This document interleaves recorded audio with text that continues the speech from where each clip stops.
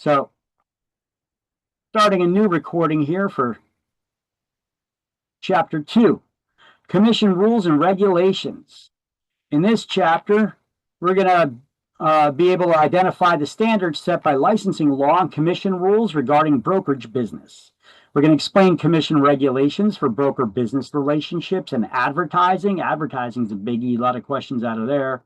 And describe the violations and penalties for licensing law. If you break licensing law, what can happen to you? How much can you be fined? What can happen to your license, etc. So let's start off with this. You already got the highlights down here, and I just got the same stuff pretty much written up above. Salesperson may not. What may they not do? They cannot accept any form of compensation except for the broker that they work for, their supervising broker. They may not maintain an escrow account or funds belonging to others. That's the broker's job to do that. And they may not work for more than one New Jersey broker at a time. You can only work for one New Jersey broker at a time. This really only becomes an issue for those agents who are working in property management that also they get an opportunity. They have a buyer that wants to purchase real estate or a seller that wants to sell a property. And property managers, they generally don't get involved in buying or selling properties. They focus on property management.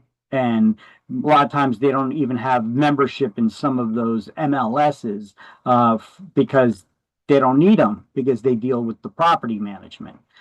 So now they're at a crossroads in their career. They need to decide, do I want to stay in property management or do I want to go into sales? If your brokerage does not dabble and do both, okay, then it's time to decide. You can't work for one broker to do sales and another one to do the property management. You got to find one broker that does them both, or stick to one or the other and just give the that opportunity as a referral.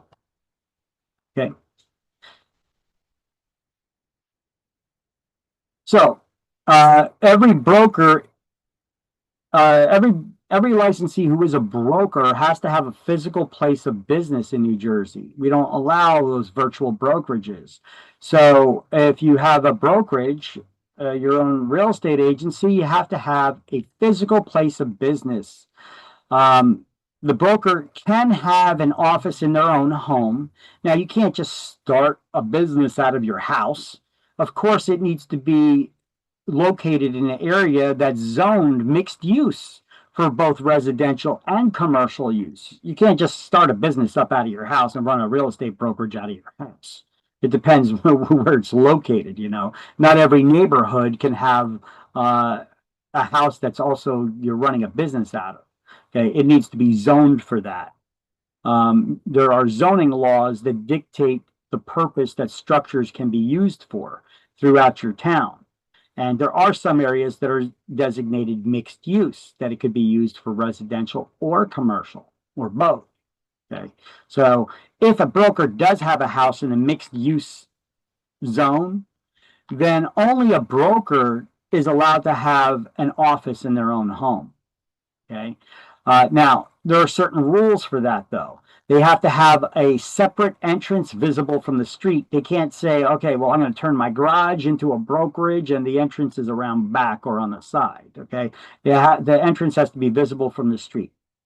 And they have to have a sign with the words licensed real estate broker on it and the broker's name, so that the public knows who's the responsible party here, who's running the show.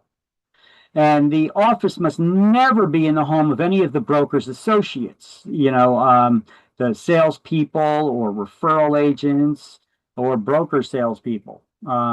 It could only be in the house of the broker. This is to prevent license lending, an illegal practice known as license lending. Let me give you an example of what license lending is. When I first opened up my own brokerage, I did not have a broker's license yet. I hired a broker. So I was searching for a broker to hire. And, I put an ad out there and I had a lot of responses. And I had a couple characters come in. They're like people who have been in the business for a long time. They're out of it. They're retired now, but they keep their license active. The guy, I had one guy approach me. He's like, "Yeah," he's like, "I know what you want to do. You're looking to start your own business and run the show." It's like, "I'm not going to be in your hair or anything. You just need the license in order to open up the brokerage business." So, yeah, yeah, I could do that. You could use my license for that, and I want a percentage of all the business that's done and this pay. But I'm not going to show up at the office at all. But if you ever have someone from the real estate commission that stops by, you just call my cell phone, let them know I'm out of the office, and I'll come by or I'll pick up the phone. I was like, that's illegal. No. I wasn't looking to open up my own company and start off by breaking the law. No, thank you. And basically, that's what he was trying to do, offer me to lend his license to me so that I could run a business. And he's not even a part of it or supervising or doing anything. So that's an illegal practice. That's what this law is to prevent. To have an office in anyone else's house. At the time, I was still a salesperson. So you can't have a brokerage out of a salesperson's house, using someone else's license there. It's to prevent license lending. Okay, now any office has to be managed by somebody with a broker or broker salesperson's license, right? Whether it's a main office or a branch office, it needs to be managed by somebody, and only somebody with a broker type license can manage it. And you're either the broker of record, which you're the main person, or you are a broker salesperson, which then you need to register that broker salesperson as a supervising manager of that office with the real estate commission. Okay, that's the way that it works. And those supervising licensees need to be physically present in the office at least 5 days a week during normal business hours. Okay, and not of another job, because that's what full time is for that. Right? So let's highlight that here on page 16, but you probably already highlighted this on page 16, this third paragraph. But let's get these ones down. The office must, if an office in the broker's own home, must have a separate entrance visible from the street. Broker's name and the words licensed real estate broker have to be conspicuously displayed on the exterior. And then you already have this highlighted, or should, from yesterday. And a branch office must be individually licensed under the direct supervision of a broker or broker salesperson. And no branch office can be in the home of a salesperson or broker salesperson. And you're going to write there at the end of that line, to prevent license lending. That's an illegal practice, license lending.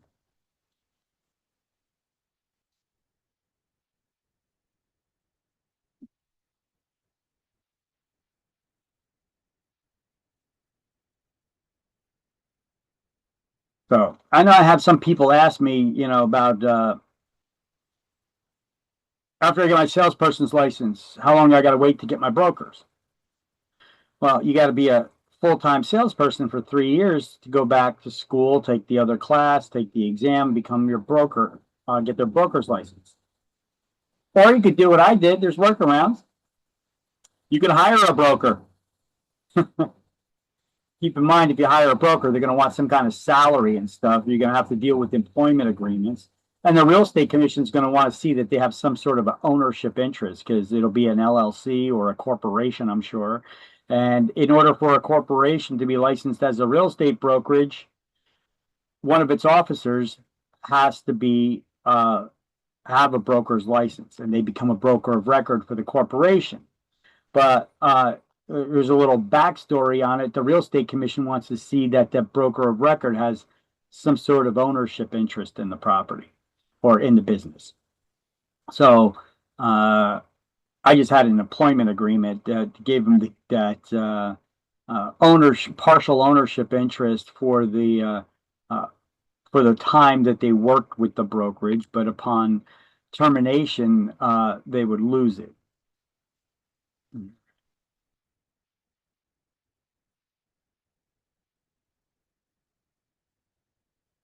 Everybody got those highlights? Everybody good?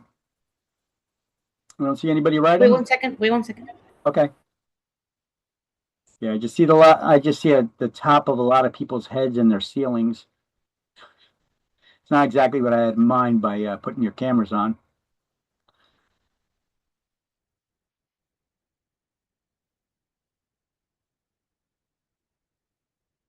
Okay, thank you. You're welcome. All right, so moving on. Every brokerage must have a copy of every licensee's license displayed for public inspection. Now, this can be accomplished by hanging it on a wall in a picture frame or by having a binder at the front desk with everybody's license in it.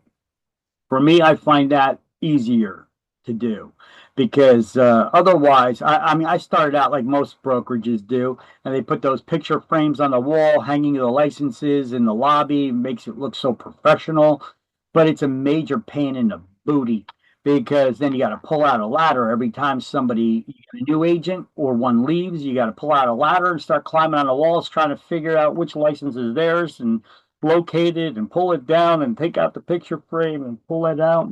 What a pain in the butt. So this is the way that we do that. Now, if it's a main office, copies of all the agents in that brokerage firm have to be available from that main office as well as the branch offices. If it's a branch office, only the copies of the licenses for the agents that work out of that office need to be available there. Okay. It's not like it's something that you guys got to do or worry about, but in case there's a question about it on exams. Okay. All right. Trust account, also known as an escrow account, is a bank account where we keep other people's money in for short periods of time and only other people's money. Okay. A broker can't keep interest if it is an interest bearing bank account. This is why most brokers they don't have interest bearing bank accounts for the escrow accounts unless they're in property management and they're holding on to people's security deposits.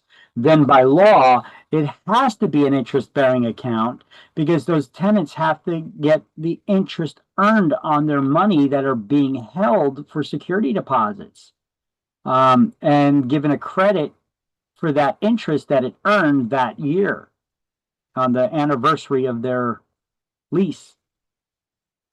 But anyway, so most brokers they try to avoid this headache of having to give us your social security number so that we could open sub accounts and charge interest and give you tax papers at the end of the year for the couple pennies that you've earned on your money in that bank account.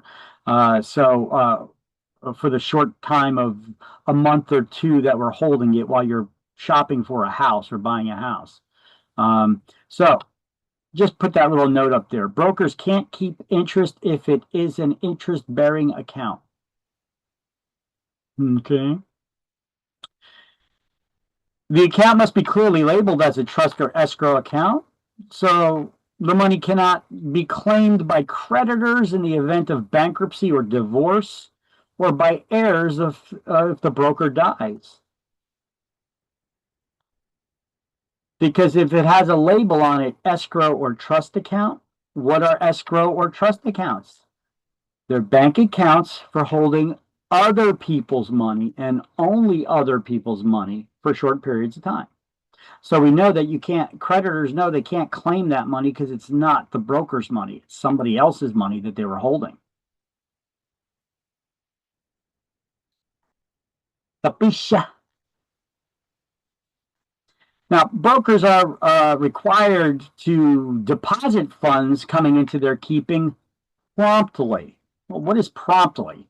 Well, the Real Estate Commission defines promptly as within 5 business days of acceptance.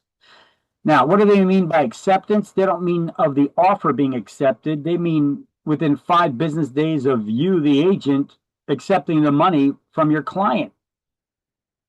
The broker has 5 days to do their bookkeeping in their escrow account of who gave us the money and what it was for and how much they gave us, and then go deposit that in the account and keep copies of the deposit slips.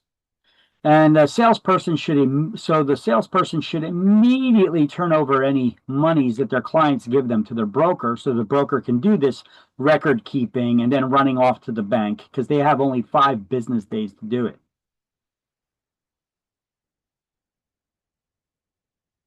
So your clients, they decide they want to make an offer on a property.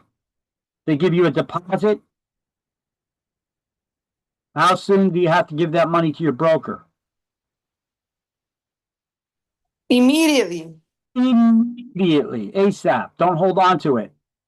You lose it, you get robbed. Who's responsible for it? You.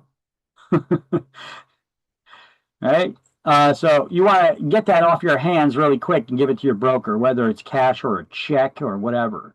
I don't know what your broker's office policies are going to be, but me, I don't accept cash. Okay? Because if I don't want my agents accepting cash, because if you do, well, first of all, there's too much temptation there.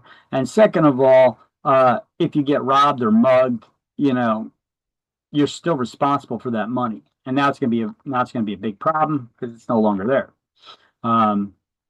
Plus, if somebody gives you counterfeit bills or something, now we're going to have drama with the client, because we go to deposit it in the bank, and the they're not going to give us credit for a counterfeit bill, because they feel bad for us. They're going to be like, this bill is bad, and we're going to report it to the Secret Service, because they investigate the counterfeit money. And you're going to have to go back to your clients and say, yeah, that money you gave me? Well, some of it was no good, so you're going to need to give me more to replace the bad money. They're gonna be like, what the hell are you talking about? I don't know where you were between the time I gave you the money to the bank, but I don't want to do that. They're gonna be pretty upset, as anybody would. Did anybody here ever get a counterfeit bill before? You go to try to deposit or spend it, and it wasn't accepted. Matter of fact, they may have taken it from you, especially if it was a bank you brought it to. Anybody ever experienced that? I've taken a counterfeit bill at my job. Yeah. By So, accident.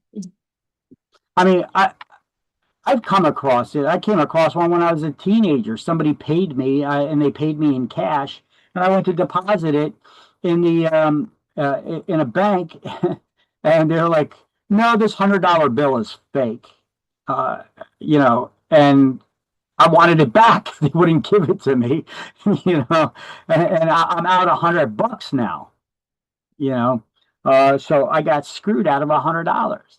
And I was arguing with them that I want my $100. Show me it's fake. I want my $100 back, And their security was kicking me out, or they would call the cops on me, and I was just like, this is bullshit, But hey, that's the kind of feelings that you get, because you thought it was good money, and that's a lot of money, $100, to get just taken from you, Um, and so I can understand how clients would feel if they gave you money and a bill was counterfeit, and then you go back and say, well, we need another 100 because the one was no good. I can understand where they're coming from, because it happened to me before when I was younger, and it's not a good feeling. $100 just gone. So I can understand it. So my office policies don't accept cash from clients. It avoids the drama. You guys know what drama is good for? TV, movies, right? That's it. I don't know about you guys. You guys want drama in your personal lives or your business lives? Not me. No, thank you. Got any drama queens here? No? Right? You don't want drama in your personal life, and you certainly don't want it in your business life. So let's try to remove those factors of the drama. Don't accept cash, at least that's my policy, and don't accept personal checks. Get a bank manager's or a certified check or a bank manager's check. Money orders are pretty bad too, because money orders are kind of bad because you don't know. Sometimes money orders could be washed and reused money orders, and people may not even be aware of it. The store that's selling it to them may not even be aware of it, but they're using counterfeit counterfeit, because they were already reused money orders, And they won't find out till months later when the money order company gets their money order back and they're doing their accounting, running the serial numbers, and they find out that was used twice. And then they'll go back to the account where they cashed it and pull the money out of it to get their money back. And by that time, our clients are long gone. So I tell people, I came across this once. Well, I know this. So avoid, this is my office policy, no money orders, no personal checks, no cash. Real estate's not an overnight transaction that we need cash. Okay. Personal checks are more often people have to transfer their money from their savings accounts to their checking account to cover the checks that they write. And if they don't transfer that money in time or they do a misaccounting, then we get bounced checks. And in real estate, if somebody bounces a check, we have an obligation to treat everybody fairly and honestly in these transactions. So we have to notify the other party that the check that our client gave us as a deposit to purchase your property bounced. What do you think that's going to do to the transaction? Yeah, it's not good. So I try to avoid the situation. Bank managers, check, or a money. So brokers are specifically prohibited from commingling. That means they mix their own money in the escrow account with their client's money. Remember, escrow accounts are only for other people's money. However, these days, banks want you to have money and they want you to have a certain amount of cash in your escrow in any bank account that you open. And they charge you fees for having bank accounts, especially a business account. So if we have fees that are being charged to us, we don't want it coming from our client's deposit money. We need to put money in there to cover it. So the Real Estate Commission allows brokers to keep a small nominal amount of their own money in the escrow account to cover those fees, but they need to account for it in the escrow books, in the record keeping in the escrow books. It's kind of like your bank ledger. Okay. And then on the next page, 17 here, there are certain instances that we have money already in the escrow account from our clients, and that money can turn into ours and become our commission. And if we leave that money in the account after it becomes ours for more than 5 business days, it's commingling. So that usually happens with like rentals.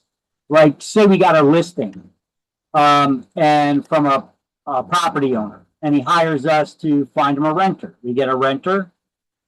We don't just give the keys to the renter and the money to the owner. We hold on to the money until the fruition date of the lease comes about, where we get the city inspections done and all that, and then the start date of the lease comes. That's when we give the tenant the keys, not before that date. And then the landlord, we give them the deposit and the security deposits and the first month's rent or whatever was required by them. Now, sometimes the landlords say, hey, listen, instead of you cutting a check out to me and then I got to write a check back out to you for the commission, why don't you just keep the first month's rent as your commission and write me out a check for the security deposit, the month and a half? Okay, so now that they said that, now we start counting the time because that money now just became ours. So we can't leave that money in the escrow account for more than 5 days. Otherwise, it becomes commingling. Okay, I just wanted to explain the situation where that would occur. So brokers usually have 2 bank accounts. An operating account where they pay all their bills, the brokerage bills, the advertising bills, their agents' commissions, their mortgage or rent, all that stuff. And then they have an escrow account where we keep other people's money for short periods of time. So brokers cannot keep any interest if it's an interest-bearing account. Broker cannot make a secret profit off their client's money by charging them by keeping the interest, The account must be clearly labeled as an escrow account, in case of bankruptcy, divorce, creditors making claims, or death, somebody heirs making claims. Licensees must give any deposit money to their broker immediately. Brokers must deposit money within 5 business days of receipt from the time the deposit is given to their agents, not from the time the offer gets accepted. And I even have a link to that where the Real Estate Commission put a note out there about this, because a lot of agents started doing this practice of their clients give them money and then they hold on to the check. They don't give it to their brokers until the offer, they wait to see if the offer gets accepted first. No. Because they dated those checks, and you can't accept post-dated checks either. So if your clients give you a check, you got to give it to the broker so they can deposit it immediately. You don't wait to see if the offer gets accepted. Hey, if the offer don't get accepted, they get their money back, but or they can use it for another property. But you don't hold on to it, hold off on giving it to your broker because you're waiting to see if the offer gets accepted. Okay, if you lose the check, if more than 5 days goes by before it's deposited, you could get in trouble if the Real Estate Commission comes into your office and does an audit. And they do. If the Real Estate Commission, they have investigators, they just drive by offices and you pop in here. And anytime they pop in an office, they ask the broker to see their escrow books. And these guys are like friggin' forensic accountants. They go over to, how come it took more than 5 days to deposit this? Boom, that's a fine right there for both the agent and the broker. So brokers must keep all records accounting for funds, deposits, withdrawals in a escrow book, which must be updated at least once a quarter. Brokers must keep bank deposit slips and escrow records for 6 years. Actually, that's an exam question. Brokers need to keep all records for 6 years, except for 2 things, which we'll get into later on as in our notes: unaccepted offers and expired listings that they only need to keep for 6 months. Everything else, brokers need to keep all contracts, all deposits, all bank commission, all checks, all that stuff. They need to keep all records, employment agreements, everything for 6 years. Commingling is prohibited. That's mixing the broker's funds with the client's money. However, the broker may keep a small amount in the escrow account to cover any banking fees to maintain it. Written receipts are required for cash deposits.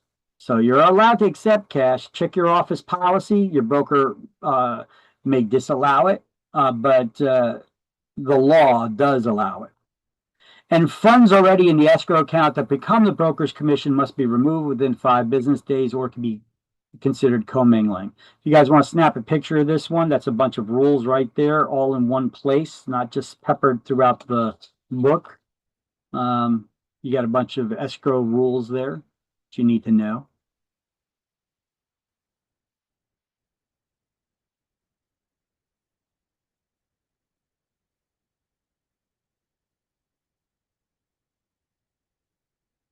All right. You must provide accounting for advanced fees from clients if they give you $25 or more. An example of that would be if they pay any advanced fees to help with marketing costs. Now, typical buyers don't do that, but sometimes we get builders or developers, and we get a bunch of listings from them, and they give us money to help with maybe putting up billboards or certain kinds of advertising that they want to do. They want to get a banner that they drape down the side of a building, a new high-rise building that they built or something. We need to give them accounting within 90 days of how that money is being utilized that they are giving us to help subsidize some of those marketing things that they want us to do. Any cash deposit, $10,000 or more, must be reported to the IRS. Another reason why not to accept cash, right? Who wants to deal with the IRS? And when you communicate with the IRS, it always needs to be on a special form, right? Do you know what form number it is that you need to report to the IRS? $10,000 or more? I don't. You know why? I don't accept cash. So, problem averted. All right. Withdrawals must never be made to cash, only to a specific person. Oh yeah. Because if you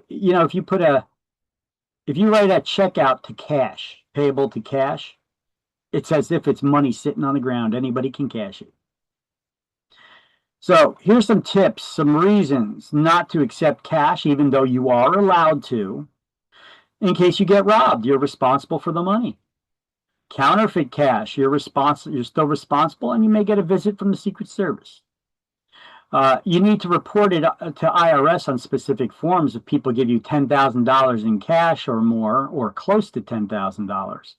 You can't write out a check for $9,999 to avoid the IRS reporting requirement, because that's actually a crime if you do that. And it's highly suggested to get certified checks or bank managers' checks only. Here's another tip. Make sure return deposits are made out to the same person who gave the deposit funds in the first place, the person who wrote the check for the deposit. Sometimes we get family members to help people out. I've experienced this once, so learn my lessons the hard way. So from my lessons, you shall learn. The relatives were helping with deposit money to purchase the house.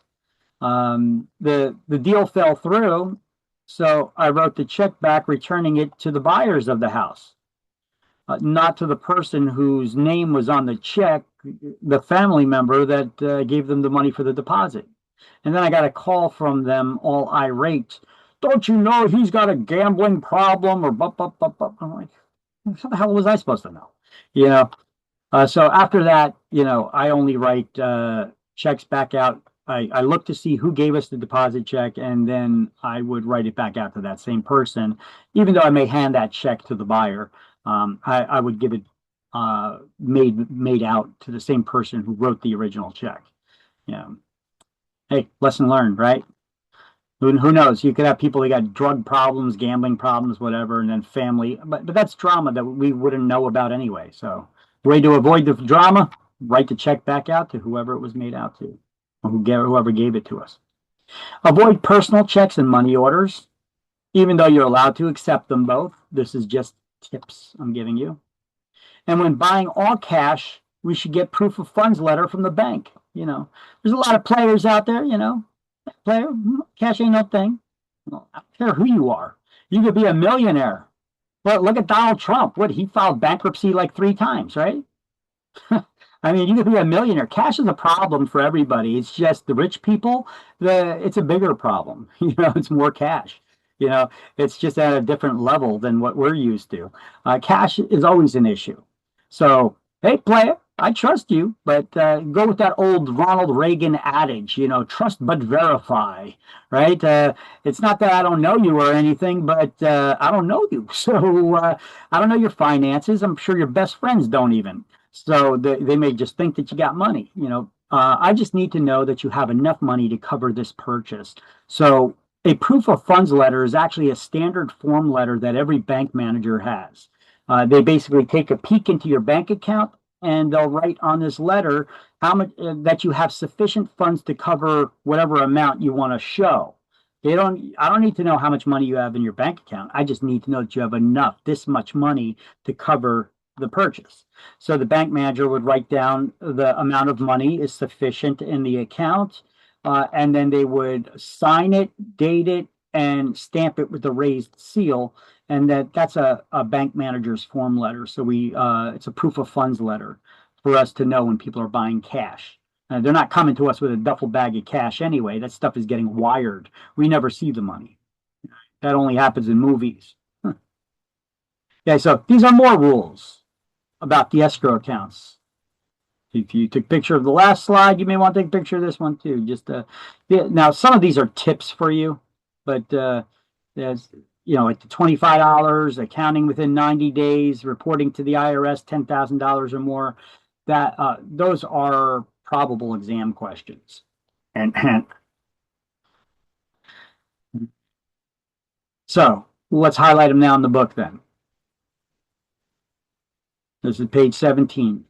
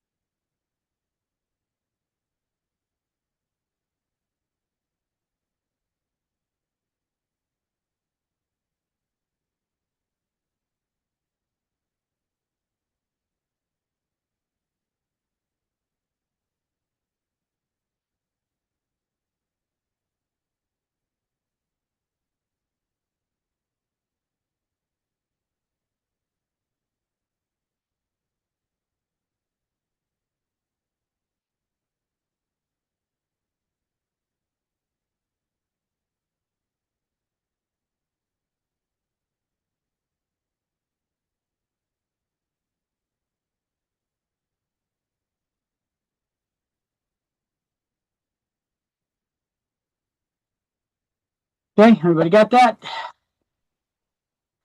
Here we go. Also page 17, continue highlighting these. For permanent records, every broker must keep and write the word all above records and cross out of trust account activity because it's for all records, including trust account activity. Every broker must keep all records for at least 6 years, and then right beneath that, accept expired listings and unaccepted offers, which must be kept for 6 months. It's an easier way to understand this because on exams you may get questions for this document or for this, how long does the broker need to keep it? Okay, just remember everything is 6 years except for 2 items. This is the easiest way to study and remember. You don't need to study how long do they need to keep this for, how long do they need to keep that for. Everything is 6 years except for 2 items: expired listings and unaccepted offers. Now, technically, it's expired listings that never had offers accepted on them. Because if there was ever an offer accepted on them and then the deal fell through, they need to keep it for 6 years. What if a lawsuit comes about later on? You know, statute of limitations for lawsuits for contracts is 6 years. What a coinkydink. Record keeping is 6 years we need to keep, right? Wonder why.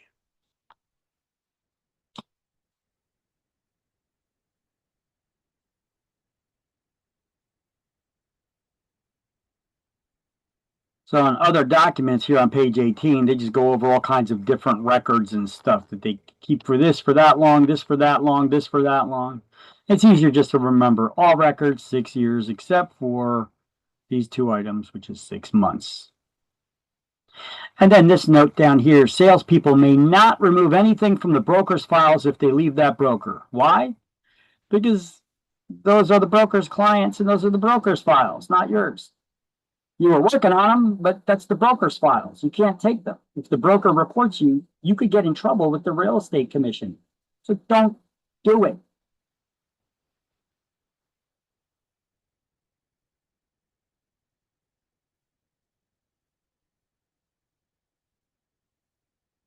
Okay? Everybody good? Anybody taking notes or highlighting or anything still?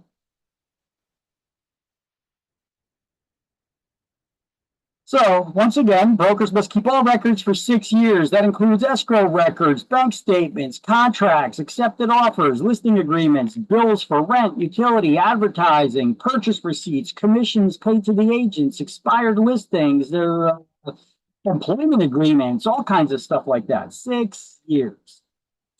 Except for these 2 items: unaccepted offers to purchase or lease and expired listings that never had offers accepted on them. All records, contracts, listing agreements, they belong to the brokerage, so you can't take any of that stuff with you when you leave.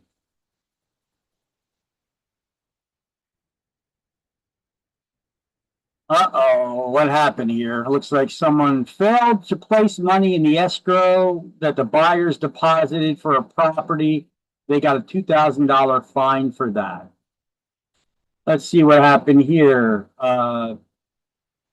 Okay, so what happened is the broker got in trouble because their salesperson failed to give them the money that they had to put in the escrow account within how long? How soon? Immediately? 5 business days. Within 5 business days of acceptance. So because they didn't do that, the broker got in trouble. Here's a broker salesperson that was the office manager here. They got a $2,000 fine. And below that, here we have their agent, who's the one that failed to give that deposit to their broker to deposit within 5 business days. They got a $2,500 fine. So there you go. The real estate commission just earned $4,500 off of those, off of that one snafu there. And the here's another instance: a broker salesperson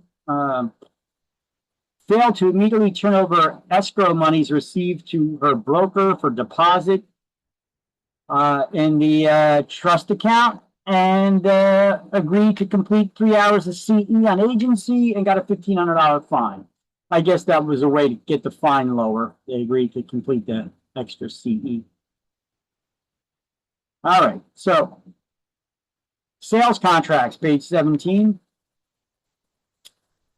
Licensees can prepare sales contracts only for 1 to 4 family homes in single building lots.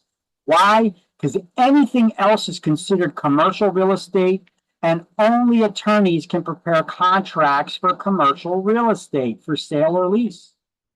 So it says here, the sale or rental of commercial or industrial properties or businesses is initiated by a letter of intent, sometimes referred to as a term sheet, where we negotiate between the buyers and the sellers of all the terms they want added to the contract, and we put it all in this term sheet that they then sign. That's a not legally binding contract. It's just a term sheet that everybody agrees to.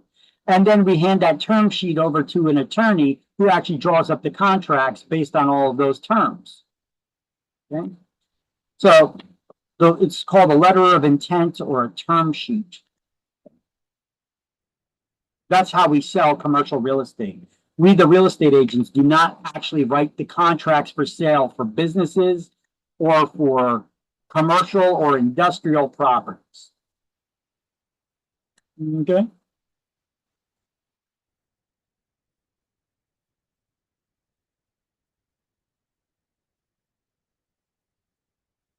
Now, listings have to be entered in the MLS within 48 hours. I want you to write that above here. Otherwise, you're not going to see that until a much later chapter. But I want you to keep these two things together. That all listings must be entered into the MLS within 48 hours, and all written offers must be forwarded to the seller within 24 hours. So basically, the MLS is the multiple listing service. These days, we refer to it more as the multiple listing system, because it's a computer system that we log in to the database. We're a member of it, and we share our listings with other people for the properties that we're trying to sell or lease. We put them into this multiple listing service that all the real estate agents pay to be members of. And now if you got a buyer that's looking for a property, you just search this database and boom, comes up. Or if you're the one who was hired by the owner to sell or rent their property, you enter that property into the MLS, and other agents search it, and then they reach out to you for appointments. And this is how we sell these properties. Real estate agents, the Real Estate Commission requires that all real estate agents share our listing inventory with other real estate agents. If it's available for us to show or anybody in our office to show, it must be available for other agents from other brokerages to show as well. And the way that we share those listings is by putting them into NMLS. There are more than one MLSs in New Jersey. So listings have to be entered into whatever the local MLS is for you within 48 hours. And all written offers that come in have to be forwarded to the owner within 24 hours. What's the difference between the MLS that the salespeople have and what the public can see? We see a lot more information that's not included there about the properties, about the terms of the transaction or listing. Even though some information has been removed, even for us now, that we don't put in there after that NAR lawsuit that they decided to settle, we don't put commissions in the MLS anymore. So that makes our job kind of harder now. It's another step because we don't know what the commission is, or even if the seller's offering to pay any commission. We need to, for any listing that we show, we need to call the listing agent up and pester them and ask them, is the seller offering any commission and how much? Because if they're not, we need to have a talk with the buyers that we're working with and let them know the seller's not paying a commission, which means you need to pay the commission. Do you have that extra money available? Because this is how much I'm charging. Okay. It makes it a lot more expensive for a buyer to purchase a property. So the media was swooning over this decision because of this lawsuit. Oh, real estate values are coming down. Real estate agents can't charge those standard 6% commissions anymore. Well, that's nonsense. It was never a standard. It was always negotiable and how much it was. And now the argument is we can't even share it. MLSs are trying to avoid lawsuits, so they don't even want you entering commissions in there. So they're making it harder on us by deleting information that would otherwise be entered in the MLS. So we have to go call the other agent, ask if they're offering a commission and how much it is. And if they're not offering it, we need to have a discussion with our clients before we ever even show them a property. We want them to know, hey, listen, seller's not paying a commission on this property. Do you want to pay the commission, or do you want to just not see this property? Can you afford to pay this commission, as well as down payment and closing costs on a property that you're going to buy? But I mean, that could be an additional 3%, up to 3% or more, whatever commission it is that you're charging the buyer, right? Because in the past, it came out of the proceeds that the purchaser purchases a property. The profit the seller gets, the commissions are charged off of the sale price of that property. The seller usually agreed to pay the total commission to the listing agent, who would then split that commission with a buyer's agent who brings in the buyer. And so essentially the buyer's paying the commission, but they're usually financing the cost of that. It's from the loan. It's included in the loan. Now it's money they need to have up front. So they just made it more difficult and more expensive to get into housing. So technically, I guess you could say that lawsuit is discriminatory against poor people from being able to purchase properties because they don't have that extra cash that they would normally have financed through the purchase. There's a good counter argument for that lawsuit to try to invalidate it at some point in the future. Pat myself on the back for that one. I hope an attorney hears this and makes a lawsuit about that. All right. Are there many sellers that don't agree to pay commission? It's becoming more common, but you as the real estate agent should convince them to do business like that we've always done. Say, listen, if you're turning away buyers, if you refuse to pay the buyer side of the commission, now that used to be the total commission that we charge. So look, I could still be your listing agent. I could still charge you 6%, and I'm just not, if you refuse to allow me to split the commission, I still get 6%, but I'm just not splitting it with the other, with the buyer's agent to incentivize them to bring buyers in. And they get to charge their clients commission as well. So is that lowering the price of housing? Is that lowering the costs? No, it's not. It's a stupid lawsuit. It was a class action lawsuit just for a way for somebody to make money. That's all it was. Yeah, so unfortunately, there are people out there that are refusing to pay it.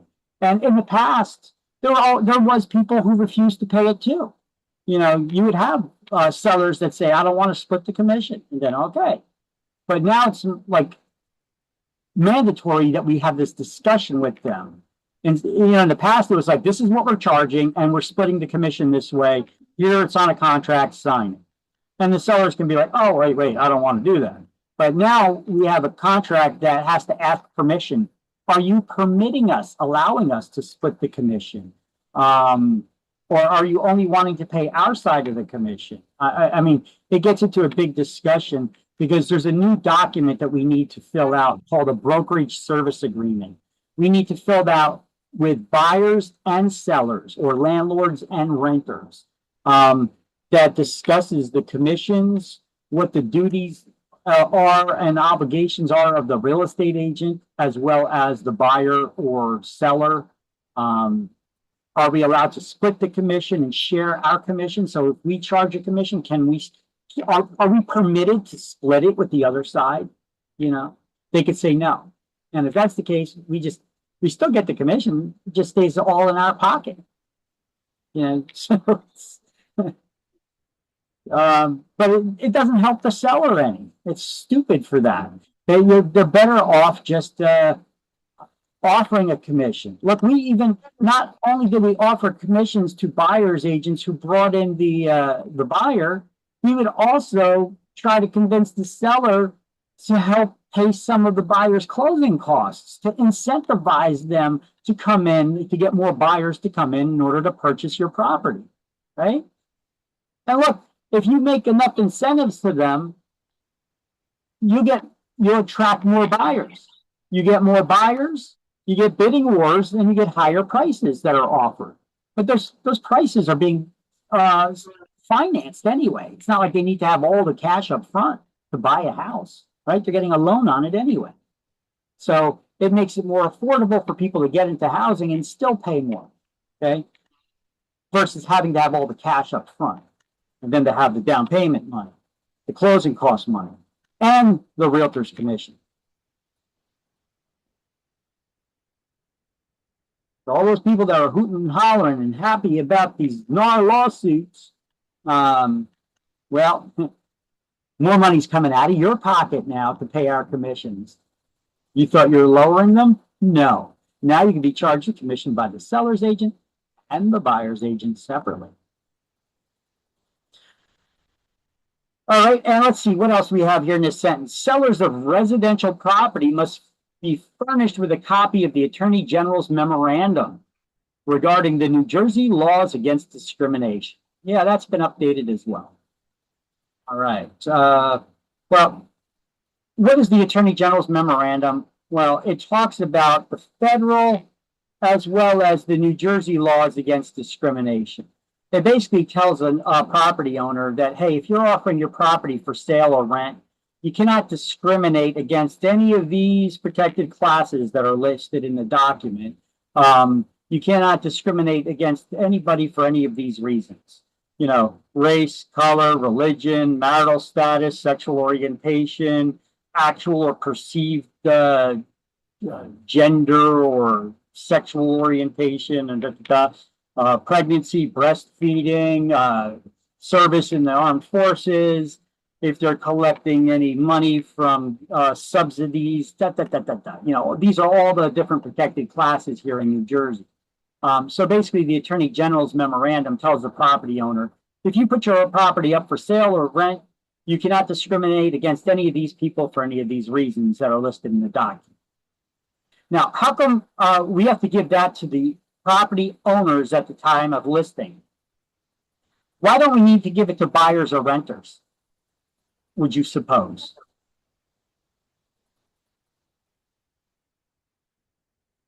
They can't discriminate against themselves. Well, they're free to discriminate all they want. Buyers and renters can choose where they want to live and who they want to live near, right? Yeah. You can't make somebody sign a contract to purchase or lease a property, right? However, if you're offering your property for sale or lease, you cannot be selective of who you sell it to or lease it to for discriminatory reasons. But buyers can be selective, okay, or picky. You know, that's what discrimination is, basically, being picky. Now, we're talking about illegal discrimination for discriminatory reasons, you know, but the word discrimination itself is not a bad word. All right. You guys ever hear, you guys remember those old, there's a fancy mustard. I remember these commercials for, it was called Grey Poupon. Anybody remember that? That mustard, it was called Grey Poupon. They actually had all these commercials. They're pretty funny. They had them on TV where these two guys would pull up to each other in their Rolls Royces, you know, and they're making a sandwich in the back of their Rolls Royce. And one guy runs out of the Grey Poupon mustard and he rolls down the window at the light and talks to the other one, say, "Pardon me, would you have any Grey Poupon?" And the guy hands him a jar of the Grey Poupon mustard. And then they said, "Grey Poupon, for those with the discriminating taste for the finer things in life." Okay, so discrimination is not a bad word. It just means that you're selective. Okay, now there are negative forms of discrimination, like when we're talking about racial discrimination and things like that. But just the word discrimination, don't let the word discrimination trigger you. Okay, racial discrimination or those types of discrimination, that's a different type of discrimination. That is illegal. That is the negative type of discrimination. Okay. I mean, wouldn't you like to be discriminating for the finer things in life? Do you have discriminating tastes? Do you like a certain designer for your clothing or for your perfume or for your thing? You know, you could use the word discrimination for that as well. Okay. So let's understand those things first of all. Before we get into chapter 4, chapter 4 is where we talk about the illegal types of discrimination, where it's for a negative way. All right. Everybody got these notes, these highlights? These are exam questions, by the way, based on this stuff right here. What kind of properties can real estate licensees prepare contracts for, sales or lease contracts for?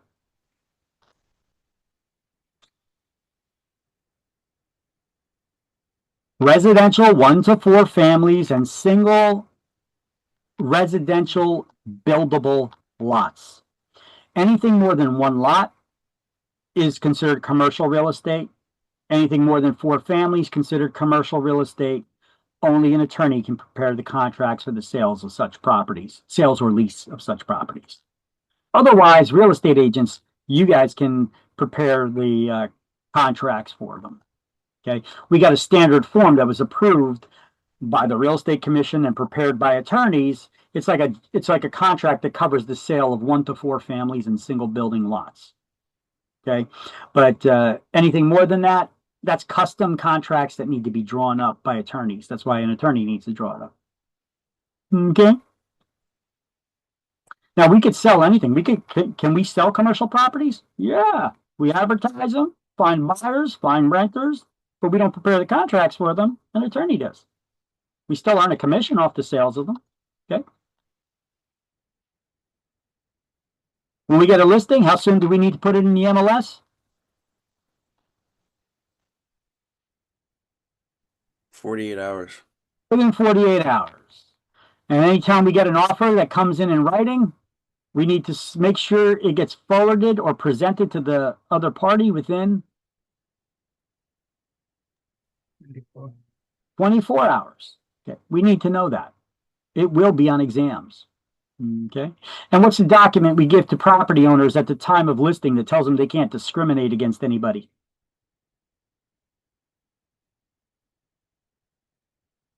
The Attorney General's memorandum. Okay, you don't give them the law against discrimination, the LAD. You give them the Attorney General's memorandum, which talks about the LAD. Right? You don't give people the law, you give them the document that talks about the law. The Attorney General is the highest law enforcement officer in the state. So they put out a memorandum, which is a fancy word for notice, to all property buyers that they can't discriminate.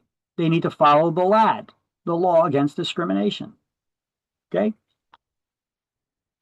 So this guy, what did he do? Oh, he had a listing that was in the MLS, and it got under contract. The deal fell through, but he didn't change the status to match, saying that it was back on the market and available to show again. He kept it under contract, so all other agents don't bother trying to set up appointments to show it. So because he did that, he's not treating those agents fairly, because they may have had a buyer or renter for that unit, and they're not looking at it because, as far as they're concerned, it's gone already.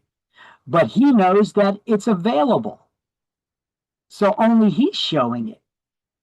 I actually had a run-in with this guy myself before for the same type of instance. I guess this just goes to show, when people get caught, it's usually not their first time doing it. Okay. I know this guy. It was in North Brunswick, I think it was. East Brunswick or North Brunswick, I dealt with him. Yeah. He lives in this complex, and he tries to be the agent for the whole complex. And he played that game with me before, too, several times. All right. So if a listing goes in the MLS, if it goes under contract, an offer comes in, you have to change the status in the MLS, too, in a timely manner. Within 24 hours, you need to update that in the MLS, the status too. But that's the MLS's rules, not the real estate commission's. Okay, so failure to provide a duplicate original and initialing of contracts. So real estate licensees are required to promptly provide, this is on page 18, real estate agents are required to promptly provide a duplicate of the original contract to every person who signs a listing contract, sales contract, or lease, or any other contract for that matter. All parties should initial any additions or changes to the contract, and copies of those changes provided to all the parties involved.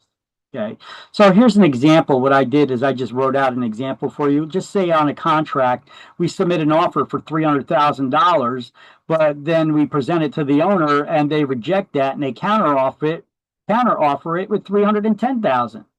So we crossed out the $300,000. We wrote $310 above it, and then we're going to get all parties involved to initial and date next to every change, both the seller and the buyer. We want them to initial next to each and every change. If you don't do that, you voided the contract. And actually, look, here's a screenshot that this real estate agent here made this mistake. They violated New Jersey statutes and administrative code by failure to provide a copy of the offer of the fully executed contract immediately upon it being signed by all parties. And this person also admitted failure to have an alteration in the contract initialed by all parties. So he got a $1,000 fine for that. So I don't know how the real estate commission got involved in that, but they did. And somebody got in trouble and they got a $1,000 fine. Okay. It's a hell of a slap on the wrist, huh? Now, duplicate originals with electronic signatures. Electronic signatures are legal today, but they used to not be.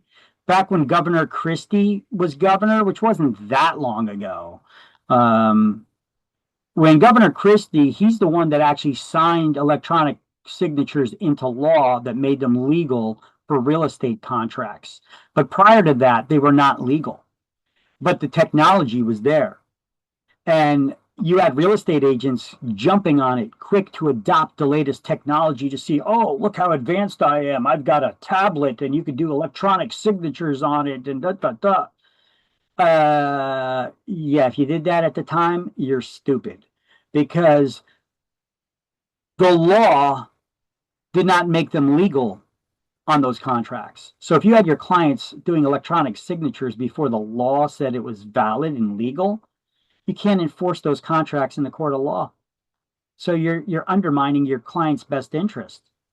So be careful about adopting the latest technologies in real estate until you find out if they're legal here in New Jersey first.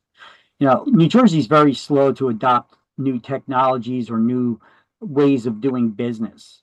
And just because they're legal in some states to do certain things, you need to make sure that it's legal here in New Jersey because we're usually behind on the ball there. Okay. So this is one example of that with those digital signatures, the electronic signatures. I even got out of a contract one time because of that.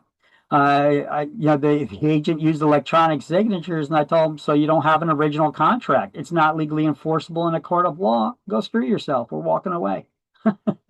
You know, so what could they do? Nothing. So, but they're legal now. They're valid now. And so, how do you provide a duplicate original? Just print another copy.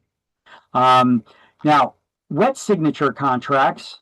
Wet signature meaning you use a pen, the ink, wet signature. Okay. A duplicate original needs to be signed. So basically, we need to have the clients, the buyers and the seller, sign multiple copies of the contract so you have multiple originals. That's what a duplicate original is. And the seller gets one, the buyer gets one, each real estate agent gets one. And if they request it, both attorneys will want a duplicate original. So how many copies of contracts do we need to print out if we're getting wet signatures? 6. We need 6 copies of the contract printed out and then signed by both parties. So everybody got a duplicate original. Now that really Wait, sucks. who all gets a copy? One more time. Seller, buyer, both the real estate agents and their attorneys.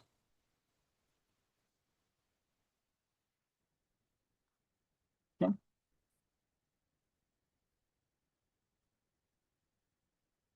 So it makes digital signatures, electronic signatures, it makes them sound like they're very convenient, right?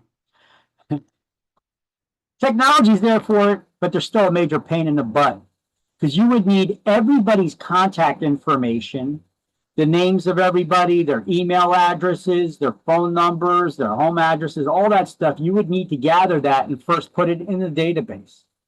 And once it's there in the database for all the contacts of the parties in the transaction, then and only then can you prepare the contract. And usually when we're preparing a contract, we may not even know the seller's information if we're representing the buyer putting the contract together, unless we look it up in a tax record and then we're just writing it down. So us knowing their email addresses and phone numbers and all that stuff, we may not even have it. So it's difficult to fill out these electronic signatures and then drag them. Because now if you drag and drop, okay, here's where they need to click for an electronic signature or an initial or what have you. But if you change any of the information or add any information, like now we got their email, now we got their phone number, and now you add that stuff into the database, it just removes everything from that contract that you spent all the time putting together because it's a security thing. So now you got to drag and drop where you want those signatures and those initials again. Pain in the butt, actually. Okie dokie.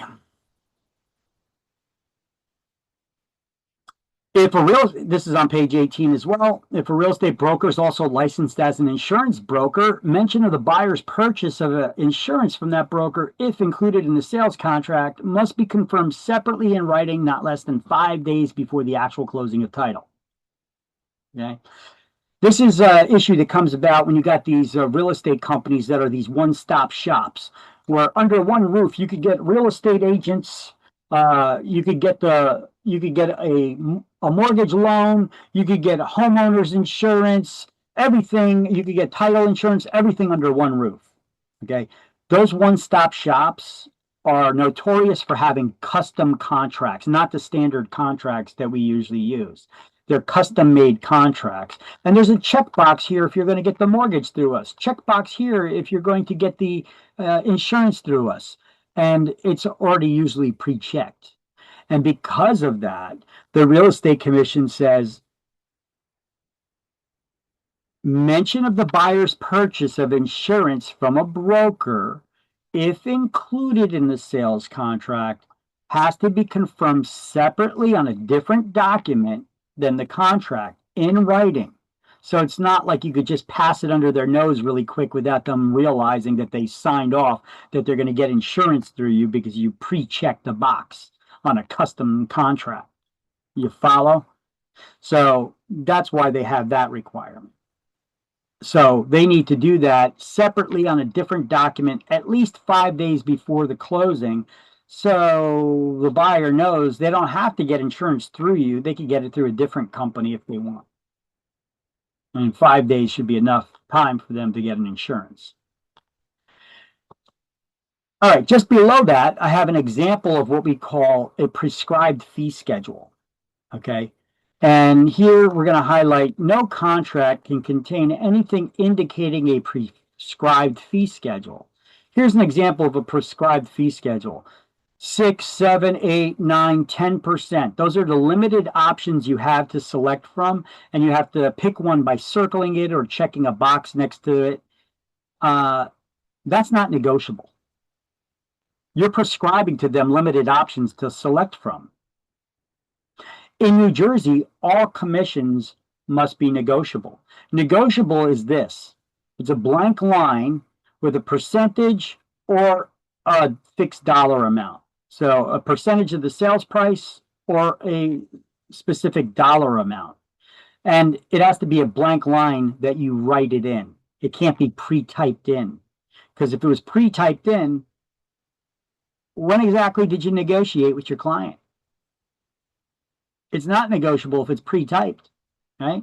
So commissions on listing agreements have to be a blank line and expressed as a percentage or a dollar amount.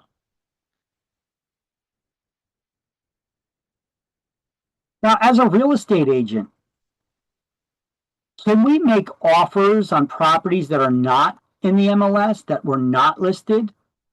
Like if we see a for sale by owner sign in someone's front lawn and we have a buyer that we're helping look for a home, can we introduce them to that for sale by owner property? No. Yes, we can.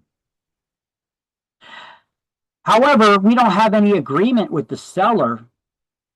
We can ask them to pay a commission, only the buyer's side of the commission, if we bring a buyer to them that makes an offer on their property that they find acceptable.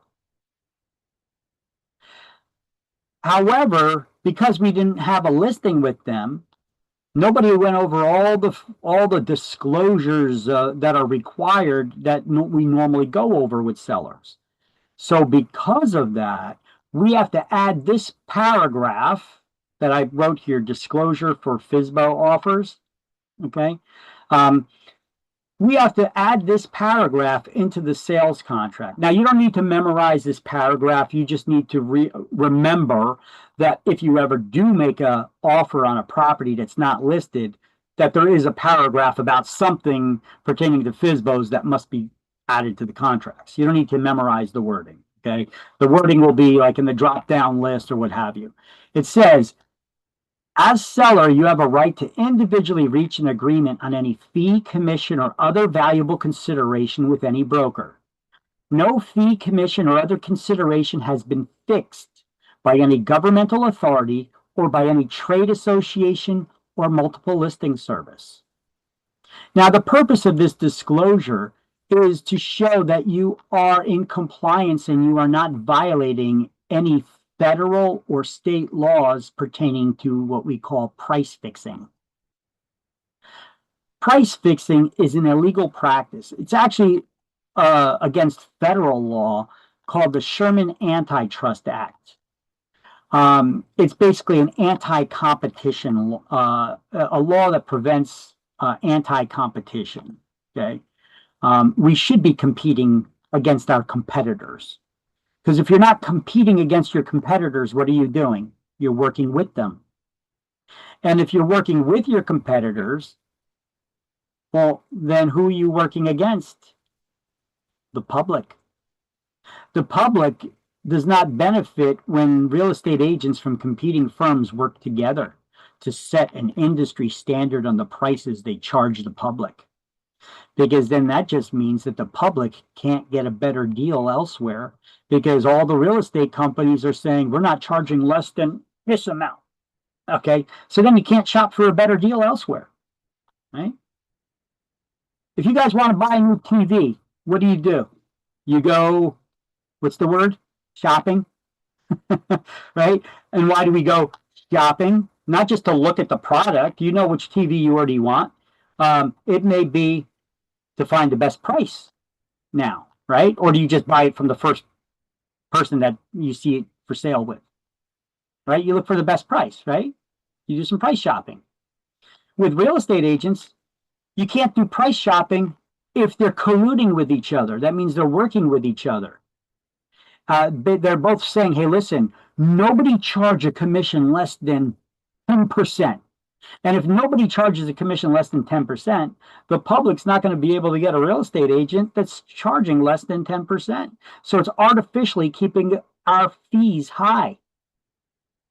But when we compete with each other to try to get that client, that customer as a client, how do we compete? We lower our fees, right? And that's better for the public. So the Sherman Antitrust Act is a law that prevents anti-competition. It makes the practice of price fixing illegal. Price fixing is when competitors from competing companies work with each other, they collude with each other to artificially keep their prices higher. And it does not pertain only to real estate. Back in the early 1930s, the Sherman Antitrust Act was used to break up oil companies. There was an oil company. I don't know if you guys ever watched those documentaries on history, like the Titans of Industry, the Men Who Made America. It was like all about these rich dynasties, you know. And you got these people like what the hell is the guy? He owns Standard Oil. Standard Oil was the last of the big dynasties, the big monopolies, where it was a huge oil company. The guy the owner would eat up the competition, buy them out, or buy their suppliers or their transportation, and do whatever he could to harm the other businesses, to drive them out of business so that he could eat them up and then own them. And then he controlled the whole market share. And so Congress went after Standard Oil to break it up into 32 different oil companies. That's how large they were. Standard Oil was the big oil company. You wanted to get any gas or oil, you'd get it from Standard Oil. Then they broke it up into 32 different, not Congress, the Federal Trade Commission, actually. They broke it up using the Sherman Antitrust Act in court into 32 different companies. And now today we got all these other companies, Shell, Exxon, whatever. These are all broken up from Standard Oil. They're all 32 different oil companies from one. That's how big they got. But Sherman Antitrust Act was used to break them up. In more modern times, you guys remember what happened at the end of Trump's first presidency? His Department of Justice was actually investigating and filed charges against some of the major chicken manufacturers, the chicken growers. There was a big broiled chicken conspiracy for all like the ones they sell to Popeyes and all those fast food chains, Popeyes and KFC, Costco.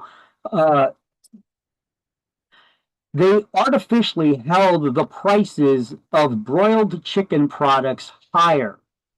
And so his Department of Justice found out about this and filed charges against all those major chicken manufacturers for conspiring with each other to artificially keep the prices high of the broiled chicken products.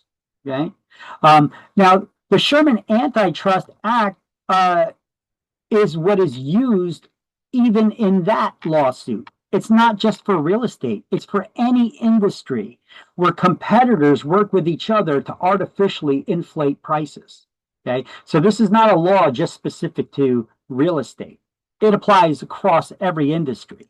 The Sherman Antitrust Act, it makes price fixing illegal, but it also makes allocation of markets illegal. Allocation of markets would be like this. If I work for one real estate firm and you work for another, and we're the two major firms in the area, and I say, hey, listen, let's break up the market share. Everything on this side of Main Street, our company will get, and any listings on the other side of Main Street, your company gets. Or you could divvy it up instead of by geography, you could do it by price. Any house over 400,000, we get the listings. Any houses under 400,000, you get the listings. Okay, that's allocation of markets. It also makes bid rigging in auctions illegal too. But for exam purposes, Sherman Antitrust Act makes price fixing illegal. You will absolutely 1000% get this on exam. So, but that's in chapter 3, even though we're going over it here in chapter 2 already. That's the purpose of this disclosure. To say now, as a seller, you have the right to individually reach an agreement on any fee, commission, or other valuable consideration with any broker. No fee, commission, or other consideration has been fixed by any governmental authority, any trade association, or multiple listing service. So basically, our fee, we just came up with it on our own. That's what any brokerage can charge whatever fee they want for their services. Okay. We're just saying that our fee was not set by anybody. Okay. And Sherman Antitrust Act, we're going to go over that on page 55 and 56. And I think we'll see it in this chapter on the coming slides as well. But for now, you got all this stuff highlighted, right? Now let's move on to the next page. You already highlighted this about the documents, and salespeople can't remove documents from the brokerage when they leave the firm. All right, so here's another slide you may want to snap a picture of that has a bunch of different things that we've gone over and some that we have not yet gone over that you'll get questions based on. So this is actually a pretty good slide to take a screenshot of, okay? Let's start with the duplicate original. That's having multiple originals of the contracts with the people's wet signatures, or digital contracts. You just print out another copy. Everybody needs to be supplied with a duplicate original of a contract after it's been signed by everybody, after it's been fully executed. You'll get a question with that on exams, without a doubt. Commissions are negotiable between the client and the broker and must be expressed as a fixed dollar amount or a percentage of the sale price. No predefined or prescribed fee schedules are allowed. All commissions must be negotiable in New Jersey. Agents must include a price fixing disclosure in for sale by owner contracts, which shows that you don't engage in the illegal practice of price fixing or allocation of markets. Licensees can prepare contracts only for 1 to 4 family homes and single building residential lots, because any more units is considered commercial real estate, and commercial contracts must be prepared by attorneys. Agents can start the process of selling or leasing commercial properties by writing a non-binding intent to purchase or lease, also known as a term sheet. See, I'm making your notes for you even here. Written offers must be forwarded or presented to the owner or the other party within 24 hours. All listings must be entered in the MLS within 48 hours, unless, there's an unless? Yeah, we didn't go over it yet. We're about to right now. Unless the owner directs us not to. And the Real Estate Commission requires us to share the listings with other agents. Only the owner of the property can direct us not to cooperate with other agents. And if that's the case, that's in direct violation of what the Real Estate Commission rules are, their administrative code. So to cover our butts, we need to have the owner sign what's called a waiver of broker cooperation agreement, which is their written instruction to tell us not to cooperate with other brokers, because it's allowed under that situation only, when an owner tells us not to cooperate with other brokers. Otherwise, we got to follow the real estate commission's rules and cooperate with other brokers and share our listing inventory with them. If the property is available for us or any other agents from our office to show, it must be available for agents from other brokerages to show as well, unless the owner directed us not to. And then we need to have them sign that cover our booty form called A Waiver of non-compete? broker cooperation. the waiver of broker cooperation agreement. Mm. Okay?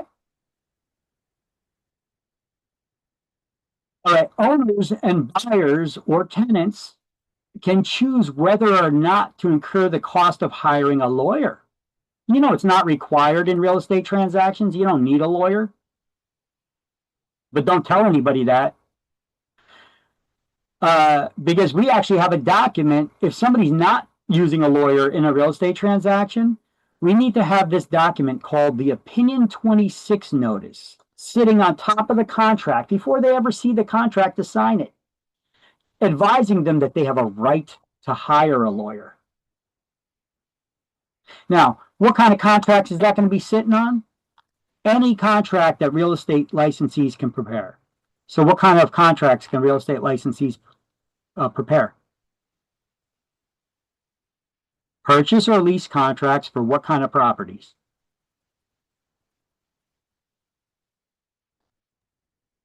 Two-family homes, one-family houses. 1 to 4 family, Yeah. 1 to 4 family, and For a single lot? residential buildable lots. Okay. Okay. You see how everything that I told you, I'm trying to put it together in scenarios now and picture and so that you can understand why we need to know that, and when, what situations that other documents now come into play. So we're only allowed to prepare sales or lease contracts for 1 to 4 families and single residential buildable lots, because anything else is considered commercial real estate, and an attorney needs to be involved to prepare those contracts. We can't prepare them. So any other contract for 1 to 4 families or single residential lots has to have a document sitting on top of it for both buyers and sellers or landlords or tenants to sign, called the Opinion 26 notice. And the Opinion 26 notice does what? It informs them that they have a right to hire a lawyer if they're not going to use a lawyer. We still need to inform them that they have a right to hire a lawyer. That's what the Opinion 26 notice is. Okay. Do you need to use a lawyer in a real estate transaction? No. But if you don't, we need to get you to sign the Opinion 26 notice where we advised you have a right to hire a lawyer, because we have to advise people of their rights, just like cops do when they pull you over or before they arrest you, right? You have the right to remain silent. You got your Miranda rights, okay? Well, this is our rights telling people that they have a right to hire a lawyer too. Now, if a real estate broker is also licensed as an insurance broker, we already went over this one as well. If offering to sell insurance to the client, they must confirm separately in writing, not less than 5 days before the closing, that they're not obligated to get the insurance through us, and they could get it through any company they want. And they need to sign that on a separate document. See, a lot of topics on this slide. A lot of questions from exams on this slide. Very helpful slide. And this stuff was highlight here, highlight there, all over the book. I got it all here on one slide for you. So this is actually a pretty good note. All right. Everybody got a screenshot that wanted one? All right. Oh, you know what? I never threw out a poll this morning. Let's throw one out now. Morning poll.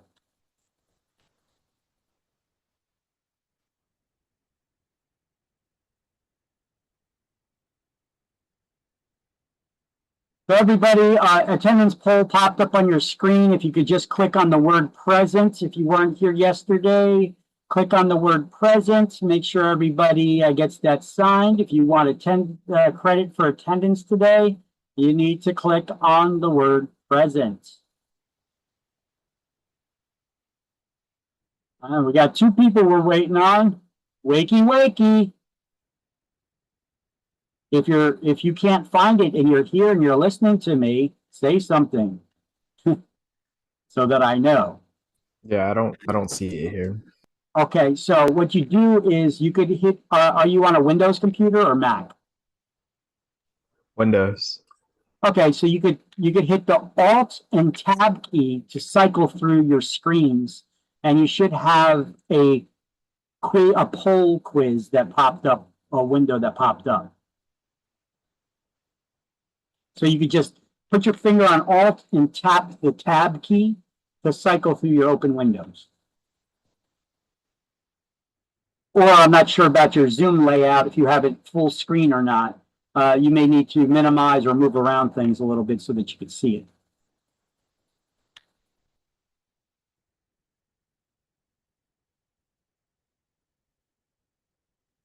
You find it? No. Okay. Yeah, I'm going to do this one more time, everybody. It's easier just to do it that way. Here, let me close out that poll. I'll just run that poll again. Okay. Oh, can I? Yeah, relaunch. Okay. Here, I'm going to relaunch the poll. Okay. If everybody can answer that one more time. Thank Did it you. pop up? I got it now. You got it now? Okay. All right. Still missing one person. There we go. Thank you very much. All right, everybody. So if you never see the poll on your screen, just let me know. I can always just relaunch it like that. It's not hard for everybody to click on it again.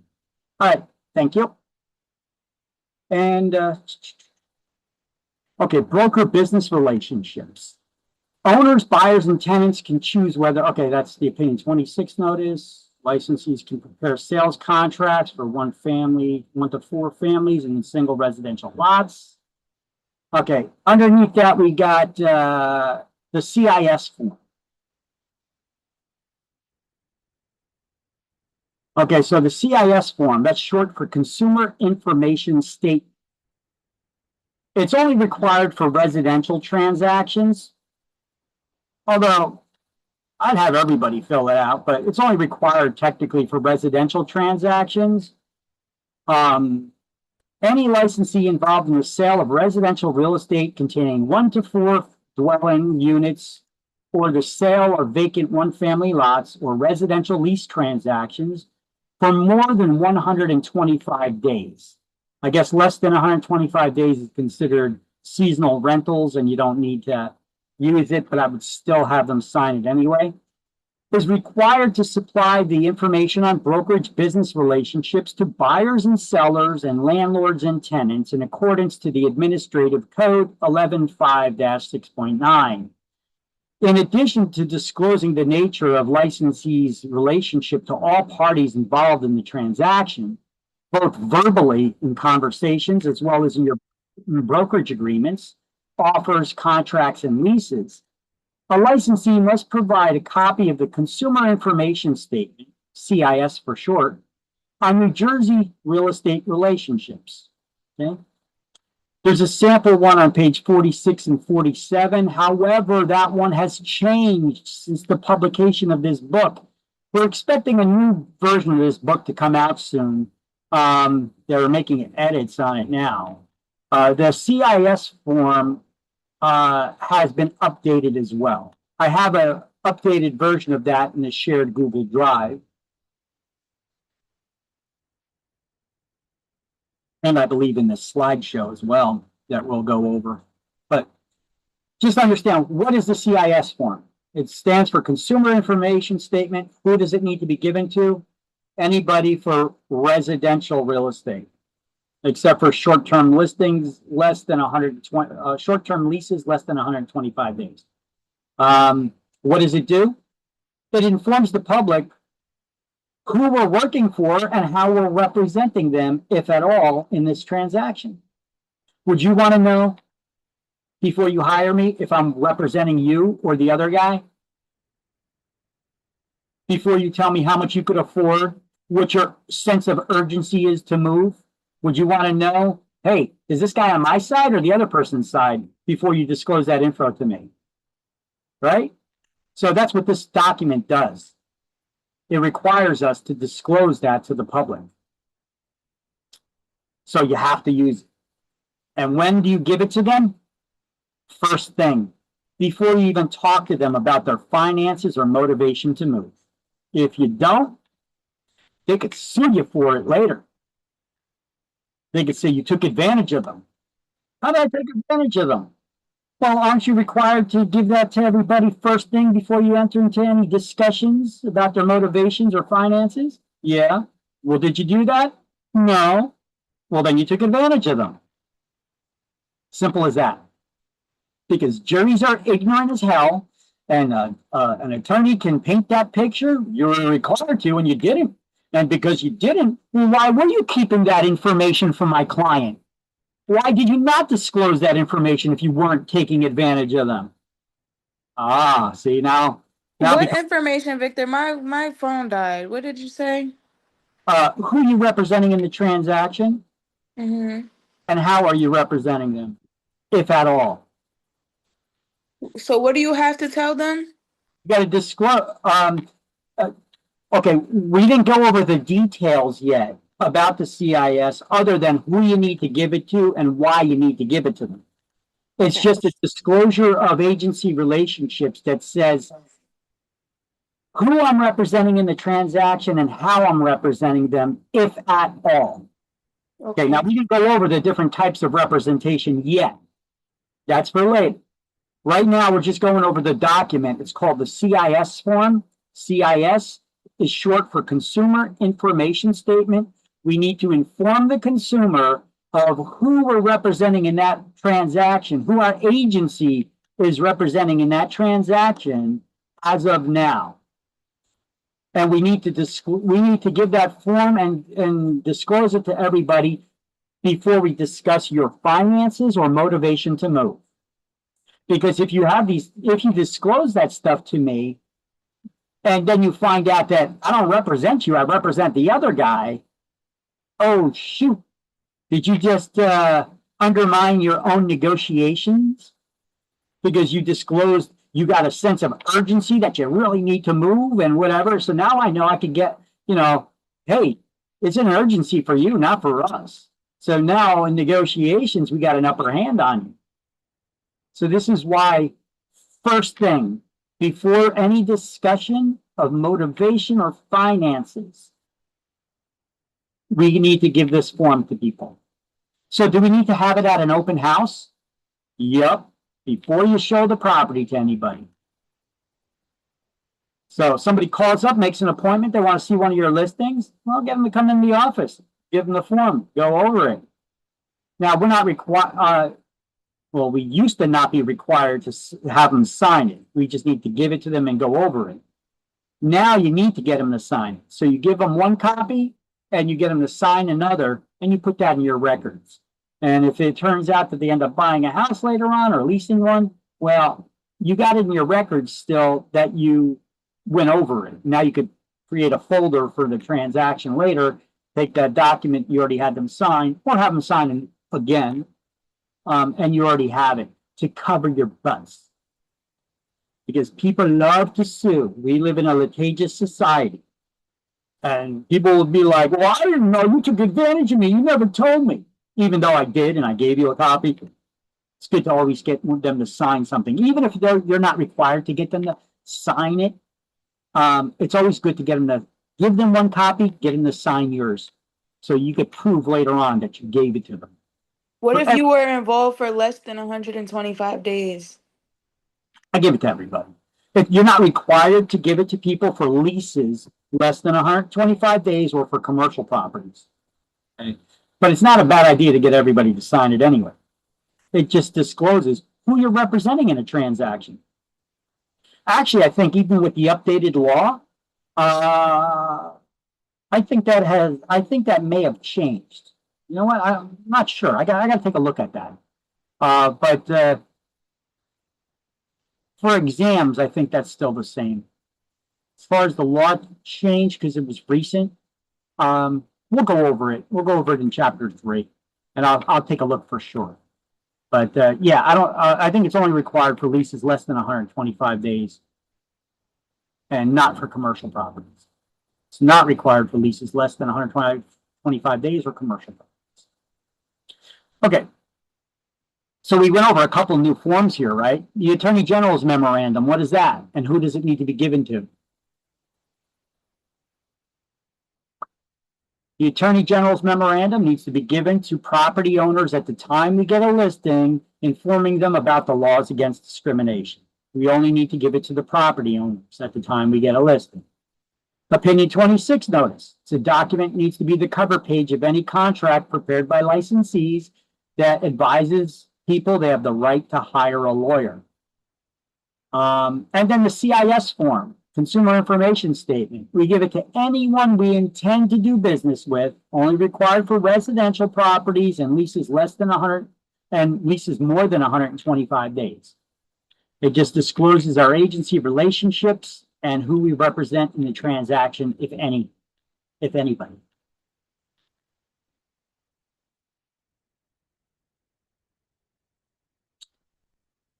All right, and here's the attorney review clause that's added to sales and lease contracts for 1 to 4 families. These are the contracts we prepare. This is the attorney review clause and how it reads. It says buyers or sellers may choose to have an attorney study this contract. If an attorney is consulted, the attorney must complete their review of the contract within 3-day period. Well, now, this is the way it works. Once a seller and a buyer, or a landlord and a tenant, sign a contract,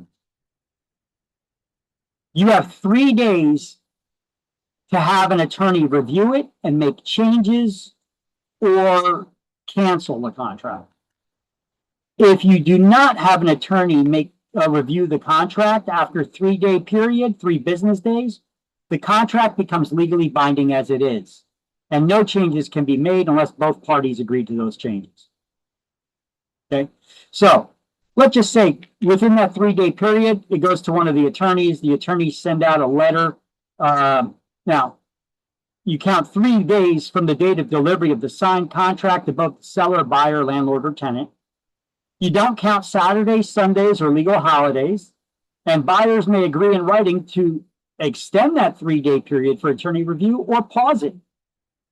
Okay, and the way an attorney will start the review, they'll send out a letter of disapproval because they usually don't like the way our contracts are written. They want to make some kind of modification to justify hiring them. So they'll write something like, we disapprove of this contract in this current format. However, if you accept these proposed changes, sign here and we can conclude attorney review. And then they send that out within 3 days to the other side. And then the other side has 3 days to respond to them. You see, so attorney review is not 3 days. It's just that each party has 3 days to get to respond to the last party's request. Okay, so attorney review can be done in an hour, or it can be done in 3 months. You know, it's not necessarily 3 days. It's just that you need to give 3 days to start attorney review if they wish to have it, and then 3 days to go back and forth, unless both sides agree to extend that 3-day period or pause it until the happening of a certain event. That's their option. And that's what I wrote in here in red. Or extend the review period or pause it until the happening of a certain event.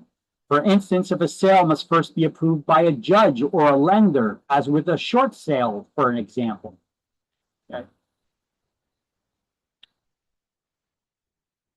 Anybody ever hear of a short sale? I don't want to leave you out there hanging and assume you know what I'm talking about with a short sale. A short sale is when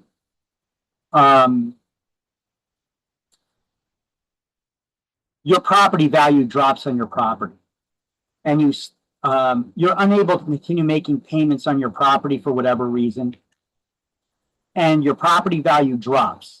So there's no way that you could sell your property and pay back the bank all the money that you owe them. A short sale is where you would hire a real estate agent to negotiate with your lender to accept less than what is owed to them.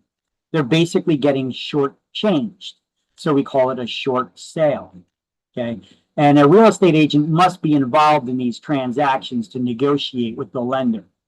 So basically, that the purpose of that is to make sure that you got an independent party in there that's trying to sell the property for the most money that they can in any given market. But the bank is going to still have to settle for less than what's owed to them because the current market won't get them back all their money. So even if they were to foreclose on you and sell the property, they're not getting all their money. So this is a way for them to get the most money back, is to allow a real estate agent to try to sell it in the quickest time possible. And they're still going to take a loss, but they'll agree to it because it's saving them money from losing even more through the process of a long, drawn-out foreclosure, which is a court process in New Jersey. Foreclosure has to go through the court systems and could be quite expensive for the lenders. Okay. Anyway, that's that. So that's how attorney review works and what a short sale is. And that attorney review is how long? Typically at least 3 days. Each party has 3 days to respond to the last correspondence, but I've seen attorneys respond back and forth many times in 1 day. Okay, doesn't have to be 3 days or more, but it could be. Okay, everybody understand that? Any questions on attorney review and how that works? No, we're good? All right, cool. All right, here's the opinion 26 notice that we actually talked about. See, now I'm going over these documents to show you what they actually look like. Now, it doesn't say opinion 26 notice at the top anymore. It used to, but it does not anymore. Now it just says the word notice on it. Okay, this is actually the opinion 26 notice. If you want, you could retype up these forms and make sure it says opinion 26 notice on there. It's up to you. But when they say buyer and seller, they're also referencing landlord and tenant. Okay, so I got some notes up here on here. I wrote the opinion 26 notice must be the cover page of any contract prepared by real estate licensees for the sale or lease, informing people they have a right to hire an attorney. So who do you think came up with this idea of requiring this disclosure? An attorney, but of course. They don't want you shutting them out of their business, right? I mean, you telling people, oh, you don't need an attorney. Well, why would a real estate agent do that? Well, here's an interesting little factoid for you. Do you know that most states, unlike New Jersey, they don't use attorneys in real estate transactions unless there's a problem? Then they hire a lawyer.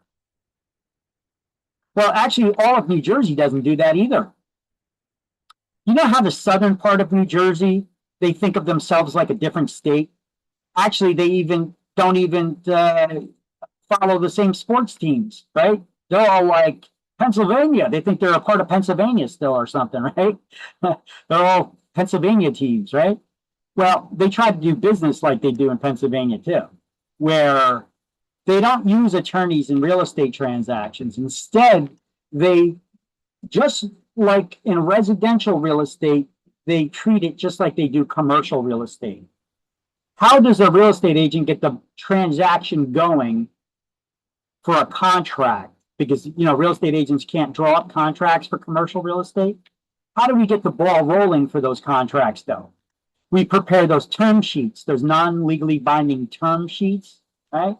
So they do the same thing for residential real estate down in South Jersey. They use term sheets to go back and forth and do the negotiations on them before they actually write up the contract. Here in the north central part of New Jersey, what we do is we actually write up the contract and then we send it off to attorneys to make changes to the contract later when they do the negotiations or we do the negotiations. It's kind of like ass backwards. You know, the proper way to do things would be to negotiate with a term sheet and then write the contract once with all the agreed upon terms between the parties. See, we don't do that here. So what we do is we write up the contract, and then we sent it off to attorneys to make changes to it.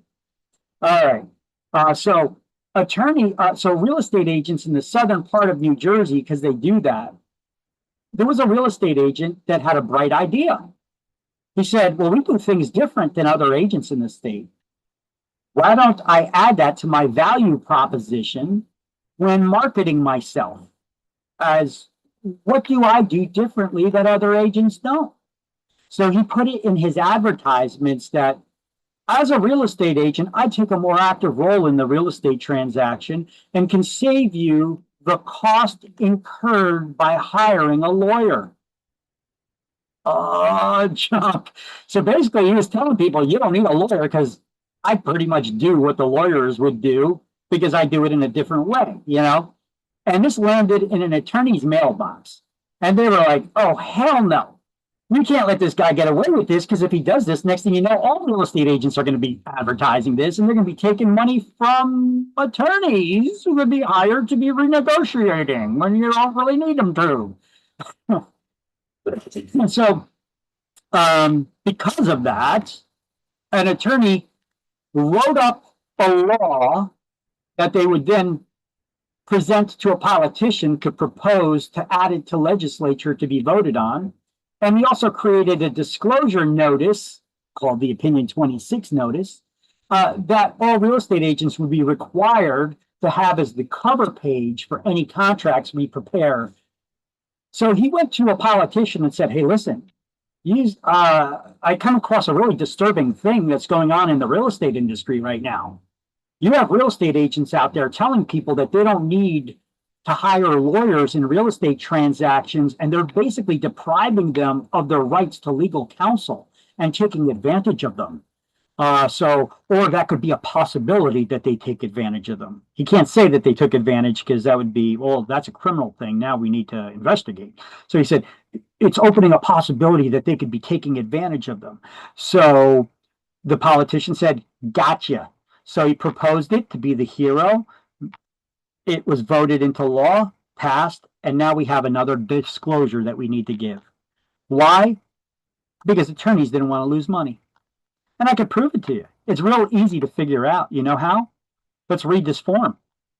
It's really discriminating against real estate agents. They start bashing us at the end of it. Let's watch. In the beginning, they just smoothly dive into it here. They say the law requires real estate agents to give you the following information before you sign this contract. It requires us to tell you you must read it all before you sign. And the purpose is to help you in the purchase or sale.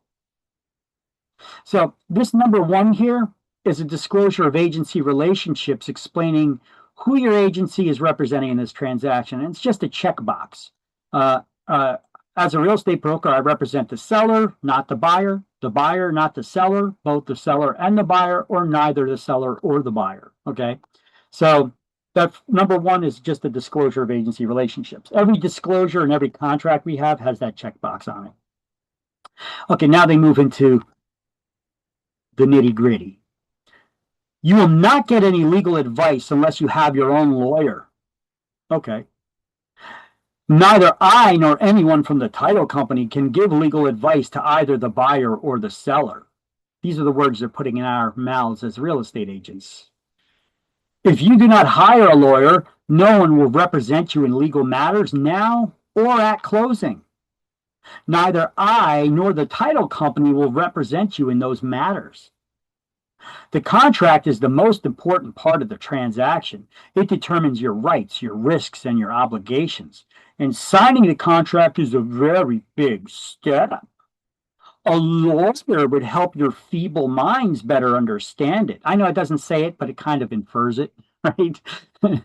I mean, only a lawyer could help you review the contract and understand it and negotiate its terms. Well, that's not true. We could, as real estate agents, negotiate the terms before we sign the contract. The contract becomes final and binding unless your lawyer cancels it within the following 3 business days. Yeah, after it's been signed by both parties, unless both parties agree to back out. If you don't have a lawyer, you cannot change or cancel the contract. Wait, what's this next word? Can somebody read that for me? The one I got my mouse under? What's that next word there? Unless. Unless. Oh, so you can change the contract without a lawyer Yeah, Un- but if both the the other party. party agrees. Yeah, but you know, lawyer can't change the terms of a contract unless the other party agrees either. Am I wrong? So neither can the real estate broker nor the title insurance company change the contract. Yeah, nobody can change it unless the other parties agree. Even if you got a lawyer can only cancel the contract without the other party's agreement. All right. So here's the rest of this contract, the opinion 26 notice. Another important service of a lawyer is to order a survey. Wait, can a real estate agent or the property buyer order a survey for the property that they're buying? Yeah.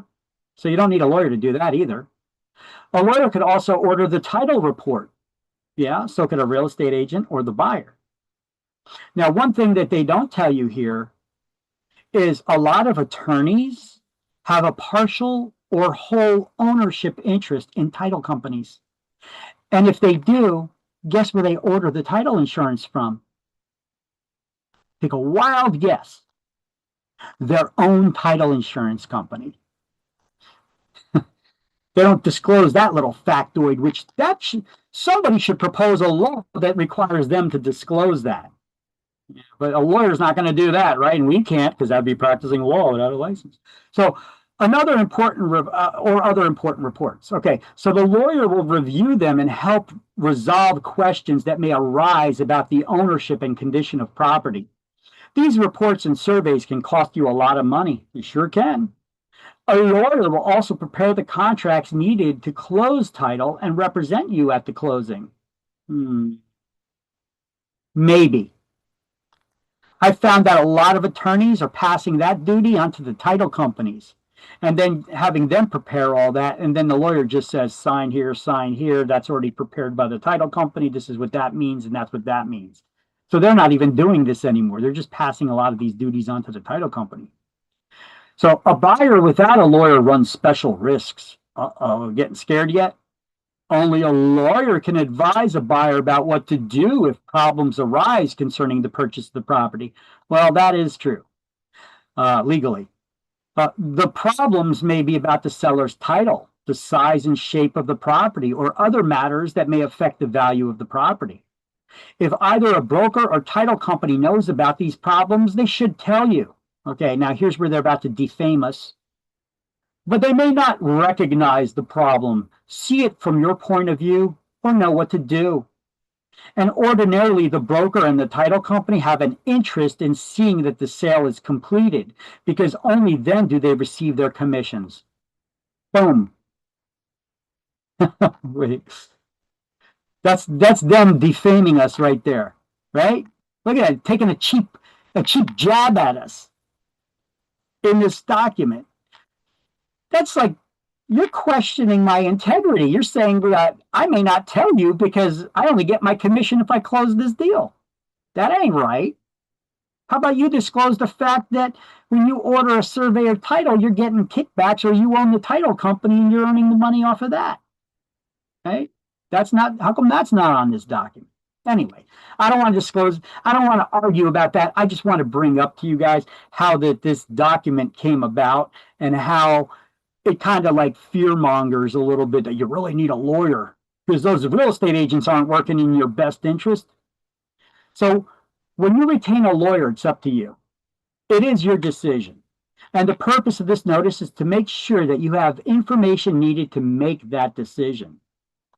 So this is the only document that also makes it a little bit difficult to understand who signs where, because a lawyer made this up.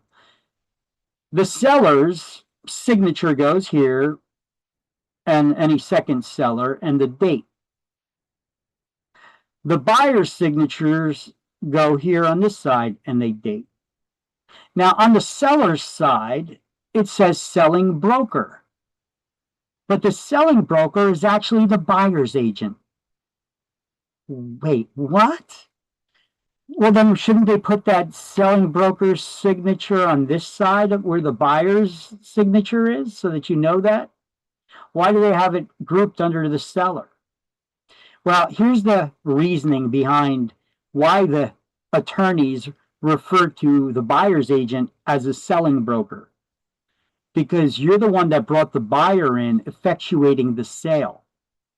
So ergo, you are the selling broker. You're not representing the seller, but you're the one that sold the property. So the buyer's agent signature goes where it says selling broker, even though it's underneath seller's name. Kind of confusing, isn't it? This is the only document that does that. Okay. So you are referred to as the selling broker because you're the one that brought about the sale by introducing the buyer to the property. I know it's a little confusing, but that's the way that it works. So when you actually see this document in real life in the business, just make sure that you as the buyer or the buyer's agent, you're the one that's signing here, not the seller's agent. Okay. And come on. Oh, sorry. Trying to drag the Zoom controls out of the way and they're sticking on me. And they're changing the slide in the interim. All right. Guess what? It's lunchtime already, too. So let me pause the recording here.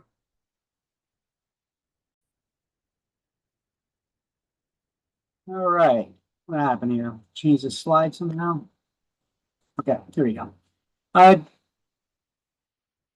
Disclosure to the to FSBOs, the for sale by owners, about price fixing. So when we prepare contracts for the for sale by owner properties that never had listing agreements on them, we have to give that disclosure, which I previously read out to you, because we didn't go over all the disclosures that we normally go over with homeowners when we do listings, when we get listings from them, because there is no listing. We have to give that disclosure that we don't engage in the illegal practice of price fixing. So we have to put this paragraph once again in there, in the contract itself. So what is price fixing once again? It's an agreement between competing firms to establish an industry standard on commission rates that we charge the public. Instead of them being established through competition in the open market, it's done by us working with the competition instead of against them. To try to get all the business, we're working with them to try to artificially keep the prices inflated for the fees we charge.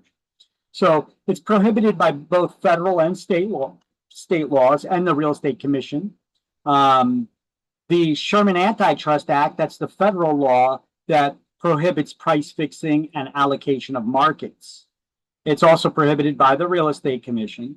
And if you violate the Sherman Antitrust Act, it's considered a misdemeanor crime, punishable by a maximum $1 million and up to 10 years in prison for an individual. That's a hell of a misdemeanor, huh? Not exactly spitting chewing gum on the sidewalk. And the penalties can be even higher for corporations or trade groups. They could be upwards of $100 million or more.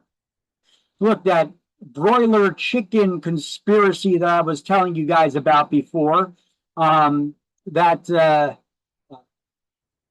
price fixing scheme was actually only one company admitted wrongdoing, and I believe they paid $104 or $106 million fine they agreed to.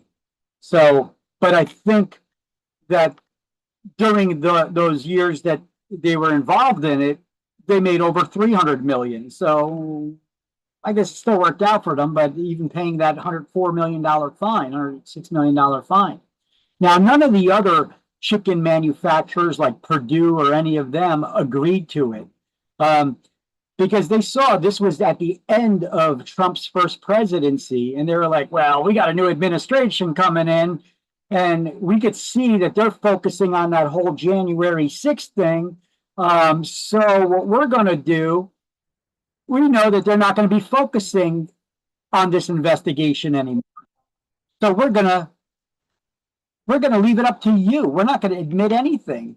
We're going to leave it up to you to try to prove it. And they knew that it was going to get dropped, and it did.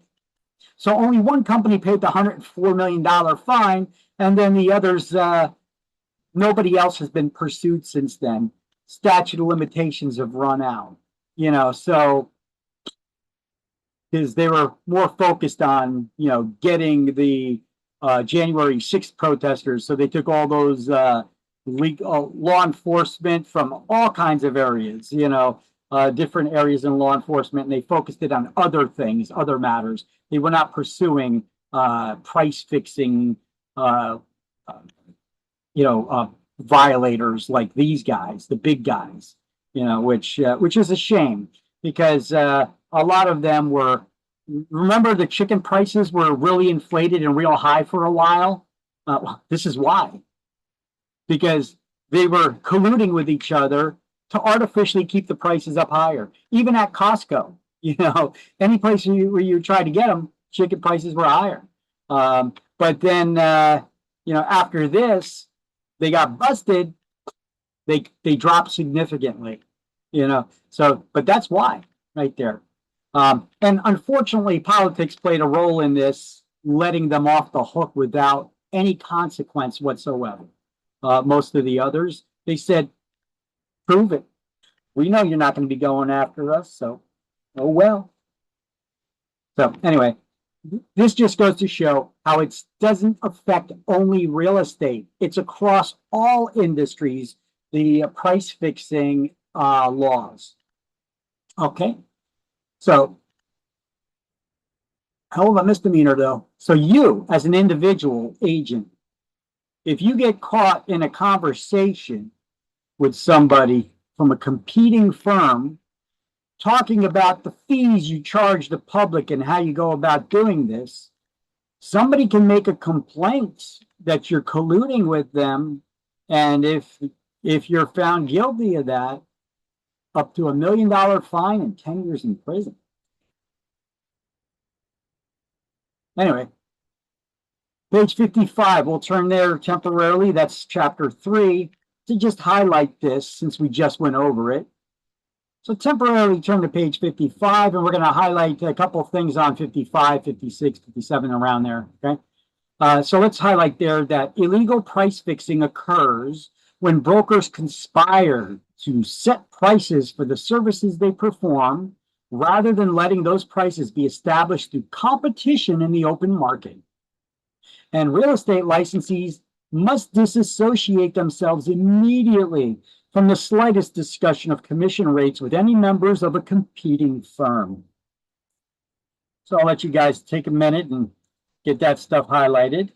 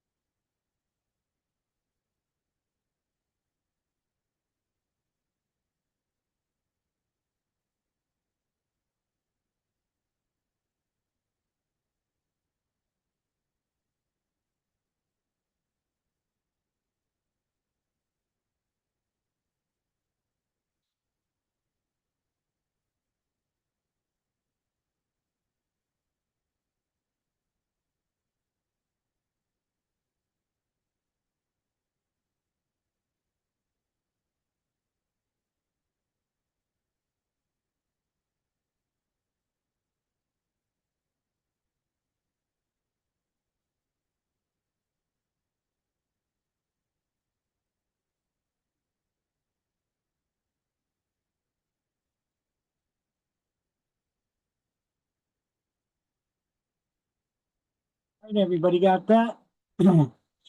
Check this out. I just pulled it up really quick. The archives from the Department of Justice.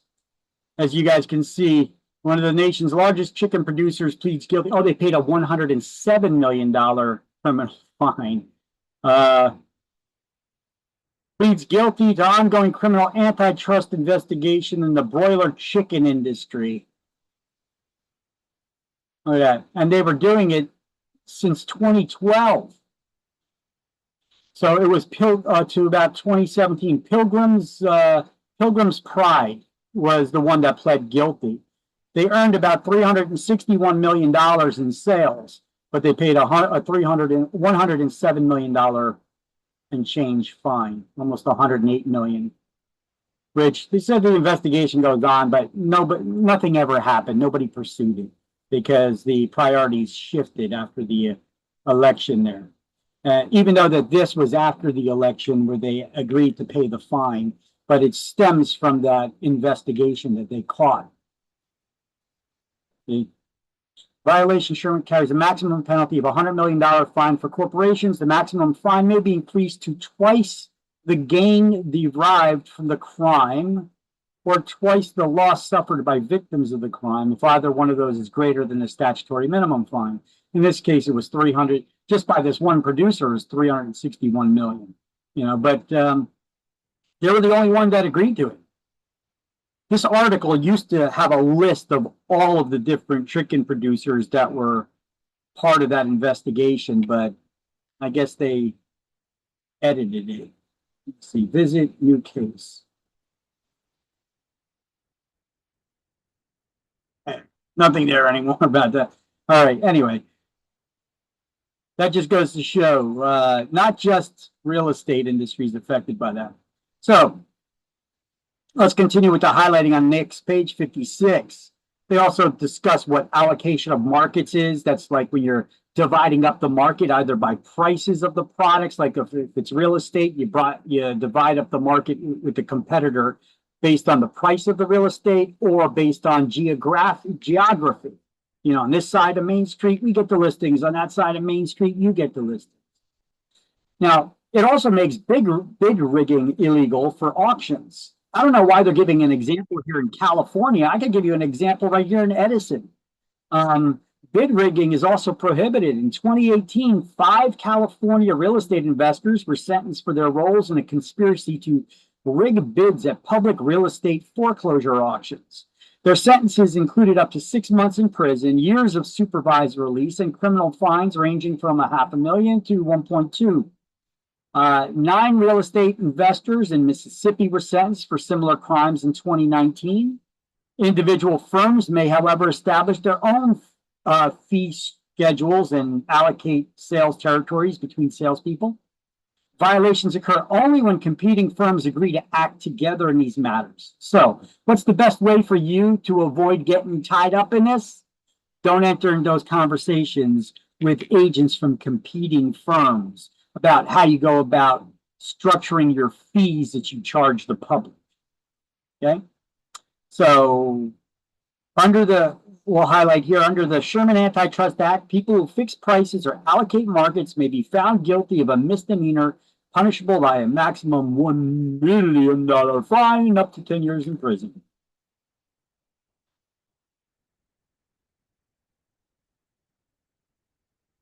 That's on page 56. Everybody got that? Okay, let me move on to the next one, see if there's another page there. No. Okay, we can go back to page 19.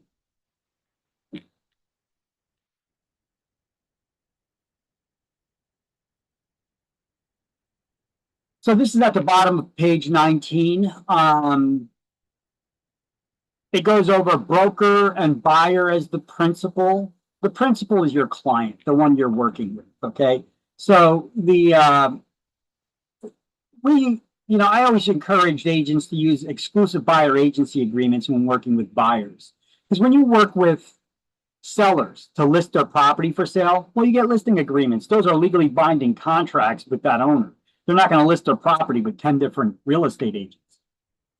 However, what's to hold buyers from straying and cheating in this relationship that we have with them? Okay, you see what I'm doing here? I'm likening our business relationships to personal ones that you have with people. So a way that you could avoid them from cheating on you would be to enter into an agreement with them, which is a legal contract. This is exclusive buyer's agency agreement. Now, the laws have changed a bit that requires us to have these brokerage service agreements. So now we have brokerage service agreements that also integrate into the exclusive buyer's agency agreement, which goes over talking about the commissions, who's paying the fees and all that. And that this is a contract and that they owe us a commission if they buy a property. They can't be cheating on us working with other agents. And if they do, they may have to pay us a commission. It's more complicated than that when it comes to buyers. You'd really have to read the whole contract. It gets kind of complicated. I tried doing that once before with classes, reading these new agreements and going over them with people.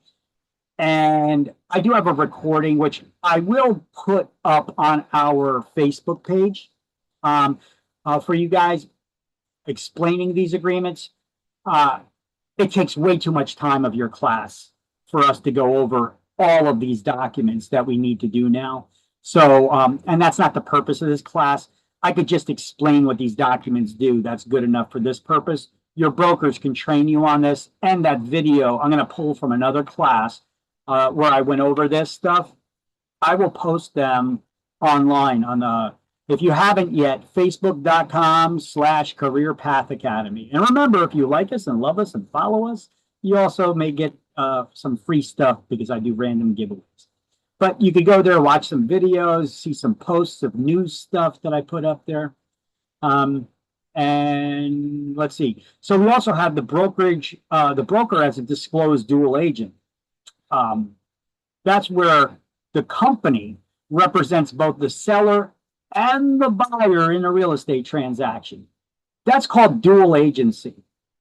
There's nothing wrong with dual agency. It's perfectly legal as long as it's disclosed to the parties and they give us permission to act as dual agents.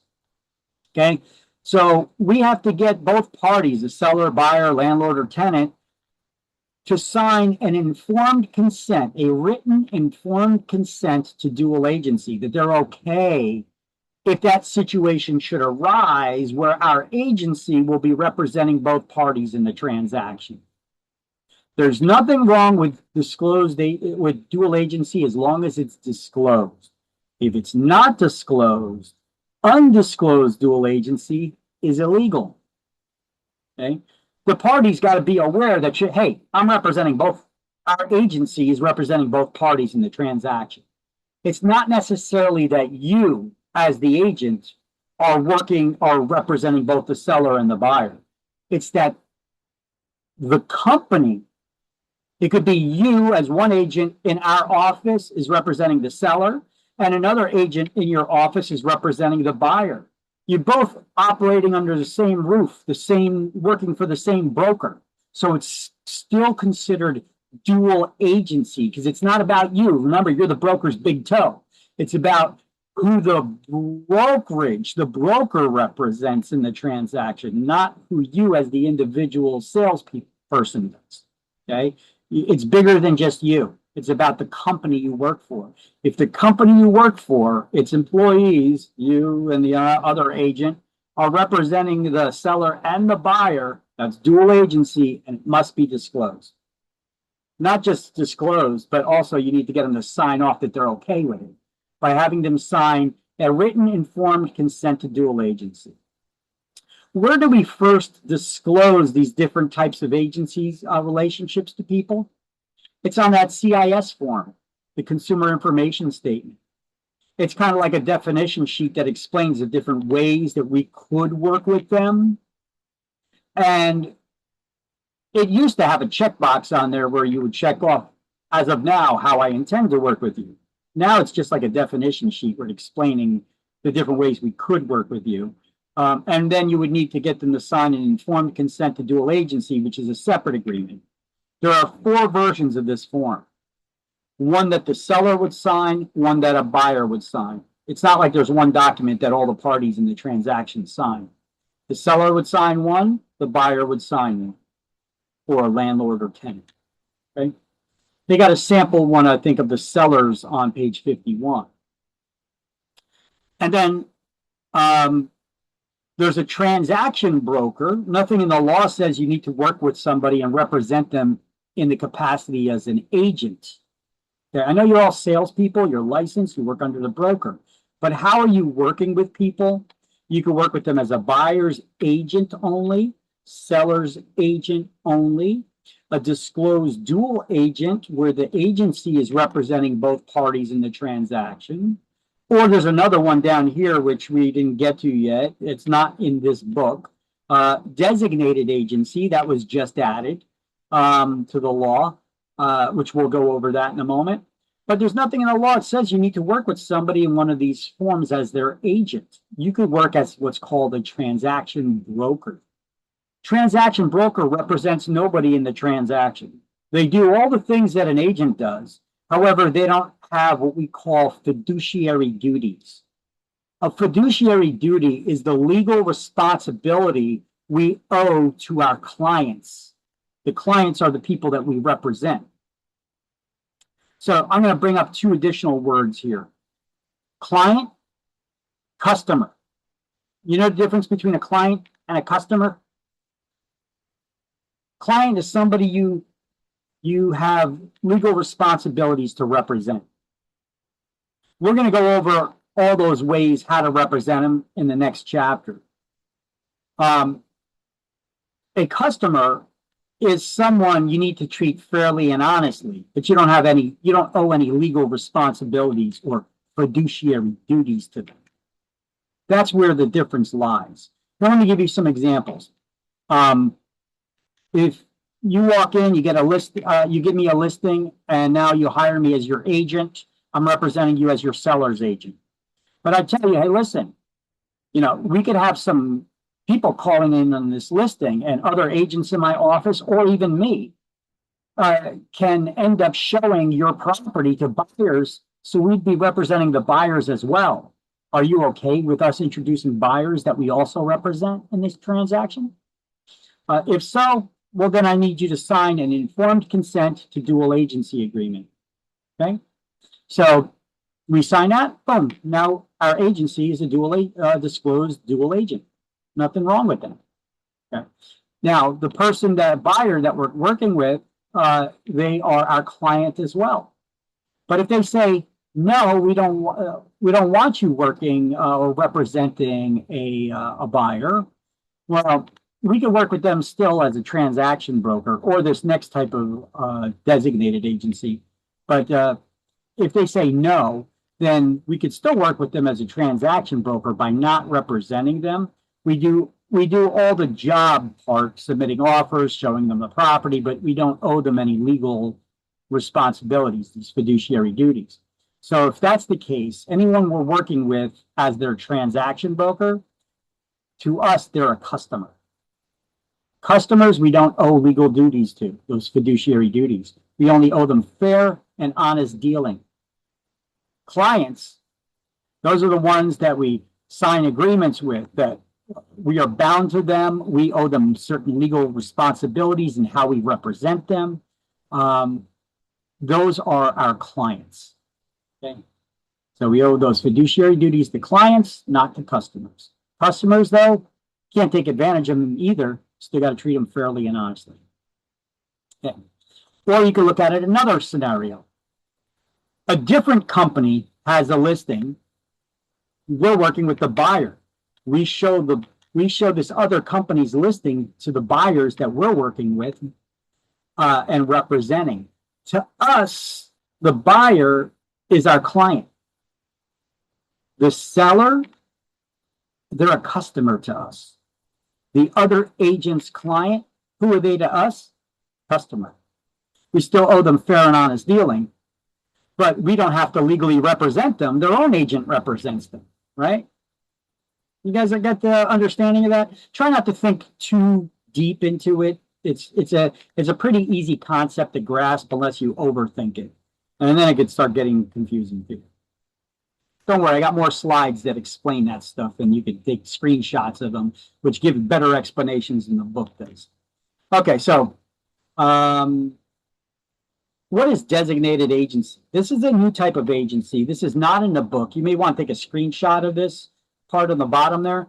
Designated agency is when a broker assigns one agent within their company to represent the seller exclusively and another agent in their company to represent the buyer exclusively. They're not allowed to share information about that they got from their clients with the other agent. Okay. They gotta work just as if it was a different company where one represents a seller and one represents the buyer. Okay. You don't share any information or disclose any information that your client told you in confidence. So you got to keep it separate. So in that regard, the broker is a dual agent, but they're designating other salespeople within their office to work exclusively as a buyer's agent and a seller's agent. This is the new type of agency. It's called designated agency. And it also requires a disclosure and a written disclosure and informed consent from the buyer and the seller that they're okay with our company acting as designated agents. Okay. But you cannot have, unlike dual agency, you can't have one agent in the office that represents both the seller and buyer. Okay. Whereas with designated agency, it's two agents all the time. One would represent the seller, one would represent the buyer, and they don't communicate with each other as far as anything that they were told in confidence by their clients. And the broker is still a dual agent because both of those agents work for them and it's their roof that you're working under, their agency. So they're representing both clients, but they assigned or designated one agent to work with the seller, one with the buyer. Got it?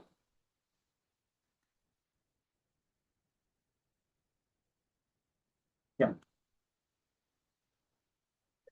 I'm sorry, did you say that one agent could represent both the buyer and seller, or you said no?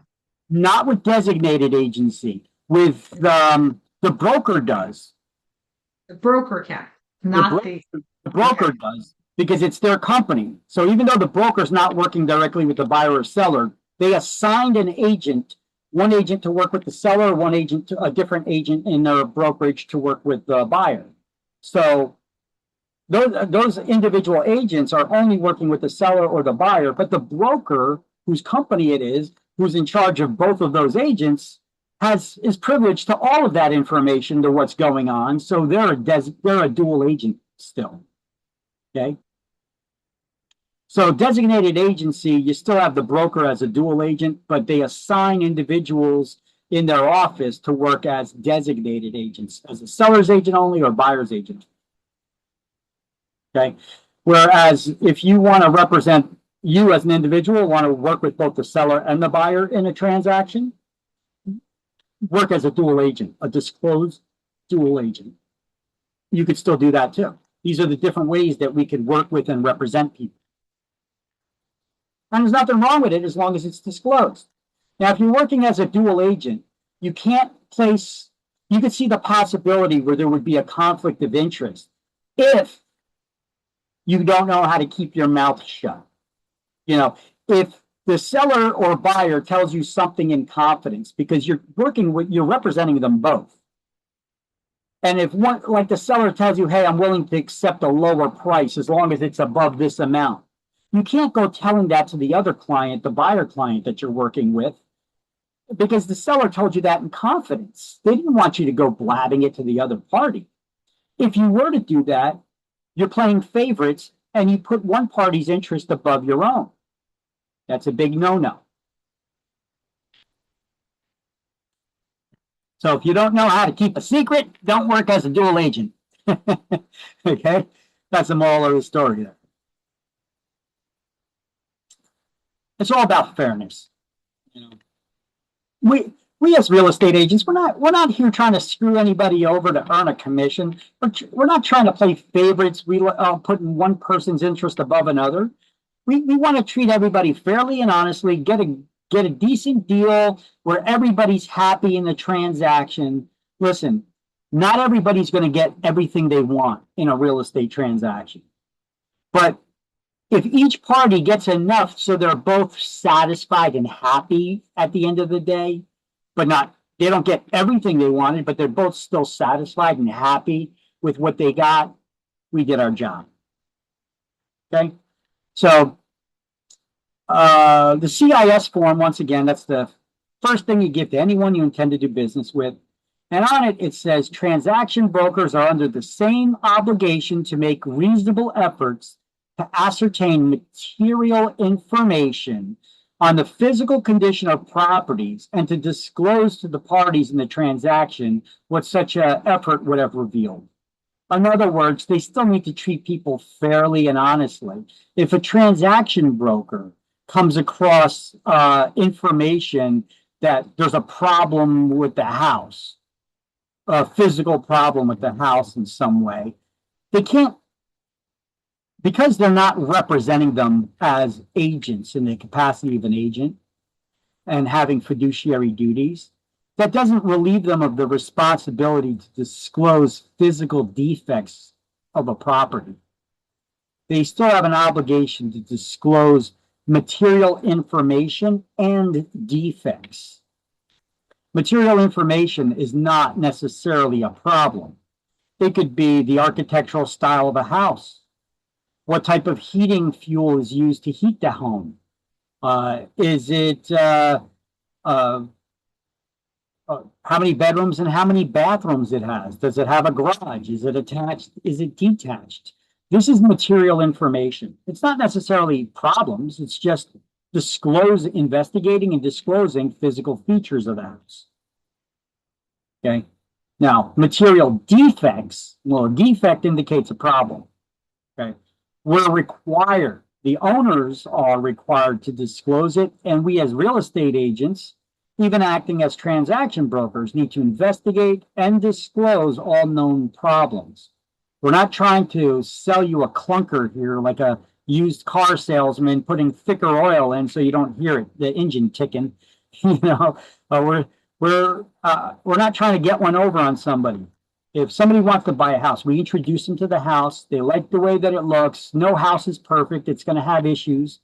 We need to make sure they're aware of what it is they're buying and what they're getting into. And it's up to them to purchase it or not purchase it and take it with the problems that come with it. Okay? Don't be there trying to get one over on somebody, trying to hide information. That'll get you in trouble. That'll get you sued. Okay?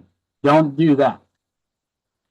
Okay, so under certain unusual circumstances, a broker may act as an agent for one party and as a transaction broker for another party, such as when one party refuses to offer disclosed dual agency, like the example I gave you, where you get a listing and the seller wants you only to represent them, but not any buyers. You could still work with the buyer as a transaction broker, but you're not legally representing them. You can't give them. You can't furnish them advice and encouragement of the information you know from the seller, which you couldn't do if you represented them both either. So there's not really much of a difference there other than you don't have legal responsibilities to that buyer, the fiduciary duties, which we didn't go over them yet. You just need to understand there's some kind of legal responsibilities that you would have to clients, not customers. And that new type of agency, it's available, called designated agency, where a broker assigns an agent to work as a buyer's agent only and another to work as a seller's agent only, both working under the same broker who will act as the dual agent. But in this case, one agent does not work with both the seller and the buyer. If you are a listing agent and you want to be able to work with the buyer as well and represent them both, you would need the seller to agree to allow you to work as a disclosed dual agent. Okay? Those are the different types of agency and transaction broker. So there's 5 different ways for us to work with somebody. Buyer's agent only, seller's agent only, disclosed dual agent, designated agent, or transaction broker. And the CIS form is where we disclose all that to them. And so you may want to snap a picture of this slide. It gives you the information, all the information you need to know about CIS.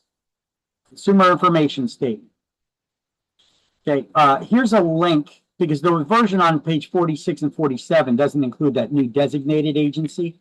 But I have links here to the CIS form and other forms from the associations of realtors. Let me see what I got here. Okay, so this is the new consumer information statement. Talks about seller's agent, buyer's agent, disclosed dual agent, transaction broker, and the new designated agent. So here is the, I'll put it in the chat window. New CIS form. It's also in our shared Google Drive. Actually, this is a link from the shared Google Drive where you can download. Okay. And it goes over what the difference is between them. And then you need to sign and have the buyer sign, or seller sign, and the buyer sign here. That acknowledges that you went over it with them. Previously, you just needed to give it to them.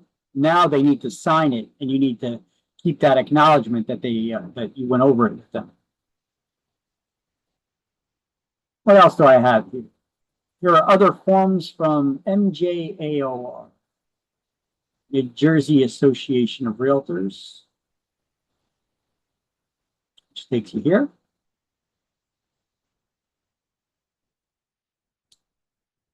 And you got all kinds of forms here. The New Jersey Consumer Protection Act, antitrust settlement for that NAR lawsuit, the new CIS statement, which I just gave you. Here's the LAD, the new LAD, which goes over new protected classes as well. Realtor memberships, transfers. Okay, so here's just a couple of those forms for you. Additional resources for you from New Jersey Association of Realtors. Share that with you.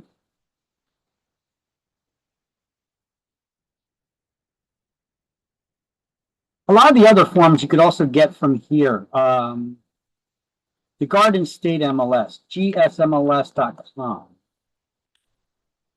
See, we go to the members only section. And down here, you can see there's a link for forms website. So here's a direct link to it, forms.gsmls.com. I'll share that with you as well. This is only for the Garden State MLS, okay? But they do have some forms and listing sheets, okay? They're all specific to their MLS. But they do have a listing agreement, which can be used for any MLS, really. I like their version because they actually talk about commissions in it, whereas some of the other MLSs, like the Central Jersey, whatever, they got a little cowardice and don't want to talk about commissions in their listing agreements. But here you can see we have a new requirement because of that NAR lawsuit. You have to have an open house sign now at your open houses. When you do an open house, here's the CIS form, that new CIS form. And the seller's property condition disclosure statement. Okay, this is how we investigate and disclose all material information about a property. We asked the seller to fill out this form, although I don't like the way this one's formatted. It has all the same questions, but I don't like the way that one's formatted. I give you a different one. They have the CIS form here, which I just gave you a copy of too. Oh, they managed to fit it on 2 pieces of paper instead of 3. Oh, that's pretty good. Here you go. Just a new one. Let me make sure. Yeah, because they talked about designated agent. All right. They were able to fit that and the signature line on double-sided piece of paper. Here we go. CIS on 2 pages. New CIS. 2 pages. Boom.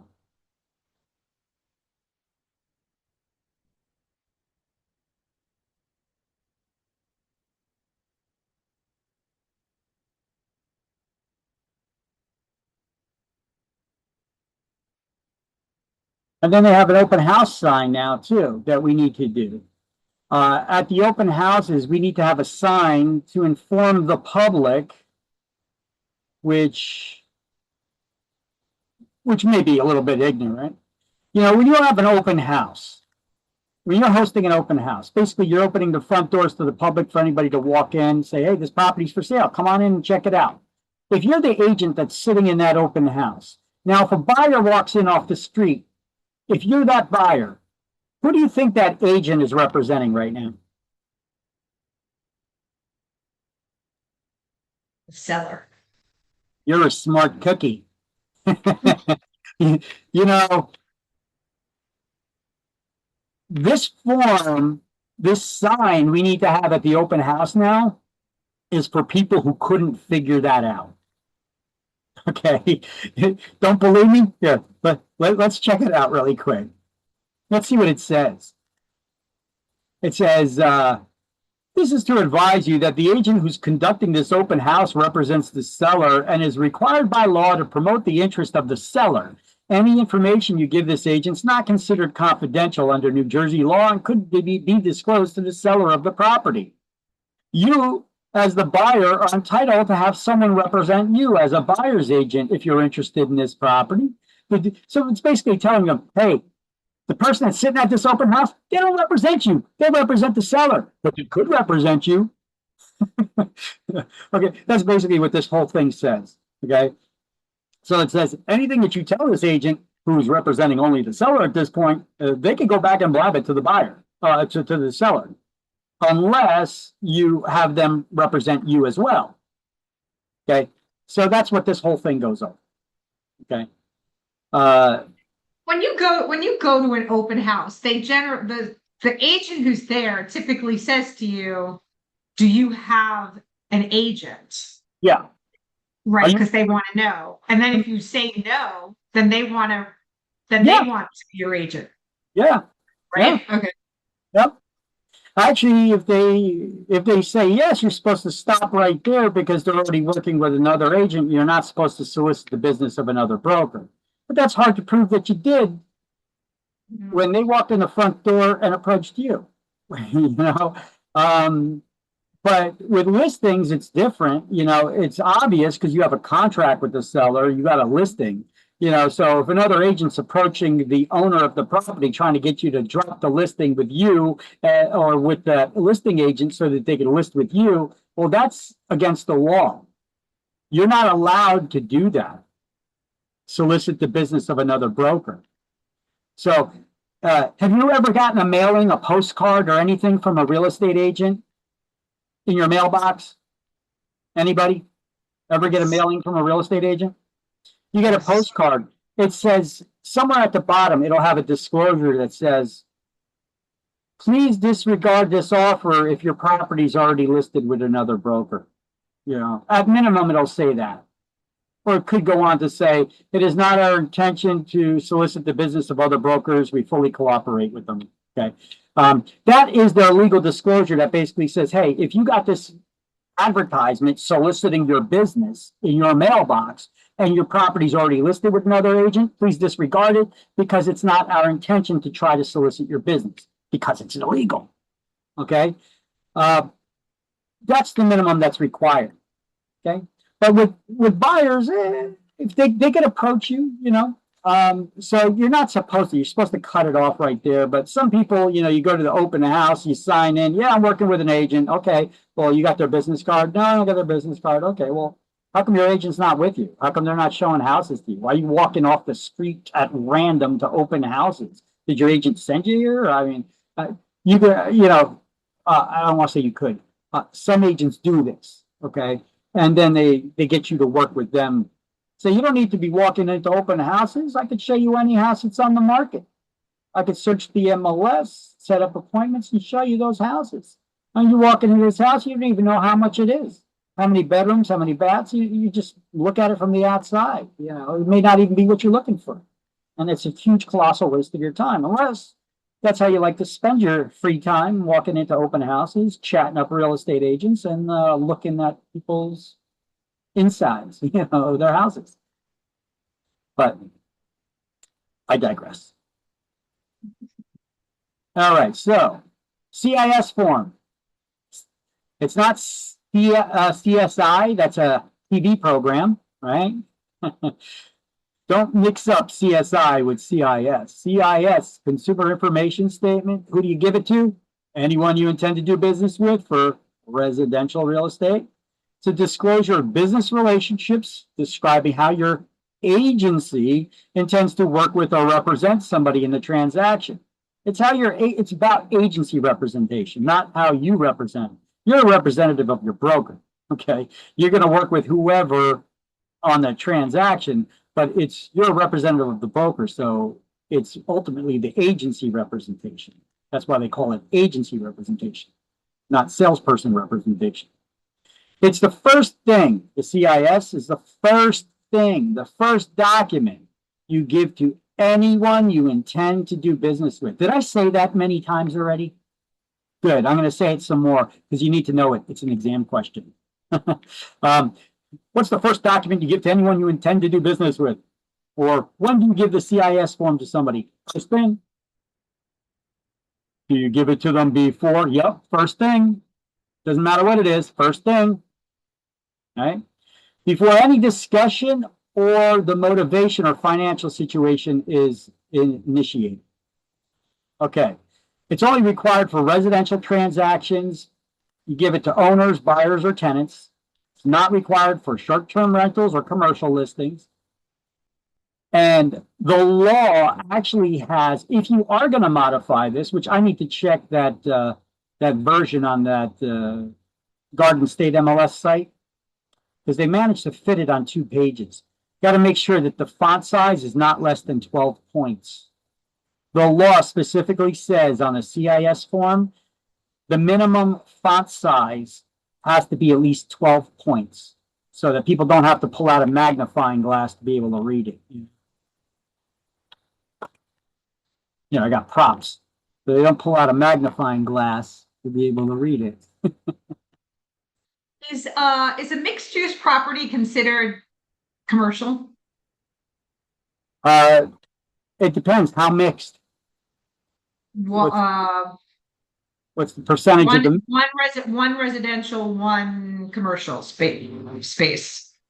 So 50-50, yeah, it's mixed. Then you'd consider it commercial. Commercial. Otherwise, it's as long as the residential side is at least 51%. It's more residential than it is commercial, but it still has commercial there. I'd still consider it commercial. Commercial. Because of the commercial aspect. Better to err on the side of safety there and have the attorney draw up the contract.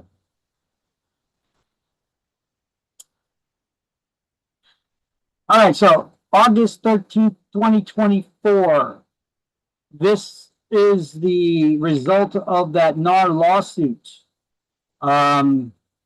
This went through legislation, and this was the release. Looks like an email here to all brokers to distribute this information from the Real Estate Commission. It's on the Real Estate Commission's website as well. Let's click on it and go to the Real Estate Commission's website where we could see. No, it's talking about referral companies, license renewals. There we go. Recent bulletins. It goes over all the information about anything that they're talking about for insurance, real estate. Okay, never mind. Okay, so this is the bulletin that was given to us. It says there's been some changes to licensee business relationships. Yeah, they added this new one called designated agency.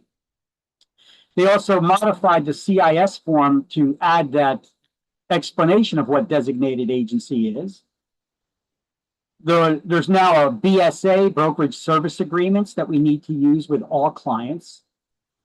They updated the property condition disclosure statement because they also added something there about climate change and the sea levels rising and how we're going to be underwater by the year 2050 something.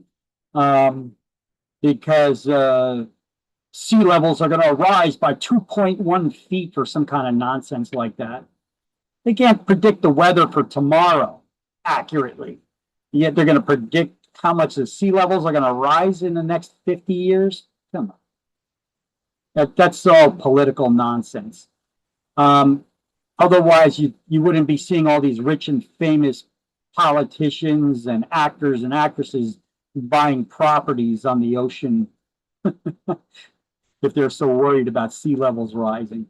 So anyway, broker compensation is discussed, and signage at open houses. I just showed you the new one.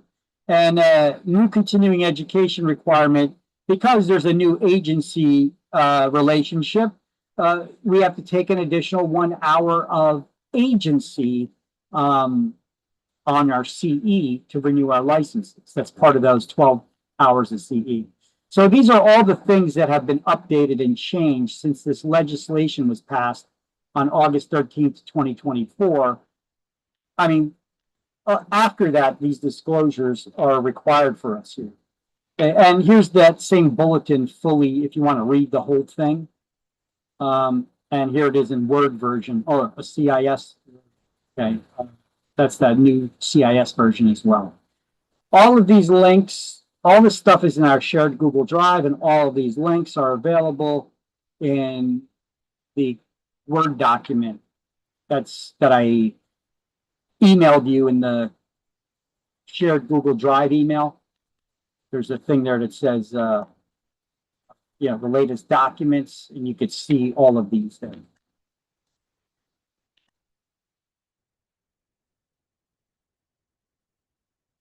So you get access to all these newer forms.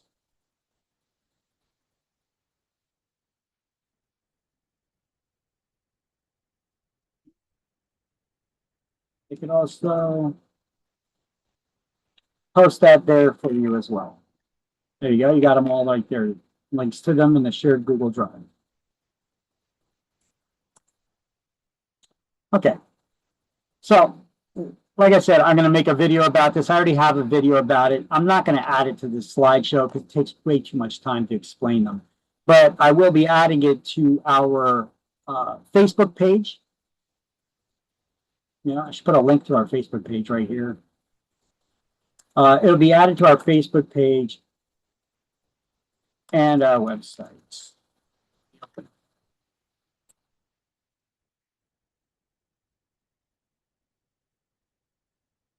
Facebook.com/career path.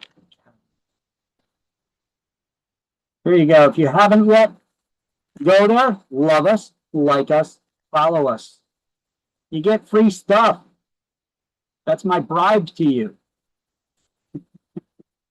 Go like our Facebook page.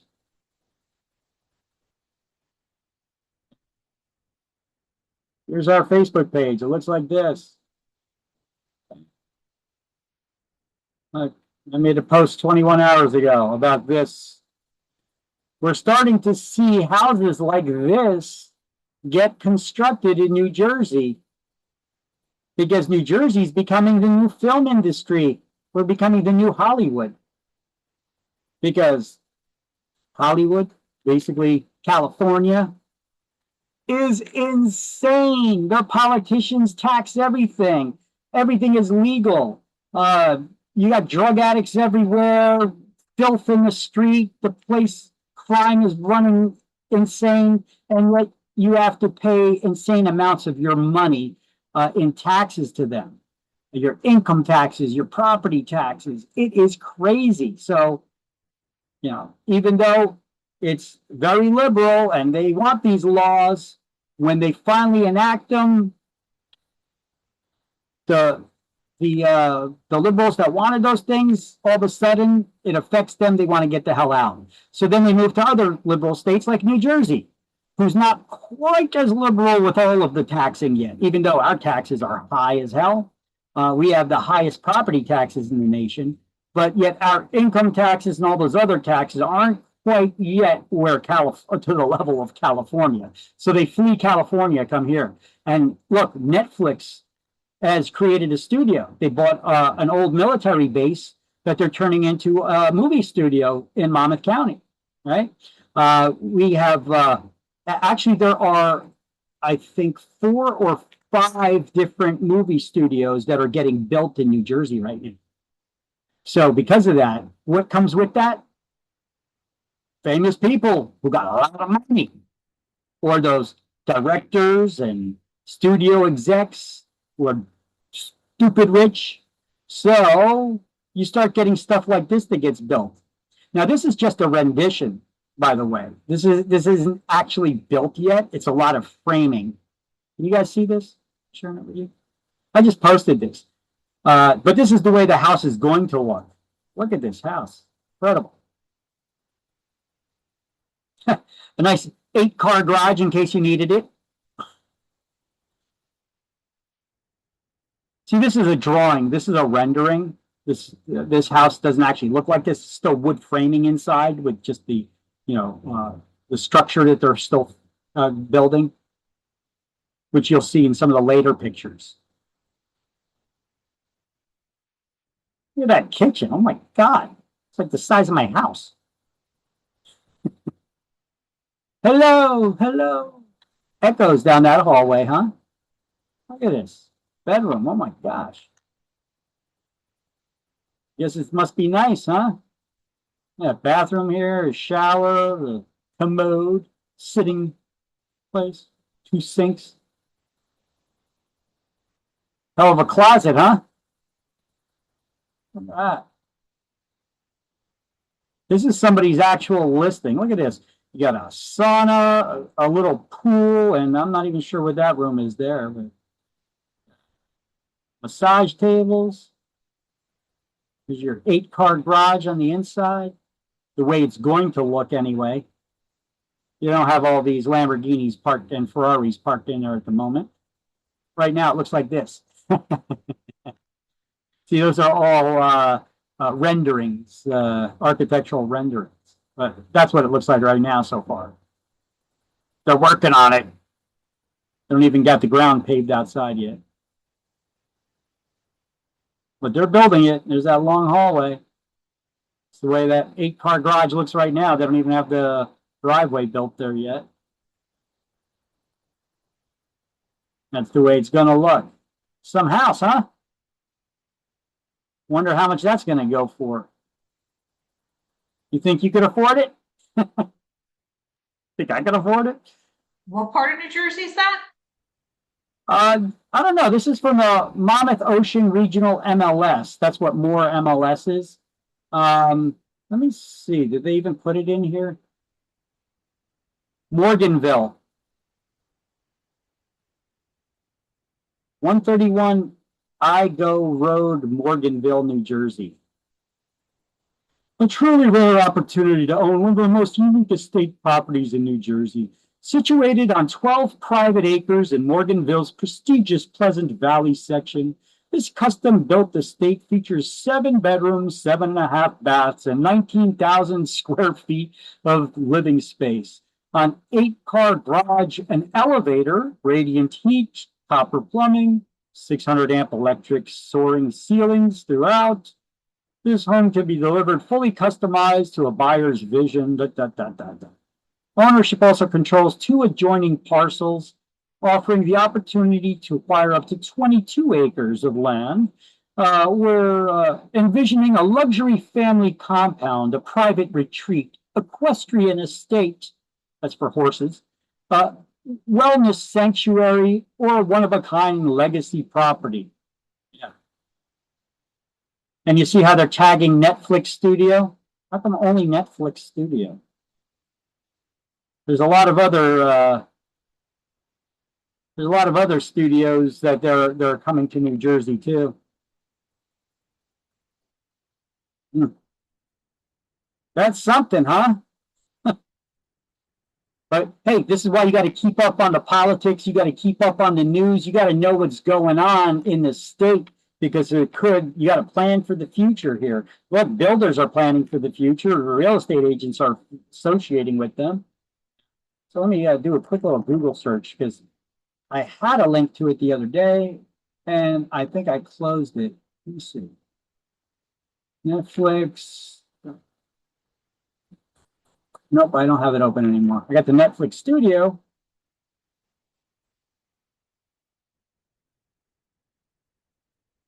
That's Fort Monmouth, where the Netflix Studio is getting built there. I wanted to do a search.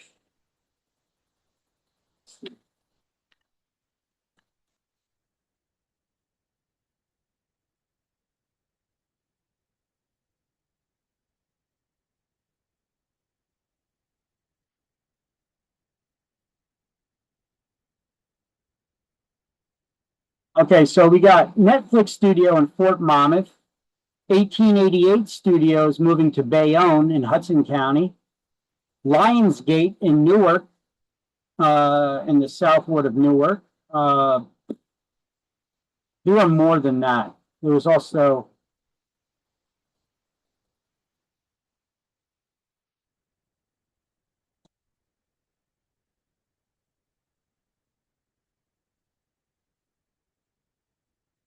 I mean, you look at it on Google, which is what I'm doing right now.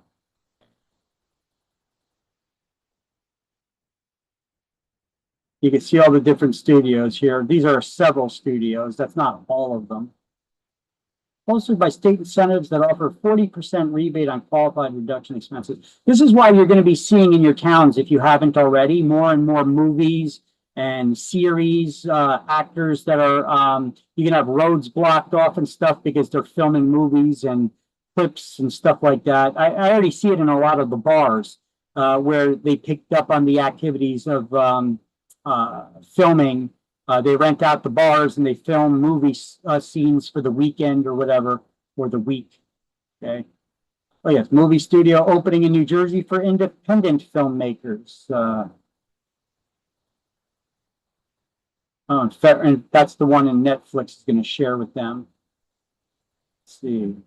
Third major film studio. Who's that from? Premium wireless for $15 a month. They pay both. When I premium wireless for $15 a month, Yeah, I don't know. You gotta. Oh, skip. This moment right here is the turning point in the film industry in New Jersey. The United States is doing its best to steal the spotlight from Hollywood with not one, not two, but not three major movie studios in the works. On Tuesday, Governor Phil Murphy and the owners of 1888 Studios broke ground on the future site of what officials say will be one of the largest movie studios in North America. Its namesake is a nod to one of Jersey's own. The story begins right here in New Jersey. All right, we don't need to hear all that. Basically, we got Newark, we've got Hudson County, and we got Fort Monmouth so far. But Lionsgate is opening a studio, and who else was it? There's several more. They're still looking for properties right now. That's why they're not announced here, but there's 3 of them already that are broken ground. Netflix. You can look it up, do a little Google searching on your own and find it. It's out there. Okay, so we got these, we're becoming a movie mecca here in New Jersey. So that's gonna, what do you think that's gonna do for property values and taxes? Well, taxes, they're gonna go up with the rich. They, they can get the money. They don't care about us. They're already charging us. But bringing up property values in those areas too. So don't expect prices to go down anytime soon. All right. back to the slideshow here. Agency relationships, we've got the exclusive buyer agency agreements and a link to all the other new forms and disclosures in the shared Google Drive, which I believe in the email I sent you, it had these direct links to it as well. But just in case, I will also copy them and give them to you right here.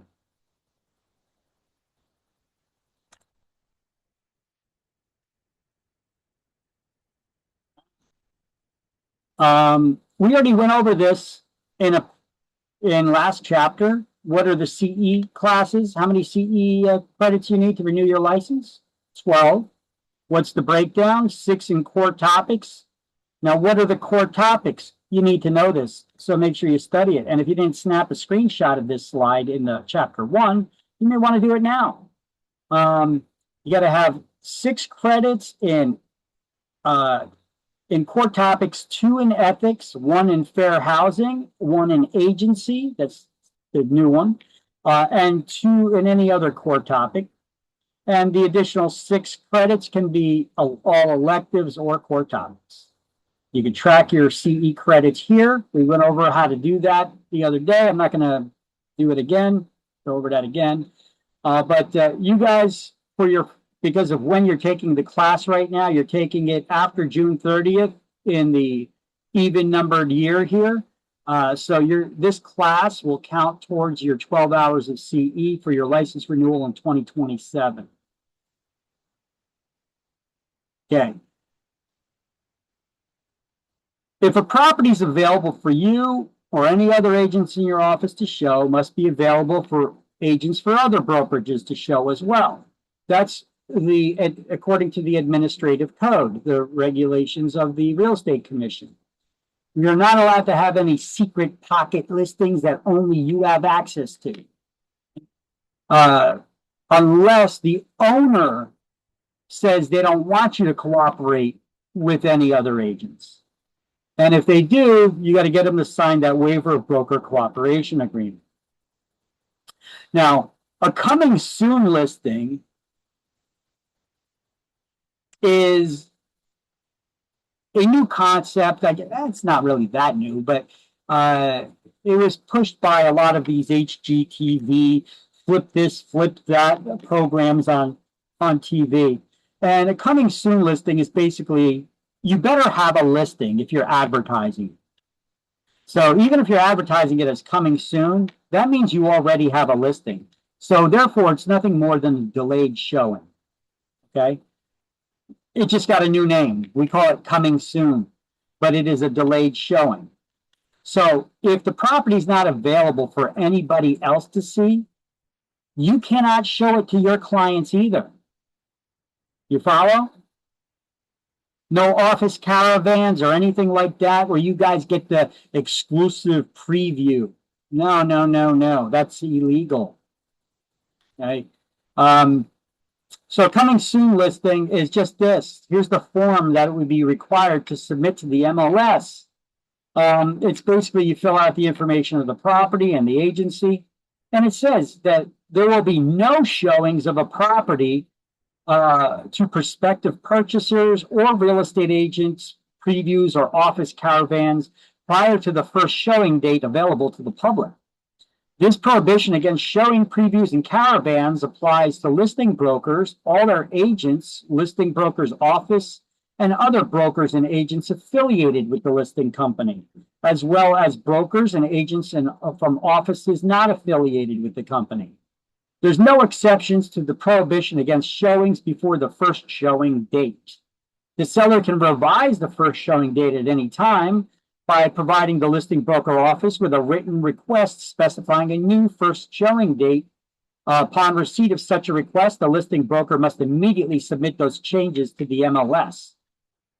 And so we don't have any false advertising there. And if you wish to extend the delayed showing, you cannot do so for more than 10 days a clip. And you need to submit a new version of this form. So it's nothing more than a delayed showing. Okay. Written offers have to be forwarded or presented within 24 hours. All listings entered into the MLS within 48 hours, unless who tells you not to? The owner. Only the owner. That's an exam question in itself. Who could direct an agent not to share the listing with other agents or cooperate with other brokers? Only the owner. Answer options would be the real estate commission, your broker, the buyer's agent's broker, or the owner. The owner. Only the owner can direct you not to. And then, because that is in direct contradiction of the administrative code, which requires us to share the listings with everybody, we would need to get the owner to sign a cover our booty form called the Waiver of Broker Cooperation Agreement. And this is it on page 19. This is what it looks like. It's not formatted very well, but that's basically essentially it there on the top of page 419. I want you guys to write at the top of the page there, listings must be entered in the MLS within 48 hours unless a seller directs a broker not to cooperate with other brokers. Then the seller must sign a waiver of broker cooperation. So at the top of the page, you're writing listings must be entered into the MLS within 48 hours unless. And then you're going to continue by highlighting a seller directs a broker not to cooperate with other brokers. The seller must sign a waiver of broker cooperation form. And this is it.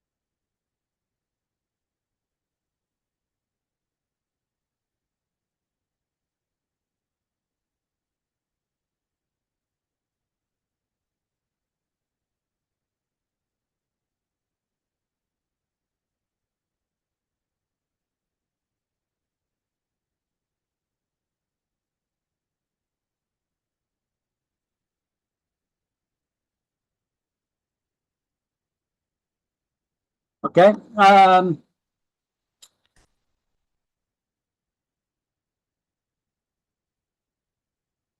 So I'm repeating myself over and over here that the listing needs to be put in the MLS within 48 hours unless the owner directs us not to. Then we need to get them to sign the waiver of broker cooperation. You should never introduce the form or the idea not to cooperate with other brokers to the owner.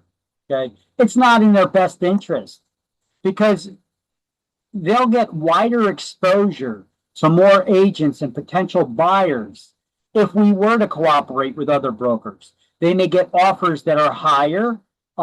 They could get bidding wars on the property. It's in their best interest to cooperate with other brokers. So we should not encourage them not to, or stick this waiver of broker cooperation in their face just so that we could get a secret pocket listing that only we can show the property.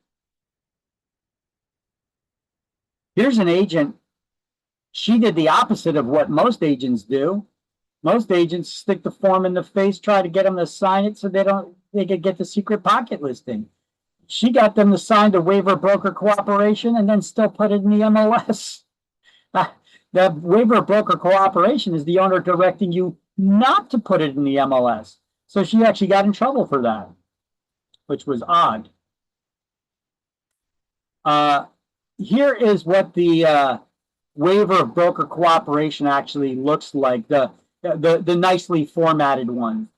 I like this one. This is actually an older version that formerly called the Middlesex County MLS created.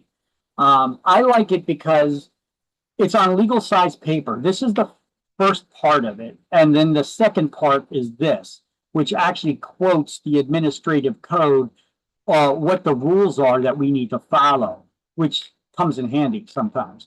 So let's take a look and read the waiver of broker cooperation. This is the document you're going to have the owners sign only when they request that you do not cooperate with other brokers or put the listing in the MLS. Okay, now, first of all, it's all capital letters and in bold. What does that mean? Come on, you people, you type online and social media. What does that mean when people are typing in all capital letters and bold? It's important. It means they're shouting at you, right? They're shouting at you. You can say, stop shouting at me. Right? So let's take a look. They're shouting at you here. It says, I understand that cooperation amongst brokers produces wider exposure of my property and may result in it being sold or leased sooner and at a higher price than would be the case were my broker not to cooperate with other brokers. I further understand that when my broker cooperates with other brokers, I could still have all the arrangements for the showings of the property and all negotiations with me or my attorney made only through my listing broker's office should I so desire. Okay, so that's the excuse that agents usually give for people to sign the waiver of broker cooperation. They say, hey, you need to sign this in order for people to make appointments and, you know, have a control of knowing who's going in and out of the house, which is all nonsense. But that's a way for them to try to fool you. And then they stick this in front of your face and then hope that you don't read all this, okay? But it says, however, despite my awareness of these factors, I direct this properties to be marketed only through the efforts of the listing broker. The listing is not to be published in any multiple listing service. I will only consider offers on this property which are obtained by and will only allow showings of this property to be conducted by the listing broker or their duly authorized representatives. The listing broker is hereby directed not to cooperate with any broker. And by signing below, the parties hereto confirm that no pressure or undue influence has been exerted upon the owners of how this property is to be marketed by the listing broker. The owners confirm the receipt of the fully executed copy of this listing agreement and the waiver of broker cooperation. And then they sign and you sign, and this, I like this version because it has this information here that shows what part of the administrative code requires this. And it says, unless directed not to do so by an owner, we're required to put the listing in the MLS. Okay. Let's see. It also talks about collusion or discrimination with respect to commission rates and splits is also prohibited and provided in the administrative code. That's like, you can't be like, well, this brokerage, since they usually only offer us a low commission split, we're only going to offer them a low commission split, but to everybody else, we're going to give this commission split. Well, that's discriminatory commission split. And it could indicate there's some sort of a bias there because maybe the brokerage is doing something wrong, so they're being penalized. So this actually was a big problem in the past. There used to be a brokerage out there called Foxtons. Anybody remember them? They were huge. YHD Foxtons. They had these little Mini Coopers, the green Mini Coopers with the flower painted on the side with 2% in there. They only charged 2% listing fee. And then they changed it to 3% because they realized they couldn't survive off of that. Yet most of their listings were still at 4%. Anyway, that was a big deal back then. So they show you here that listings have to be put in the MLS within 48 hours and all written offers transmitted upon receipt within 24 to the owner. And you can't place any unreasonable restrictions on showings of property. But then it does go over and it says that making an appointment for the showing with the listing agency before you go there is not considered an unreasonable restriction.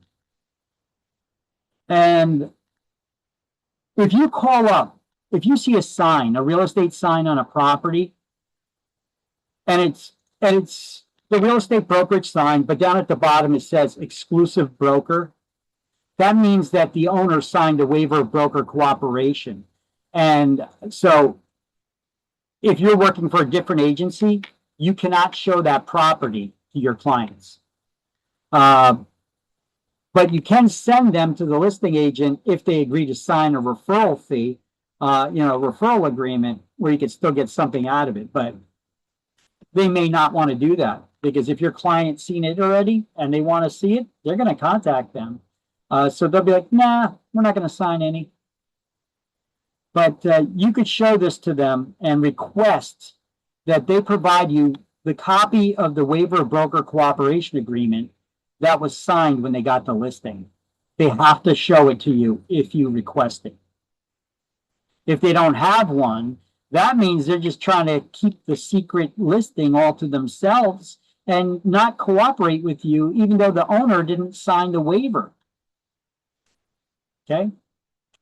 So by having this there, you could show them they're required by the Real Estate Commission's own rules to show the waiver of broker cooperation if you request it. Okay. Anyway, in the shared Google Drive, I already gave you the links to where you could find this stuff. You get copies of the exclusive buyer agency agreements, tenant agency agreements, informed consent to designated agency, the new open house sign, which I like this one better than the one that the Garden State had. I think the Middlesex County, now called All Jersey MLS, has it here. Looks like this. You could put your own logo there, remove their branding, put your own logo. And it basically talks about that, hey, we're required to have this open house sign here. It says the agent that's sitting in this open house don't represent you. They represent the seller, and anything you tell them, they could go back blab to the seller. But if you're not represented by an agent, you could ask them and they could represent you too. That's all that this says. It's basically a sign for the stupid.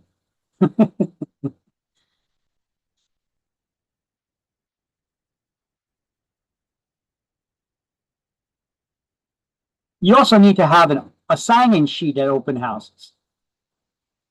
Okay. We always had sign-in sheets at open houses.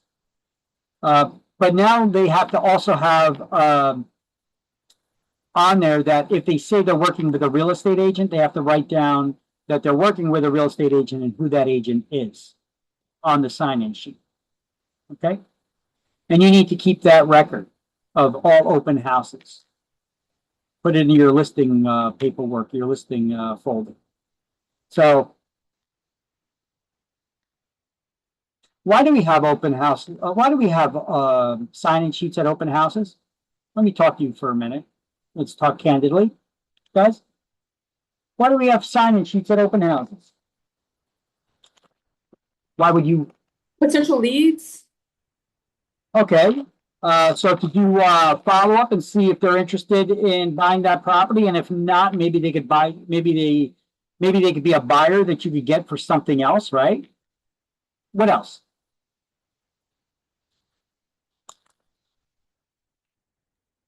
You have their contact information. Okay, so you're going to contact them for following up, or to see if they're going to, if they're not interested in this property, maybe they'll be interested in buying another. But you know, here, let me open you up to something else. People that come into open houses to buy properties, you should be thinking and ask them a question. They're selling their property as well? Yeah, where do you live now?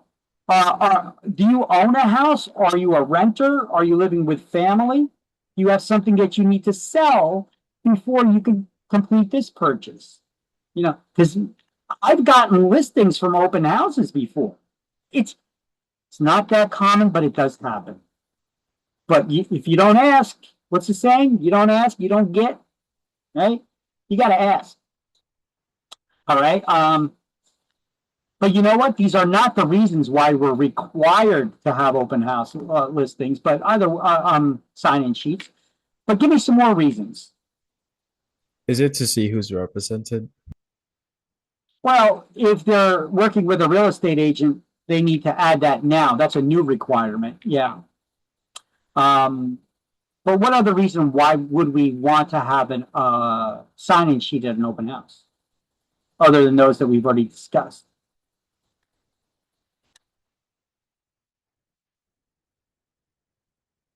about showing the owner that there's actually activity on the property, people coming to see it. We're doing something for them, you know? Look,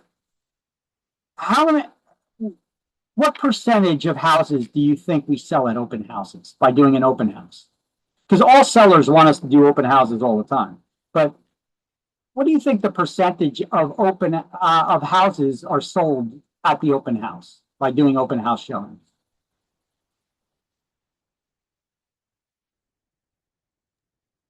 Not much. I don't know how low, but I think it's low. Ballpark figure, 5%. 5%? 50%. Way too high. It's more like 1%. Actually, it's a little bit less than 1% of homes actually sell by doing an open house. So why do we do them? Well, for us to get more business. Every person that walks in that front door is a potential buyer. And even though they may not be buying this house, they may be buying something else. And that's a buyer you can work with. And like we said, sometimes buyers have another house to sell. So that's potential for a listing. And we do it just to satisfy the owners, to show that we're doing something for them, right? Other than advertising it in the MLS or in a magazine or online somewhere. It's to show the owner that we're doing activities to try to promote and sell their home, even though it's most likely not going to sell their home, be the reason why the house gets sold. Okay. But none of these still are the reasons why we have to have the open house sign-in sheet. What if something gets stolen at the open house? We need to have a record of everybody who was there. Right? File an insurance claim, you're going to have to call the police. File an insurance claim, you're going to need a police report. Yeah, right? That's the main reason why we're required to have it, in case something gets stolen. Anybody here ever been to an open house?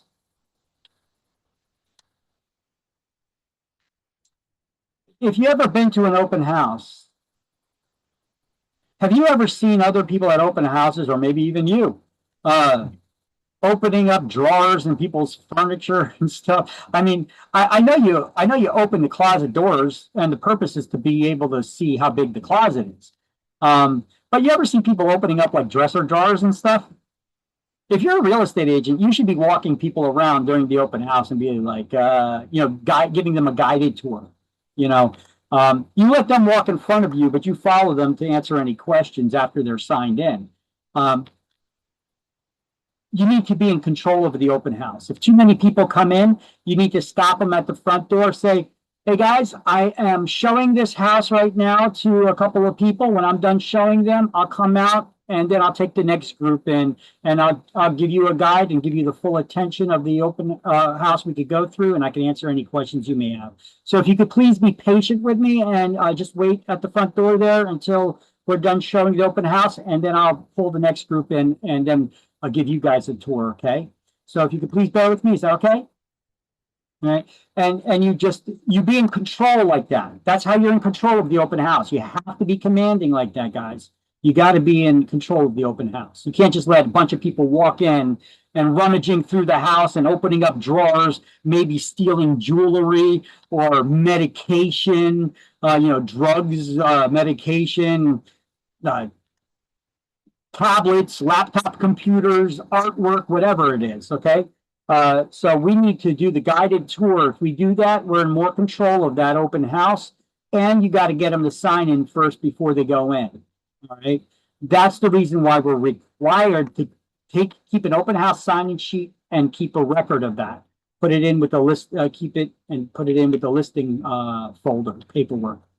Now, I don't know about most of you, but I've seen a lot of people's handwriting, their signatures, especially these days. They don't even teach, cursive in school anymore. So geez, how the future is going to be. But I can't read half the people's handwriting out there.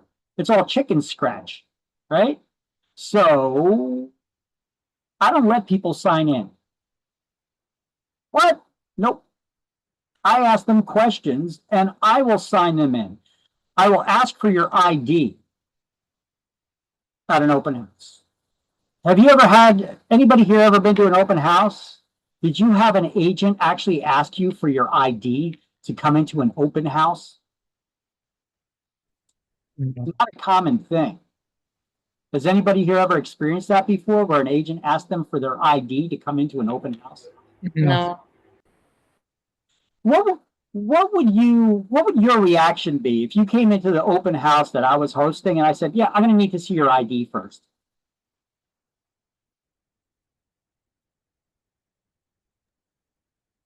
That's why. Why? Why you never had? So watch what I do. Okay, I'm going to be doing a little acting here. Hey, New Jersey's going to be the new acting mecca. I might as well do a little practice of my acting here. So I do a little acting, and I'm actually overacting a little bit when this happens, because it usually happens. Somebody's either going to give me a lot of attitude about it, or they could just be like you. Why you need to see my ID? This is my reaction. Are you ready for it? Watch. Well, you never had a real estate agent ask you for your ID at an open house before? I'm shocked. I don't know how other agents conduct their business out there, but when the property owner hired me to represent them, we got to keep a record of everybody that comes into this open house. And, you could write anything on this sign-in sheet. I need to confirm who it is that you are. And then we sign you in. What if something goes missing from this house? We need to file police reports, to do insurance claims. We got to keep a record of everybody that's in here. So really, you never had anybody ask you for an ID at an open house? Well, I'm not sure how other agents conduct their business, but I represent my client's best interest. Are you currently working with a real estate agent, by the way? Because if you're not, I'd be glad to provide that same level of service and attention to you as well. Ooh, you see what I did? I just flipped the script and showed you how I'm doing stuff that other agents are not. You said, I never had an agent ask me for an ID at an open house before. So I'm showing you how different I am. I'm doing things that no other agent out there is doing. Now, did it cost me any money to ask you for your ID? No. Sometimes I got to deal with people's attitudes or BS, but I can explain it like that and it makes perfect sense. Does it make sense why I'm asking for the ID now? I'm representing my client's best interest. You can't knock me for that, right? So I can provide you that same level of service. Oh, and by the way, if you're not working with another agent, if you buy a house through me and you work with me, working as your buyer, representing you as a buyer's agent, I also offer buyer rebates. So I could split up to 25% of my commission with you if you buy a house through me. Is that more incentive to buy a house through me and use me as your agent? Well, yeah. What other agents offering to share their commission with you? Right? It's legal. It's allowable. There's nothing wrong with it. So why not? I've had people walk into open houses and on the sign-in sheets, they scribbled something that was illegible. Or check this out. I had some famous guests at my open houses before. You know that I actually had Donald Duck and Mickey Mouse attend my open house before? That's what they wrote on the sign-in sheet. So, what's the purpose of having a sign-in sheet if you're going to have somebody write Donald Duck and Mickey Mouse on it? It's kind of ridiculous. So, and it doesn't serve the purpose of why you're required to. So I always tell people, I need to see your ID and I will sign you in on the open house sheet. Okay. Or if you want to do a different way, there are applications out there where you could have like a tablet or something and have people, you do a sign-in sheet electronically, where they could answer the questions on the electronic form. It'll send them a text message so you got their phone number or email right away that confirms it. But still ask for their ID and check their ID so you could go over that whole spiel, showing how you're doing things that other agents aren't doing out there. And it's not just BS nonsense. It really is something different. And there is a good reason why I do it, to confirm that Mickey Mouse and Donald Duck were not at my open house. And if something gets stolen, we could track Mickey Mouse and Donald Duck down if it was them. Right? So I'm just trying to give you guys some tips. Okay. Anyway, moving on. You guys don't seem too excited about that one. But it cost me absolutely $0 to do that, to ask that. And it shows that I do other things. You got to listen, there are thousands of agents out there with real estate licenses, guys, and you being brand spanking new, you need to be able to distinguish how you're different than them. And I'm telling you, there's a lot of agents out there that have been licensed for years and years and years, and they don't do basic stuff like ask for IDs at open houses. They may not even get off their asses to show you the house. They'll be like, sign in, and they play on their cell phone while you go ahead, you go look at the house. If you have any questions, just ask. In the meantime, they're stealing stuff and going through the drawers or whatever. Agent don't care. I mean, have you seen plenty of lazy agents like that? They're playing on their tablets or their cell phone, and they don't even follow you around the open house. Lazy. Come on, this is a job. You want to make money? Don't sit there play video games. You sit there trying to make money. Build rapport. You know what rapport is? You're trying to build a connection with that person that walked in that open house in the short time span that they're going to be in that building. You need to build trust and confidence with them that they would want to work with you. That ain't easy to do in a short period of time, but so using tactics like this is a good start. And asking questions. How long have you been looking? Have you seen many houses yet? Have you been pre-qualified or pre-approved for a mortgage loan yet? Do you know what your monthly payments would be like? What's your timeline that you're thinking about moving, or do you have to be moved by a certain time? Oh, but before we go over any of those kinds of questions, what do we got to give them?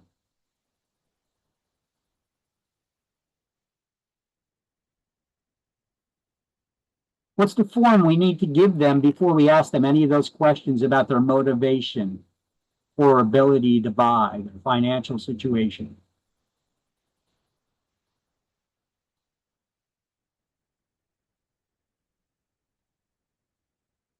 No? Nobody got it? CIS form? The CIS form. There you go. So the CIS form, the Consumer Information Statement, that's the first document we give to anyone we intend to do business with, disclosing the ways that we could work with them. We have to give that before we start asking about their motivation or financial situation. That's why we need to have it at the open houses too. Okay. All right. So let's get to this. Let's talk about something sweet. Love letters to buyers, or love letters from buyers to the seller. What the hell is this talking about? I always thought that this was the most manipulative thing that real estate agents can do, but yet they still do it. But I've been vindicated and proven that it's not a good thing to allow your clients to do, because it could be deemed discriminatory. This is when a buyer puts in an offer on a property. They submit an offer, and they include a handwritten letter that's encouraged by the real estate agent or even dictated by the real estate agent to give. Oh yes, we were the couple with the child that we loved your house. We won't change a thing. It was beautiful. They try to schmooze and BS you to try to get you to like them to accept their offer in the event there's a multiple offer situation. And unfortunately, sometimes those letters, they actually work.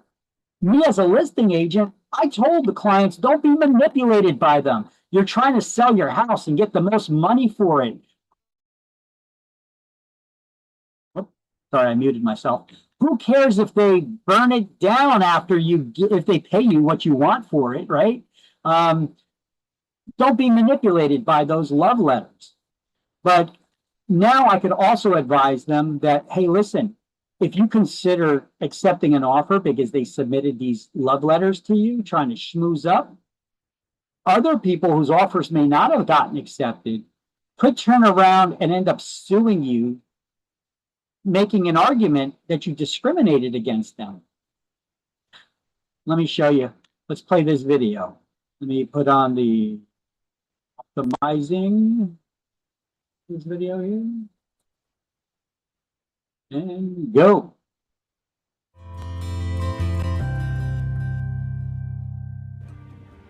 Hi, I'm Charlie Lee, Senior Counsel and Director of Legal Affairs at NAR.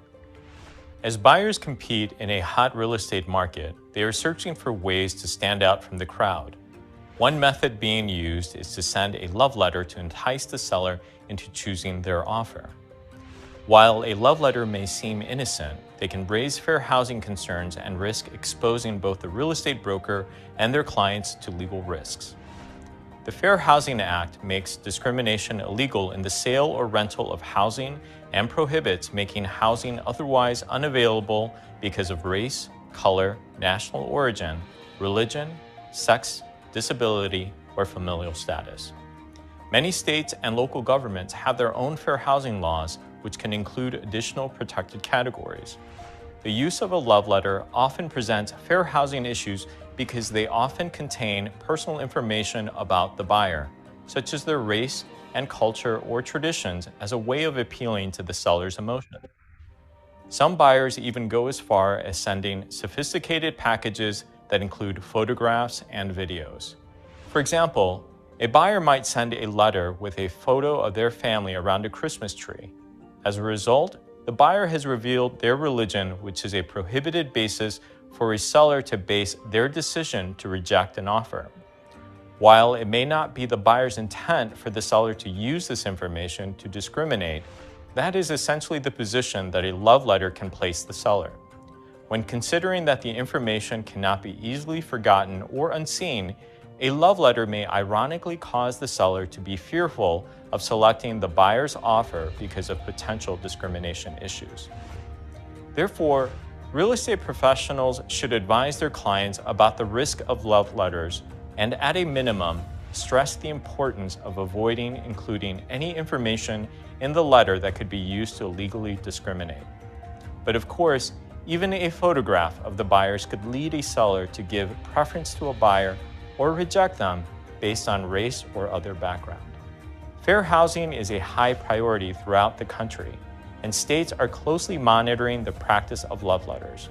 In fact, just recently, Oregon enacted a law to take effect on January 1, 2022 that bans the use of buyer love letters. Here are some best practices to consider when it comes to love letters. At the outset of the relationship, speak to your client about the risks of buyer love letters and the potential fair housing issues they raise. Remind your seller client that an offer should be assessed based only on objective criteria, such as price and timing. If your seller client insists they want to receive buyer love letters, advise them to consult legal counsel and to document their decision-making process in selecting an offer. Avoid helping buyer clients to draft or deliver love letters. Be sure to warn them against revealing any personal information that could raise fair housing issues. Counsel them to focus on the characteristics of the home or other objective information. Lastly, help your buyer clients find other ways to differentiate themselves to win the property. Beyond offering more money, the buyer may consider offering more flexibility with the closing date, additional earnest money, or waiving other contingencies that may appeal to the seller. Thank you for watching this episode of Window to the Law.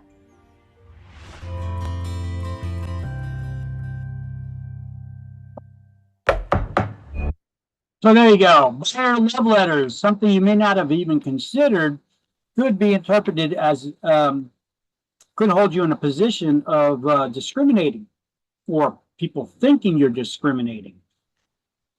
As it is in this environment that we're in, a lot of people think that discrimination is going on as it is, even when it's not. This is just, don't give them another reason to. You know, a love letter, love letters with pictures or videos or anything else included in them could be interpreted as accepting another offer because of discriminatory reasons or rejecting the offer because of that. We don't want that. So they even said you as a real estate agent should not be involved in helping them draft them or deliver those love letters. Okay. So what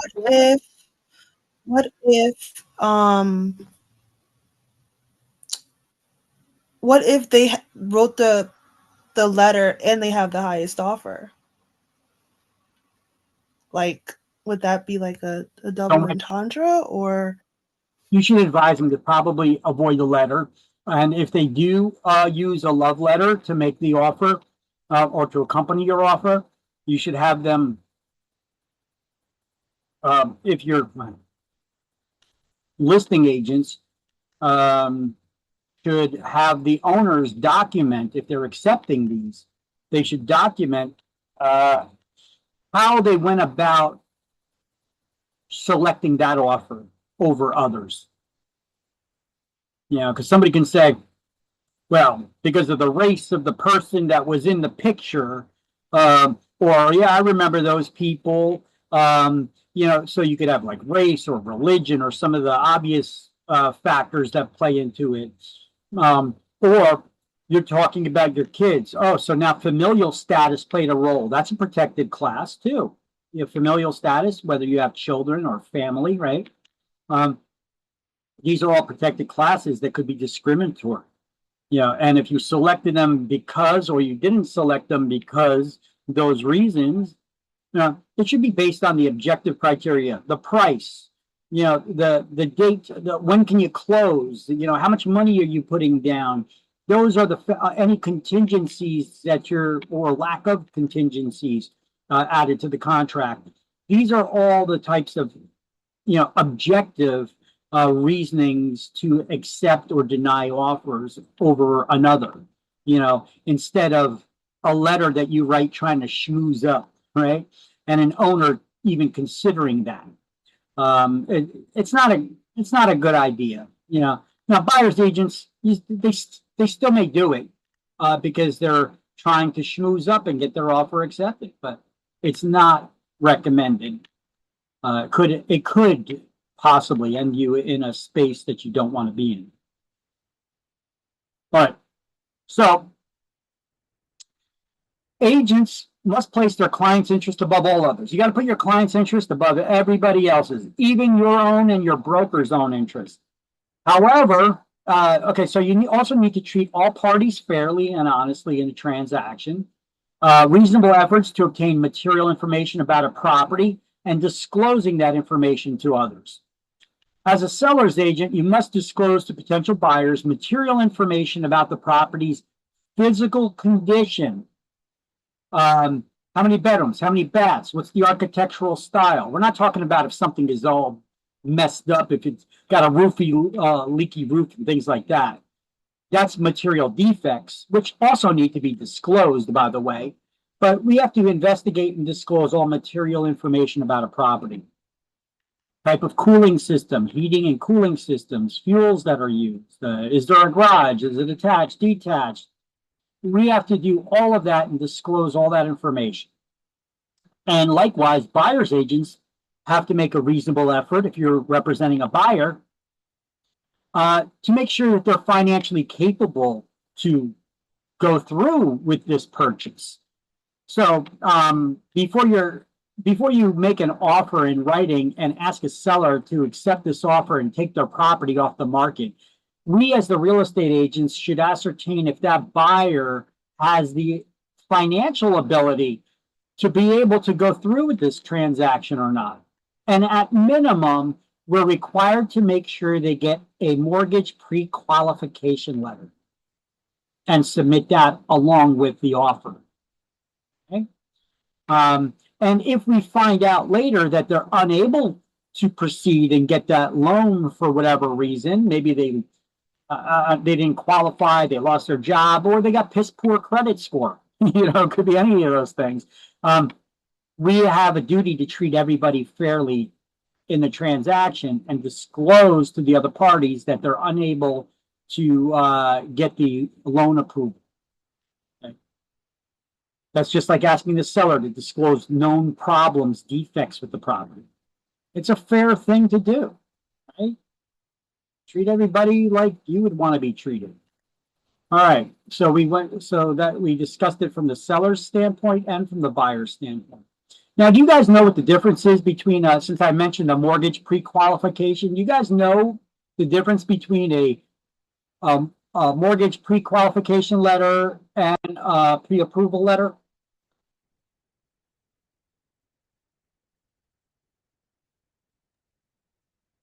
No. Anybody? Okay. So a mortgage pre-qualification letter, what's involved to get that? Well, you get your client on the phone with a loan solicitor or bank or whatever, a lender, and they have to give their social security number so they could do a credit check on them.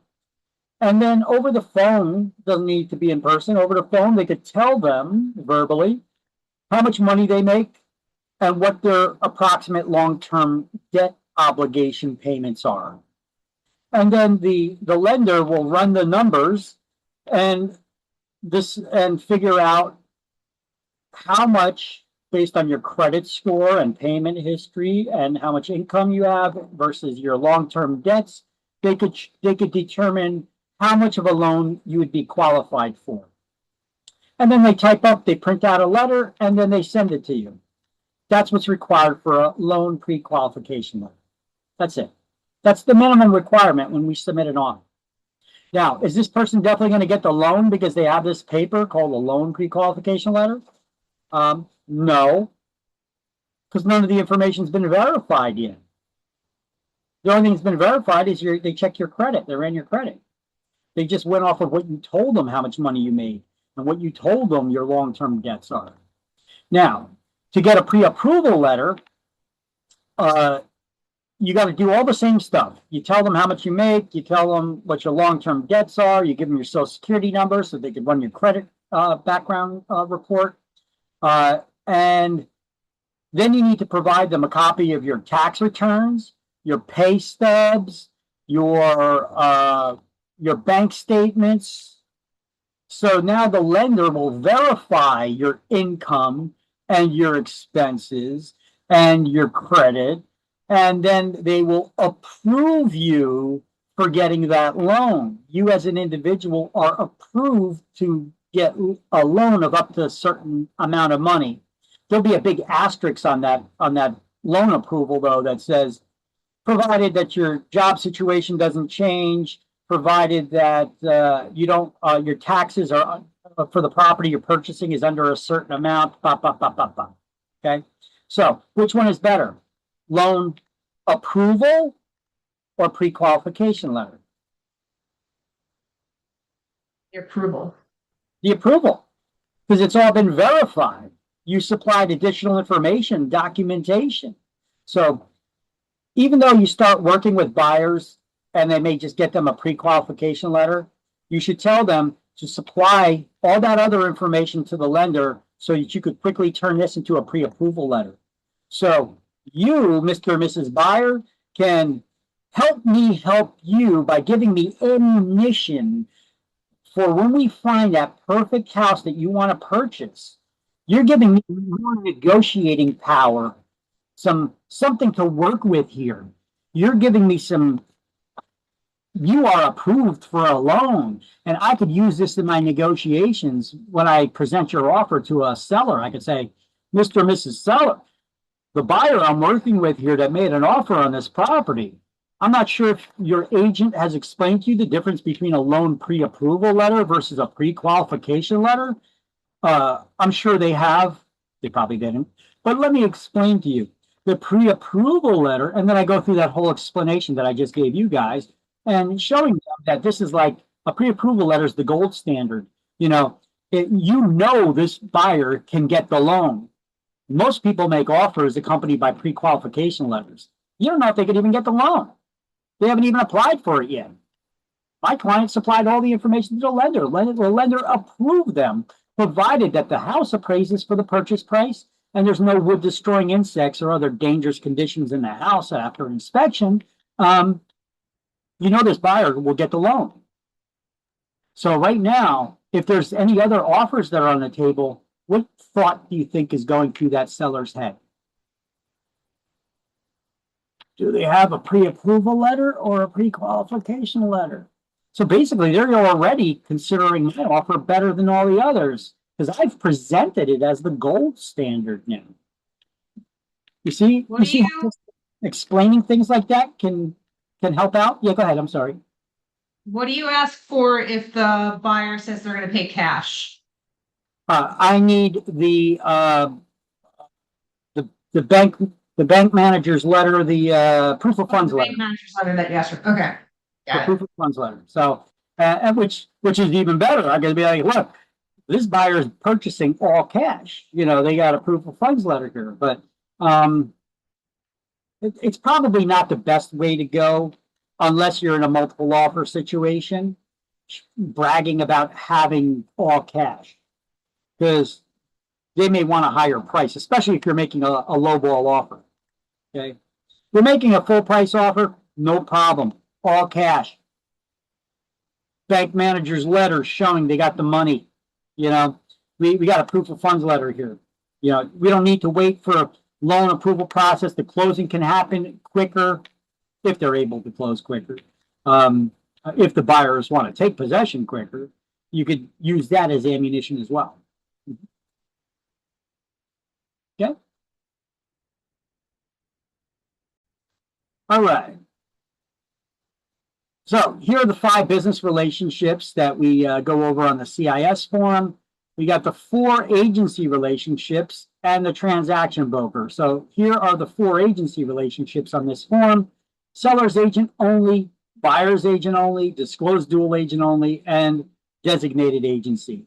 And then here I have the links to the newer versions of the forms, but I also, which I already gave you the links to it, but this gives further explanation of what seller's agent is, what the buyer's agent is, what disclosed dual agent is, and what the designated agency is, which is not in the book. So you may want to take a screenshot of this with all the different types of agency, which is disclosed on what form? CIS.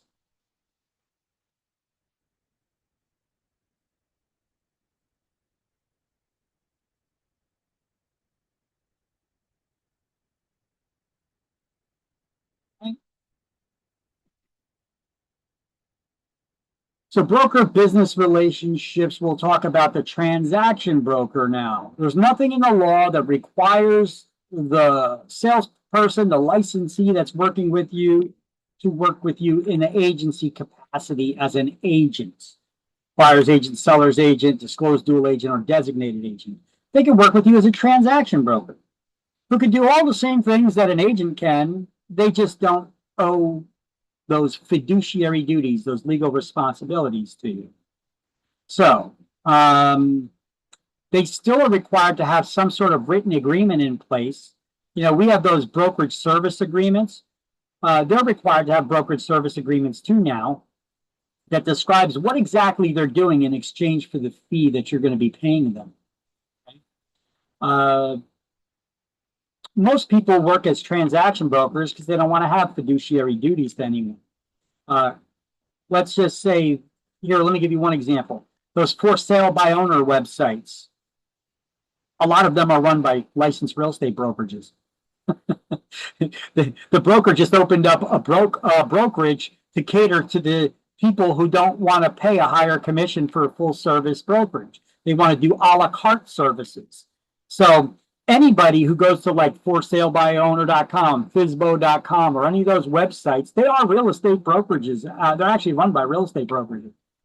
They say that they could put you in the MLS for a flat fee of $600. So you pay them $600 up front. They put you in the MLS, whether your house sells or not. They'll put you in the MLS for 6 months. You want to extend it for another 6 months? Well, there'll be another fee for another 6 months. And you could ask however much you want for the house. You do your own marketing. You answer your own calls. They'll be forwarded to you. You do your, if you want a sign, we could lend you one of our signs for a fee. If you want a lockbox, we could lend you one of our lock boxes, key boxes for a fee. You know, you want us to help you prepare the contract later? Well, we could do that for an additional fee. You know, otherwise, you pay us $600 up front. You know, for those people who don't want to list with us and pay us 3, 4, 5, 6%, whatever it is in commission, for a flat fee of $600, I'll put it in the MLS. Okay, but in order to put it in the MLS, you should be offering some sort of compensation to the other broker, the other agents that bring in the buyers. But that's the difference. So I could have one brokerage that caters to my full service clients and another brokerage called Fizbo.com or something like that that will put your property in the MLS for you for a flat fee that you pay up front, and you handle everything else on your own. You do your own tenant screening, or buyers screening. You do your own open houses. You do your own advertising. You got to know the laws, though. It's up to you. You know, if you were to hire an agent, a full service agent, you pay more commission. But then again, you got coverage because we carry errors and omissions insurance. Errors and omissions insurance also covers in case of theft at open houses. We got a lot of coverages. We know the laws that can protect you. Like if you get a listing, you should be filling out certain forms, and we explain to you why you're filling out these forms, like the seller's property condition disclosure report. Every seller's required to fill it out. Did you know that? Most sellers don't. And if you don't fill one out and disclose it, and the buyer later on sues you because you never disclosed the problem or an issue with the property, or you lied about it, they could sue you and be awarded treble. That's triple the actual damages that they've gotten awarded by the court. But if you work with a real estate agent, we'll have you fill out that seller's property condition disclosure report. We'll confirm to the best of our ability all the information in it is accurate. And if you didn't lie on it, you're truthful in it, I'm going to help limit your liability in the event of a lawsuit. Nothing can prevent somebody from suing you. So I can't help you there.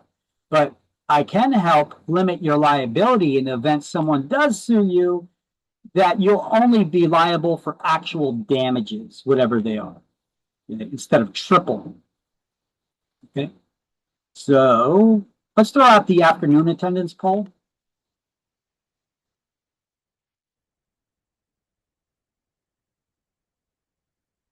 Missing somebody.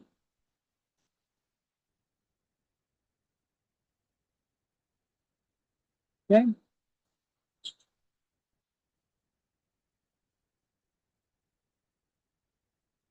All right, so here's some of the forms we went over today. We went over the CIS, the Consumer Information Statement. It's a disclosure of business relationships, disclosing who our agency is working with and how we're going to represent them.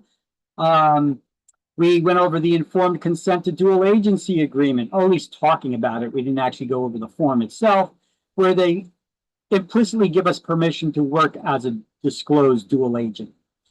Then we have the Informed Consent to Designated Agency. If we're going to work, one agent in our office is a listing agent, one agent is a buyer's agent, and the broker will be still a dual agent. The Opinion 26 notice needs to be the cover page of any contract prepared by licensees, explaining that you have the right to hire a lawyer. The Attorney General's memorandum is the document that needs to be given to any property owner at the time we get a listing from them. It describes that they cannot discriminate. They need to follow state and federal laws, whether they work with us or not. And the lead hazard addendum. Oh, okay, we didn't go over that yet.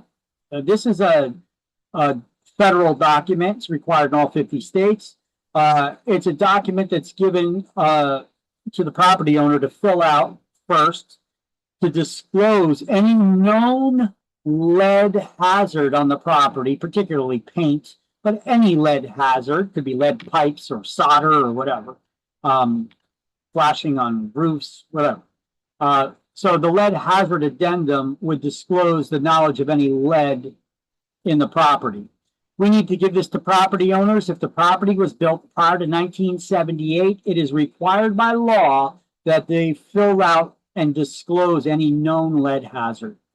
And then we need to give the lead hazard booklet, the pamphlet, to potential buyers or renters, along with a 10-day opportunity for them to conduct an inspection for lead or waive that inspection requirement if they want to close on the property any sooner.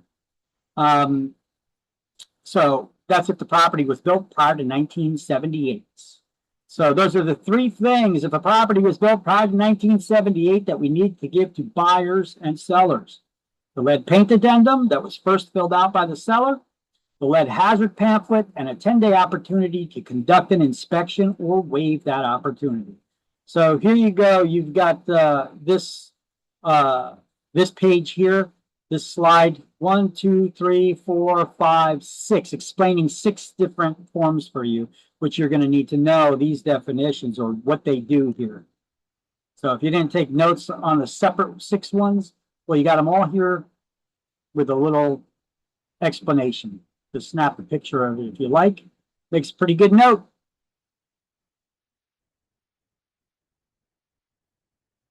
By the way, that Attorney General's memorandum, it was updated recently, a couple of years ago, to include something called the FCHA.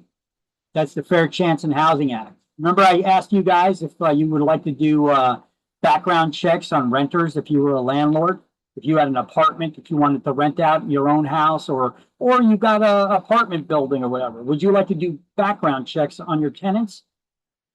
Well, the FCHA, Fair Chance in Housing Act, that's a New Jersey law that was implemented. That would basically turn you, the landlord, into a criminal for asking or denying somebody by doing a background check on them without first making them an offer to rent to them, and then make it conditional on them doing a background check. And then you better have a damn good reason to deny them. Otherwise, if you turn down somebody as a renter because of their criminal history, by the way, would any of you turn down a potential renter because they served time in prison for, I don't know, any reason? Is there, just think of any reason, you don't need to tell me. Is there any reason that someone could have served time in prison that you would want to turn them down as a renter for the other, if you have a 2-family house, to rent the other unit in the house? Yes. Anybody else?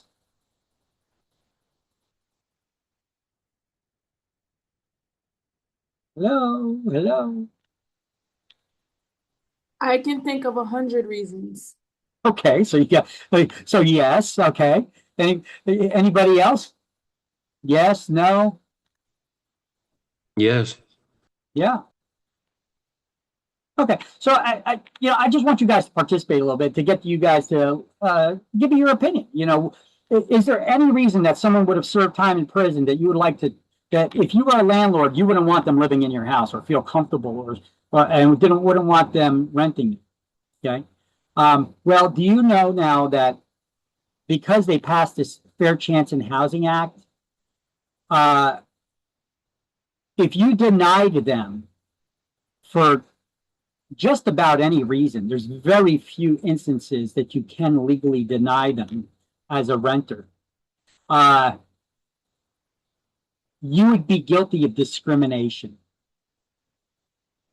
What? Well, look, being an ex-convict that served time in prison for committing a crime is not a protected class. However, New Jersey doesn't even want you calling them ex-cons anymore. You know, when you've been convicted of a crime, you're a convict. You're convicted, you're in prison. When you get out, you're an ex-con. You're an ex-con. Okay, they don't even want you using that. They're trying to change the language. They're now called system-involved people. Okay, and whatever the hell that means. System-involved people. They really softened the language on that one. Anyway, if you were to deny somebody who was in prison for something, for renting, you can be accused of racial discrimination. And I don't care what color you are. How is that possible? Can you connect the dots on that for me? I'll tell you what, they took a real big leap on this one. The politicians, the way they put this law together, they really took leaps and bounds of in order to make this possible. So this is their thinking, okay? Because in recent years, you had people that had somebody appointed in HUD to go to prisons and do a head count of how many people in prison, how many people there are in prison, and then segregate them based on their race. So you're only counting people and then you're segregating them by their race. How many people of this race, of that race, of that race are in prison? And then because there's not an equal number of people in prisons from the different races, they came to the conclusion that the criminal justice system is systemically racist.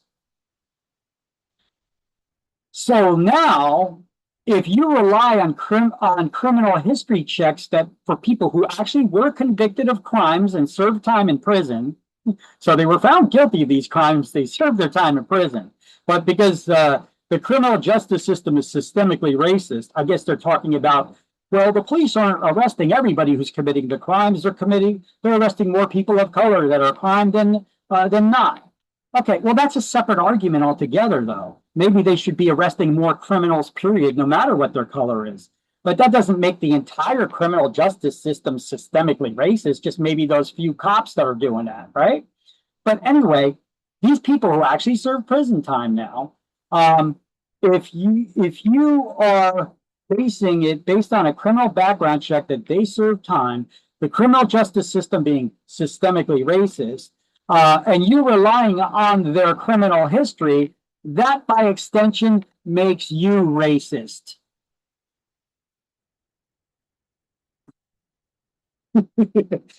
It's a stretch of leaps and bounds. You know, it's the craziest way of thinking. It doesn't even make sense. But that's actually how they actually passed laws in New Jersey, Illinois. I don't even think California passed this law, but New Jersey, Illinois, it's like some of the most liberal states passed laws like this that are Illinois, New Jersey. Yeah, there's another state. but there's a few states that pass laws like this. You know, we're one of the few that did.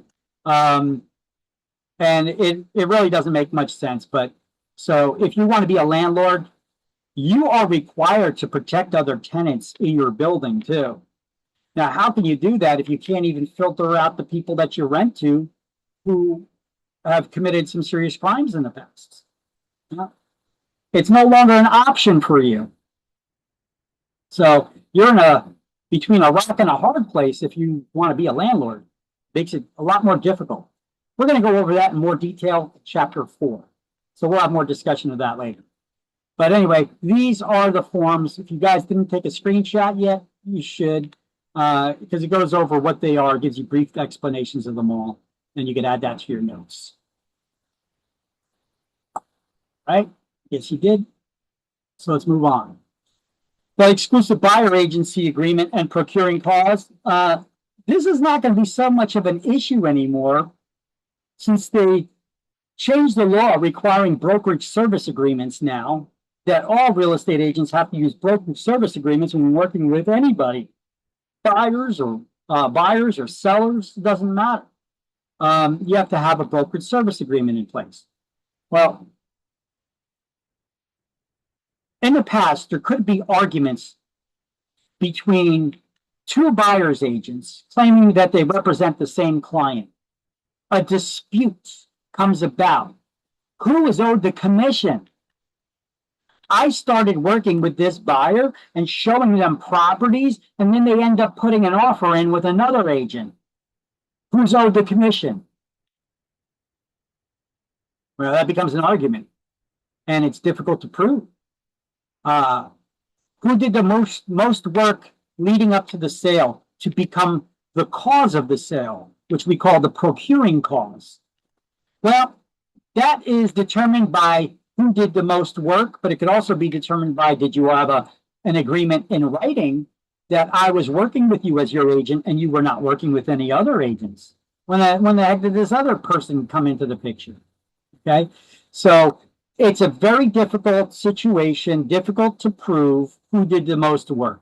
But you can file a complaint with the local Realtors Association. They have a panel of trained people that act as judges. They're basically real estate brokers who have been brokers for a long time, usually like at least 10 years. And they took special training classes to mitigate these cases. And they'll listen to the arguments and the evidence of both parties, and then they'll determine who's owed the commission. Who is the procuring cause? It's the agent who did the most work leading up to the sale, being the cause of the sale. Difficult to prove, but whoever proves it better, they're the one that's owed the commission. And who do you file this complaint with? Not the real estate commission, because their job is to protect the public from unscrupulous brokers and salespeople. You file this complaint with the local Realtors Association that you're a member of, and they will mitigate that case. You appear before them as if it's a court hearing, okay? Even though it's not a real judge, but they act like a panel of judges, okay? So that's basically the way it works. You do need to know the term procuring clause. You will get it on exams, all right? And this is the explanation of when that occurs. Now, this is going to be much less of a problem with the new brokerage service agreements because you have to state in there whether you're working with another agent or not. And if you were, what properties, they need to supply a list of all properties that they showed you and when. And if they don't, then they're not owed squat. All right. And you have a contract showing that you're the only one representing them now. And that if they end up buying any of the properties that you show them, you're owed the commission on it. Right. So it's pretty simple with the new agreement. The old agreements, which were not mandatory either, that you signed an exclusive buyer's agency agreement with buyers, and most agents did not use them. It put them at risk of a lot of things, like discrimination. It put them, they could be accused of discrimination. It could also be hard to prove that you were the agent that did the most work, unless you had a buyer's agreement in place, which would help add to your evidence. As far as discrimination, how would that be discriminatory? Well, in the past, we also had listed in the MLS what the commission is and how much commission is being offered to buyers, to the agent who brings the buyer and introduces them to the property. So you'd get a lot of real estate agents. They got you as a client. You're looking for a house. You give them the criteria, the price range that you're looking for in a house. And that agent now starts searching the MLS and tons of properties come back available. They start filtering through them. Oh, that one's a wreck. That one looks like it's a mess. They're not going to like that one because that doesn't match their criteria. So they filter those properties out. But some agents will also filter properties out based on how much commission is being offered to them. Like, oh, that's all they're offering? Pass, I'm not showing them that. And you as the buyer won't even know that property was available. Okay. Now, If it turns out that all those properties that they passed on and they did not show you because they offered a low commission, if they happen to be from one section of town, one could put a pin on a map for all the properties they didn't show you and say, how come you didn't show me any properties in this area? Were you steering me away from that area? Steering is a discriminatory act. It's when the buyer's agent determines where a buyer should live. It doesn't matter if your intention is, hey, I was trying to help them out. I was looking for a better neighborhood. That's a crappy neighborhood. Well, who are you to say? You know? So we cannot make those decisions. We need to leave it up to the buyers or renters where it is they want to live. So we just show them all the properties that meet their criteria. They decide which ones they actually want to see, and then we set up appointments and we show them. But when you start filtering them out, hey, because they said they want to be by better schools or better, safer area, that's all subjective. And when you use subjective information to come up with that, you can be accused of steering, which is illegal. It's a violation of the Federal Fair Housing Act. Even though it's not mentioned by law, by name in the law, it is covered under that law. All right. So one can paint the picture that you were steering them away from that area. And was that because you were discriminating against me? You didn't want me to live there for some reason? You didn't show me any of those properties or let me know that they're available? No, what's your argument going to be? Oh, no, I didn't show you any of them because they weren't offering enough commission because I was looking at the commission and putting my own best interest above yours. Either way, it doesn't sound good, right? That's not a good defense either. Either way, you're screwed. So these brokerage service agreements are actually better because of that. They prevent that from being a possibility of happening. Okay? So what is a procuring cause? This is the definition you need to know. It's when two buyer's agents are in dispute as to who's owed the commission. The one who could prove they did the most work leading up to the sale, difficult to prove, would be the one who's owed the commission because they were the procuring cause of that sale. And complaints are filed with the Realtors Association, not the Real Estate Commission. They don't want to, Real Estate Commission can care less about two real estate agents bickering over commissions. They care more about protecting the public from unscrupulous agents. Okay? So you will get a question on exams about procuring cause. And there it is again. Difficult to prove.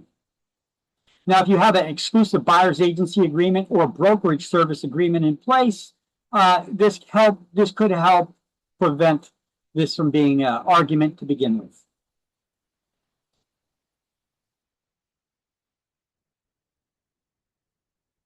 All right, let's talk about your employment agreement with your brokers. Most likely you're not going to be employees, but you will be an independent contractor. That means your brokers are not going to make the deductions for unemployment and disability and your taxes and all that. They're not taking any money out. They're going to pay you your gross pay. So the broker and the agent has to sign an independent contractor agreement when they apply for your license, when you start working for them. And they should give you a copy of it once you sign it right there. Now, here's a sample one that I have in the shared Google Drive. You also have one in this book. It does not include Addendum A and B. These are two attachments. Addendum A talks about the commissions that you are going to earn while you're employed at that brokerage firm. And Addendum B talks about the compensation rate you're going to get paid upon your terminating your affiliation with that brokerage firm, whether you quit or get fired. It's how much are you going to get paid on transactions that you have not yet closed that are still pending? Well, it depends on how much work needs to be done still. Because your broker will assign another agent to finish that transaction because you no longer work there. And that other agent, if that was you, that the broker assigned to finish that transaction, would you work for free? I wouldn't. So you're not going to, that agent that left or got quit, got fired, whatever, they're not going to get their full compensation on that because that other agent needs to be paid for the work that they do to finish up the deal, to bring it to closing, if it closes. So your independent contractor agreements have 2 additional pages on them that are not included in the one that you'll see in the book on page 34 to 37 to 41. There's a sample independent contractor agreement there in the book. Because these are custom. It depends on the brokerage you work for. Okay, so the independent contractor agreement must be in writing and must include these items. The compensation rate paid while you're employed at the brokerage firm. That would be on addendum A. And different brokerages have all kinds of commission schemes. Brokers promise to turn over monies due to the salesperson within 10 days after a commission is received or as soon as the check clears. Your brokers don't need to pay you unless they got the money from the closing. The rate of compensation to be paid to the salesperson after termination, that we already explained that would be an addendum B. Your brokers could also just be like, well, they're going to get only this percentage if this amount of work needed to be done.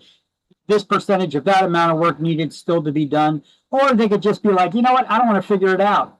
If you quit or get fired and you're still pending transactions, you get 0, nothing, no zoop for you. And they just write 0, 0, 0, 0 all the way down on the form. Okay, you got to read those independent contractor agreements. Okay, and a provision that any future changes to the contract will be binding only if in writing and signed by both parties. Just like any contract. Right? Both parties have to sign it, and you can't, neither party can make changes to a contract without the other party signing off on them, agreeing to those changes. And the broker, when you leave a brokerage firm, the broker has to make a list of all transactions that you were working on that have not yet closed and how much money you stem to make from them if they do close. And they need to provide that to you within 30 days of your termination. Okay? So those are the things your broker, these need to be part of your independent contractor agreement. Okay. How soon does the broker need to pay you your commission? Within 10 days or as soon as the check clears? Exam question. What does the broker need to provide to you within 30 days of your termination? A list of all outstanding transactions that have not yet closed. And how much money you stem to make from them, if any. So, in the book, let's highlight independent contractor agreement, right, page 37, because that's where it is in this book. We're on page 20 right now, under broker and salesperson title. After the first bullet point, write addendum A, because that's what it's commonly called. Not by everybody, but commonly referred to as addendum A. Highlight that second bullet point about when your broker needs to pay you your commission. And after the third bullet point, write addendum B.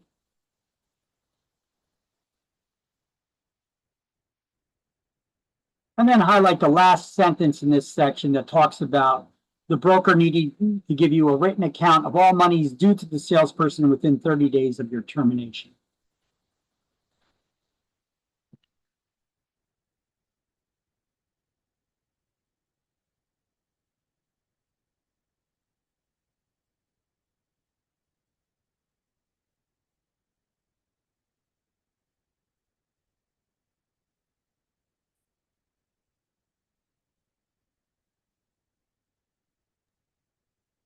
I have a question. Do brokers typically have like a certain number of salespeople that they want working for them, or do they generally just say, sure, because a salesperson can make money for them? Depends on the broker. Some brokers, yeah, they have numbers for certain reasons. And a broker should actually if they really look at it from a business perspective on how to run their business, they really should look at how many agents they have working for them and get rid of the ones that are not really performers. Because listen, they have software licensing agreements. They have errors and omissions insurance policies that are based on the number of agents that work in an office. Some policies, they just add up for each agent, but most policies, they sell insurance based on lots of 10. So basically, for every 10 agents, for your first 10 agents, the insurance is this much. Add one more agent, you're paying for 10 more. The errors and omissions insurance. So the broker pays that policy, and then they pass on costs to their agents. This is why even if they haven't had lawsuits in a long time or ever, they won't lower the costs that they're charging their agents for errors and omissions insurance, which commonly is between $450 and $600 a year. Now, how they charge that to you, some brokers will charge you the $600 before you step foot in their office to work, which $600 is the most common cost. Others have types of policies where you pay per transaction a certain lower amount figure. But if you start becoming a good agent and doing a lot of deals, that can end up being a lot more expensive in the long run. Like if they charge you only $75 per transactional side that you do, you know, you start doing more transactions, it could end up being more than $600 real easy, right? So the broker needs to analyze software licensing agreements and costs of those things, the errors and omissions insurance policies and all that. But most brokers, they don't even keep track of that stuff. They just pay the bills and try to guesstimate at it. They don't even, you know, do it, treat it like a business and run it properly like that because it's too much hassle. It's more management, and they like to be dipping their fingers in the sales part, you know. Some brokerage firms will have their potential agents take a test. This used to be more common. I don't see it as much anymore, but there are tests out there that are made for real estate brokerages that were created by psychologists to determine if you're an agent that they would even want working for them. Because you could have issues. Let's just leave it at that. You could have issues that are going to end up coming up at some point in time based on the types of weird questions that they ask on this test. Yeah, there's like situations, and then they ask, what would you do in this situation? There's math problems. There's like all kinds of different questions, and it's used to filter out agents. I know Coldwell Banker used to use that a lot. Oh, sorry, I didn't mean to. Yeah, sorry, I didn't mean to mention any franchise names.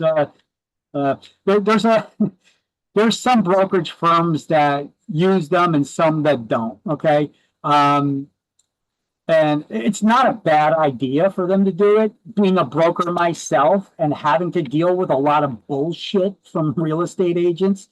However, I was a little more proactive in questioning and talking to the agents and knowing if they're going to be a problem to get them the hell out, tell them to straighten up, or you're leaving. This is the way I want things done. If you don't want to do it, there's the door.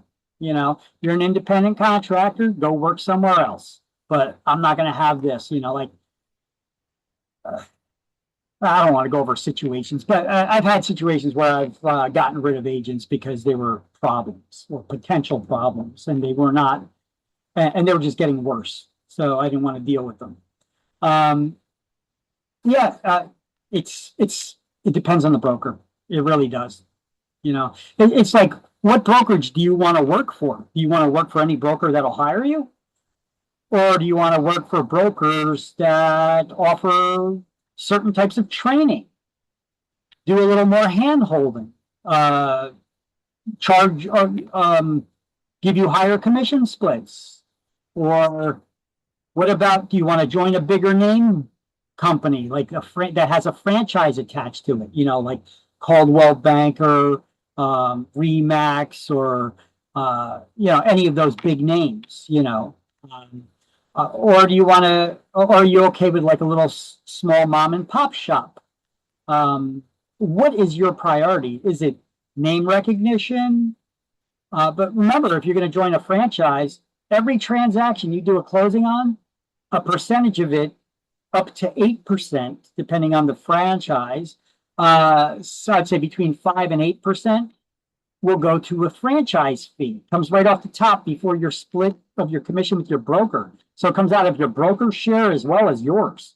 5 to 8% of that transaction comes out and goes to the franchise to market the big brand name and to provide any conventions or tools or training or materials or any other stuff that the franchise may offer you.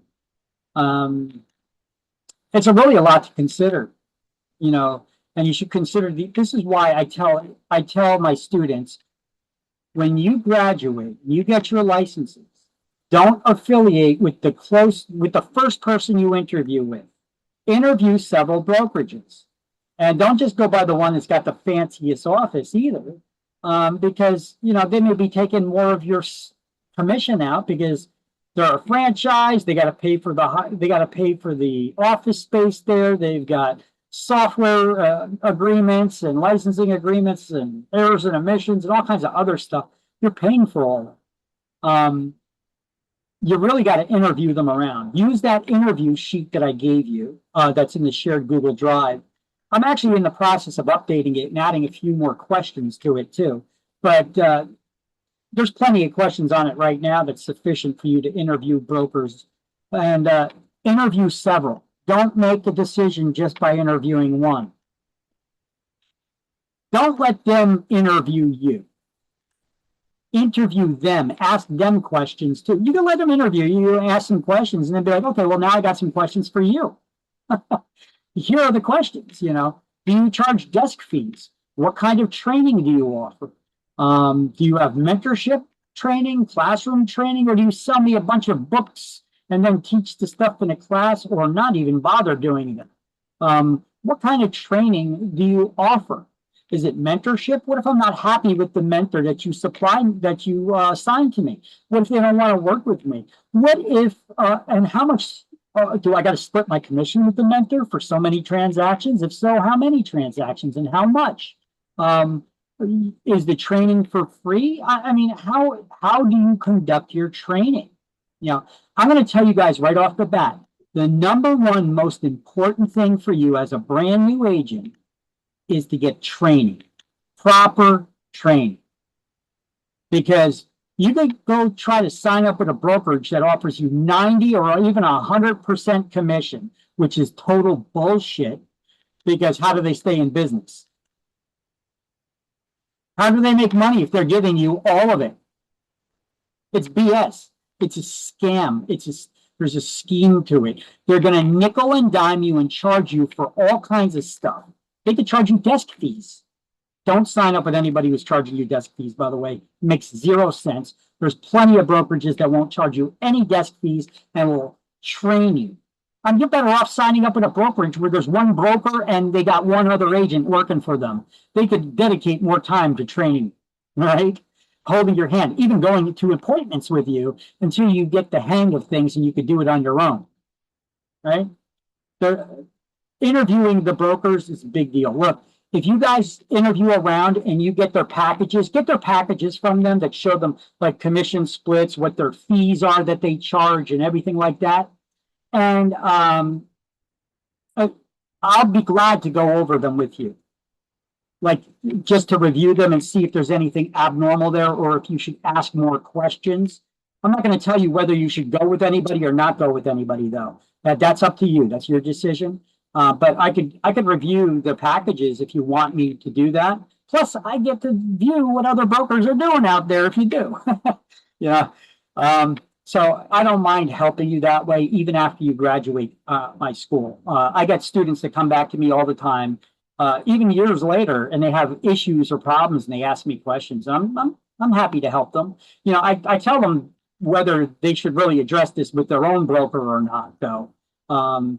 But if they can't get answers from their own brokers or whatever, if it's something that's not really a conflict, I'll answer your questions and try to help you as much as I can. The support does not help, does not end at the end of this class, okay? Just leave it there. But training is the number one thing that you need, because if they give you 100% commission and they don't give you training on how to get the business and how to do the business, what's 100% of nothing? So when we do ask these like brokers these questions, like what should the training process look like? Like, would it be like for a month? Would it be until we're comfortable? I mean, it should be until you have the knowledge, until you're comfortable and you have the knowledge. But your broker should continue having some kinds of advanced training classes even later to teach you how to maybe do specialization in certain fields and things, you know?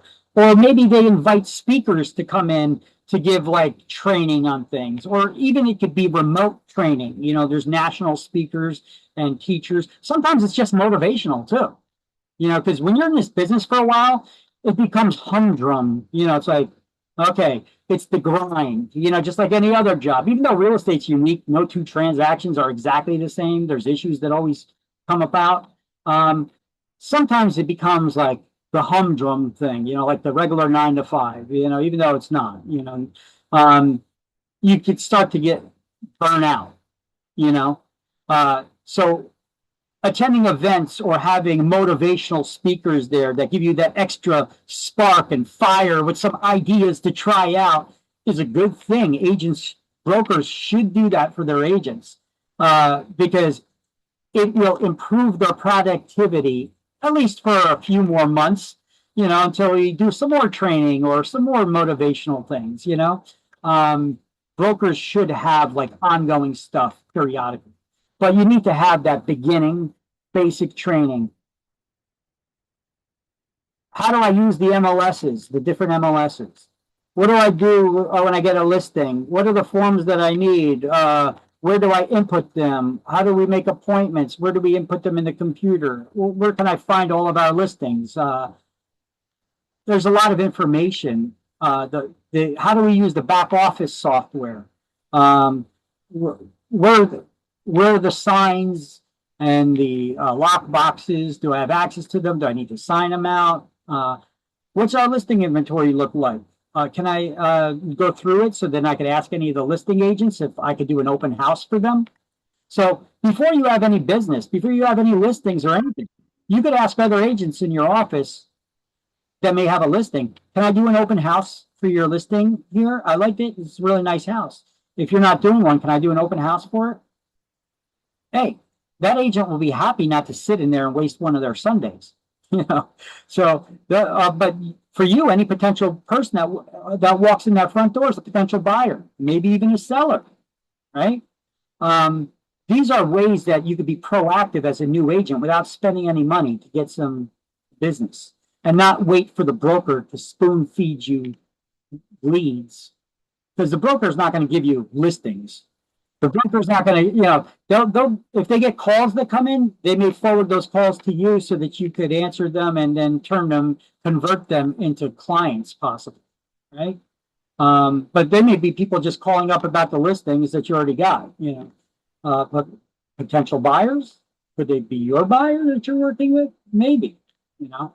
You got to learn how to convert those buyers into customers or clients that you're actually going to meet and work with.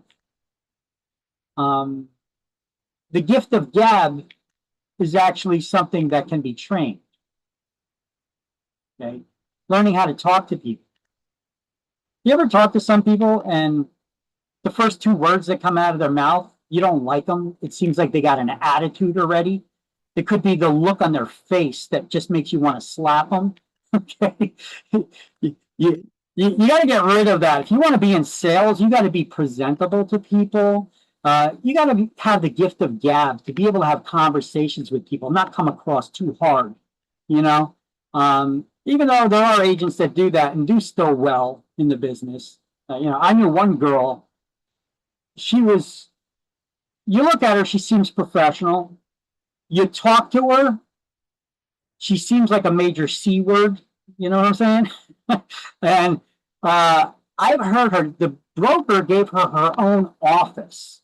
Okay, not everybody had an office. There were cubicle, there was those desks that you sit at. She had her own office because she's so loud. She talks loud.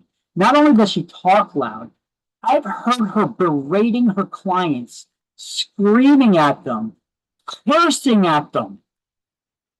And I was like, how the hell is she a top producer? Her clients must be scared of her.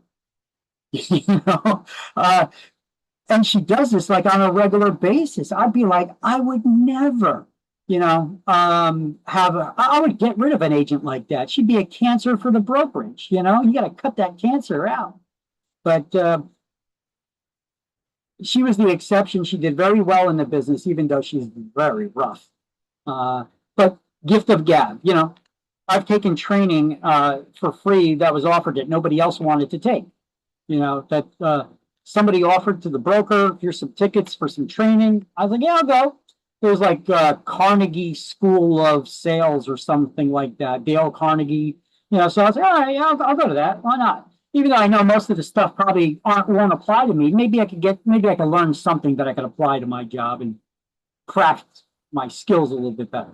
And, you know, there's some kinds of training I took that I learned some basic things like interactions, phone calls, when you talk to people on the phone, okay, especially in the office.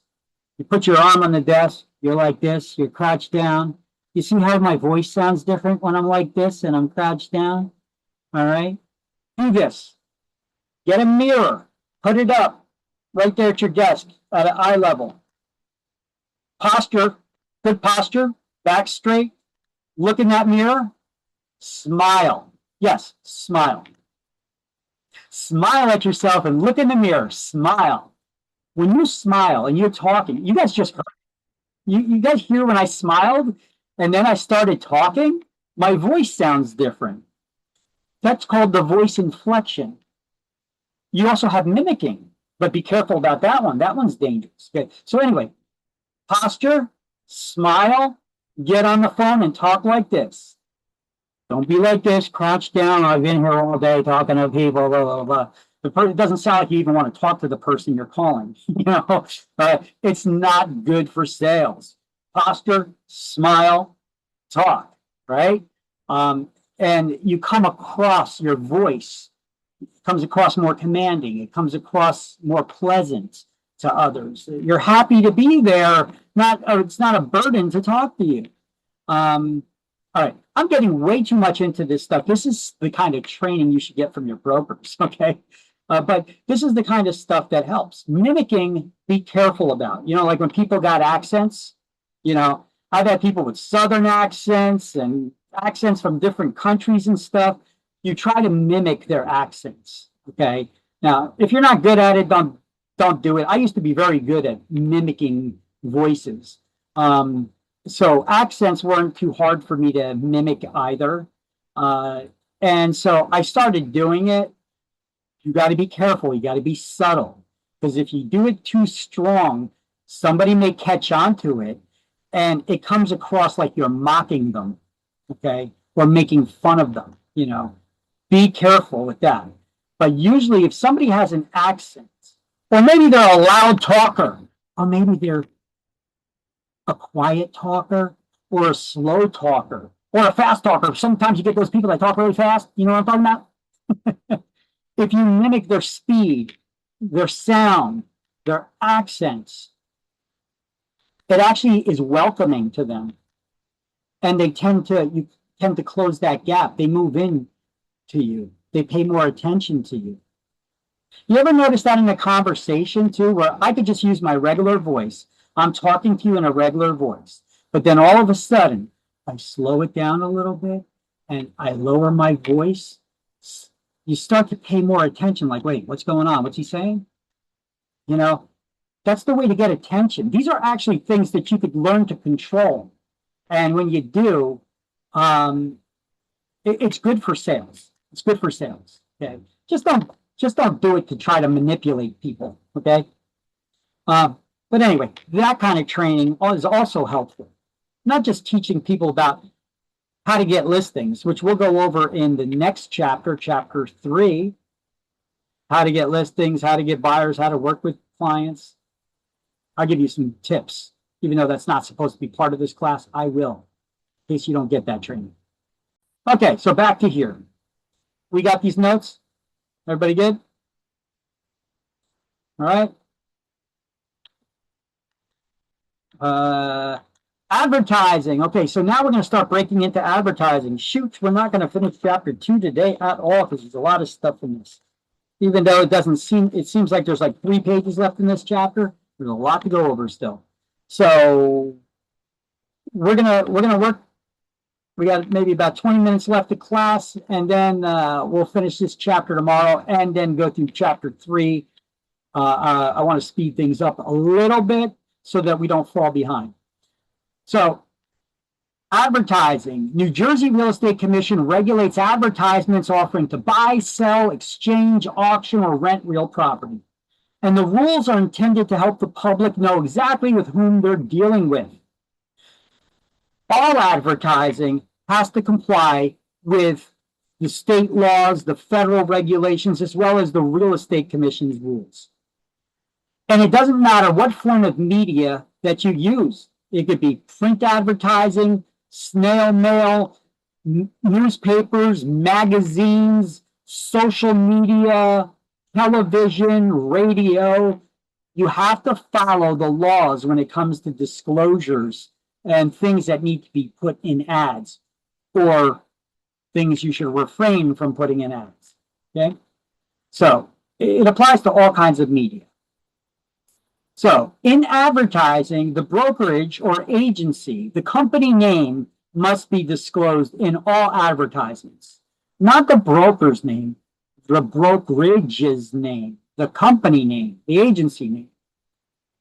The term realtor, realtist, real estate broker, or real estate agency must be used, or have the realtor's logo. Here's 2 examples of the realtor logo in black and red, in black and blue. There's also a red version. The red version is for commercial real estate. But you have to use either any of these logos or these terms: realtor, realtist, real estate broker, or real estate agency in the ad. Okay. Go ahead, ask me. I know you got a question. What is a realtist? It's a member of NAREB. That's the National Association of Real Estate Brokers. It is an African-American Association of Realtors. Yes, we don't just have the Association of Realtors.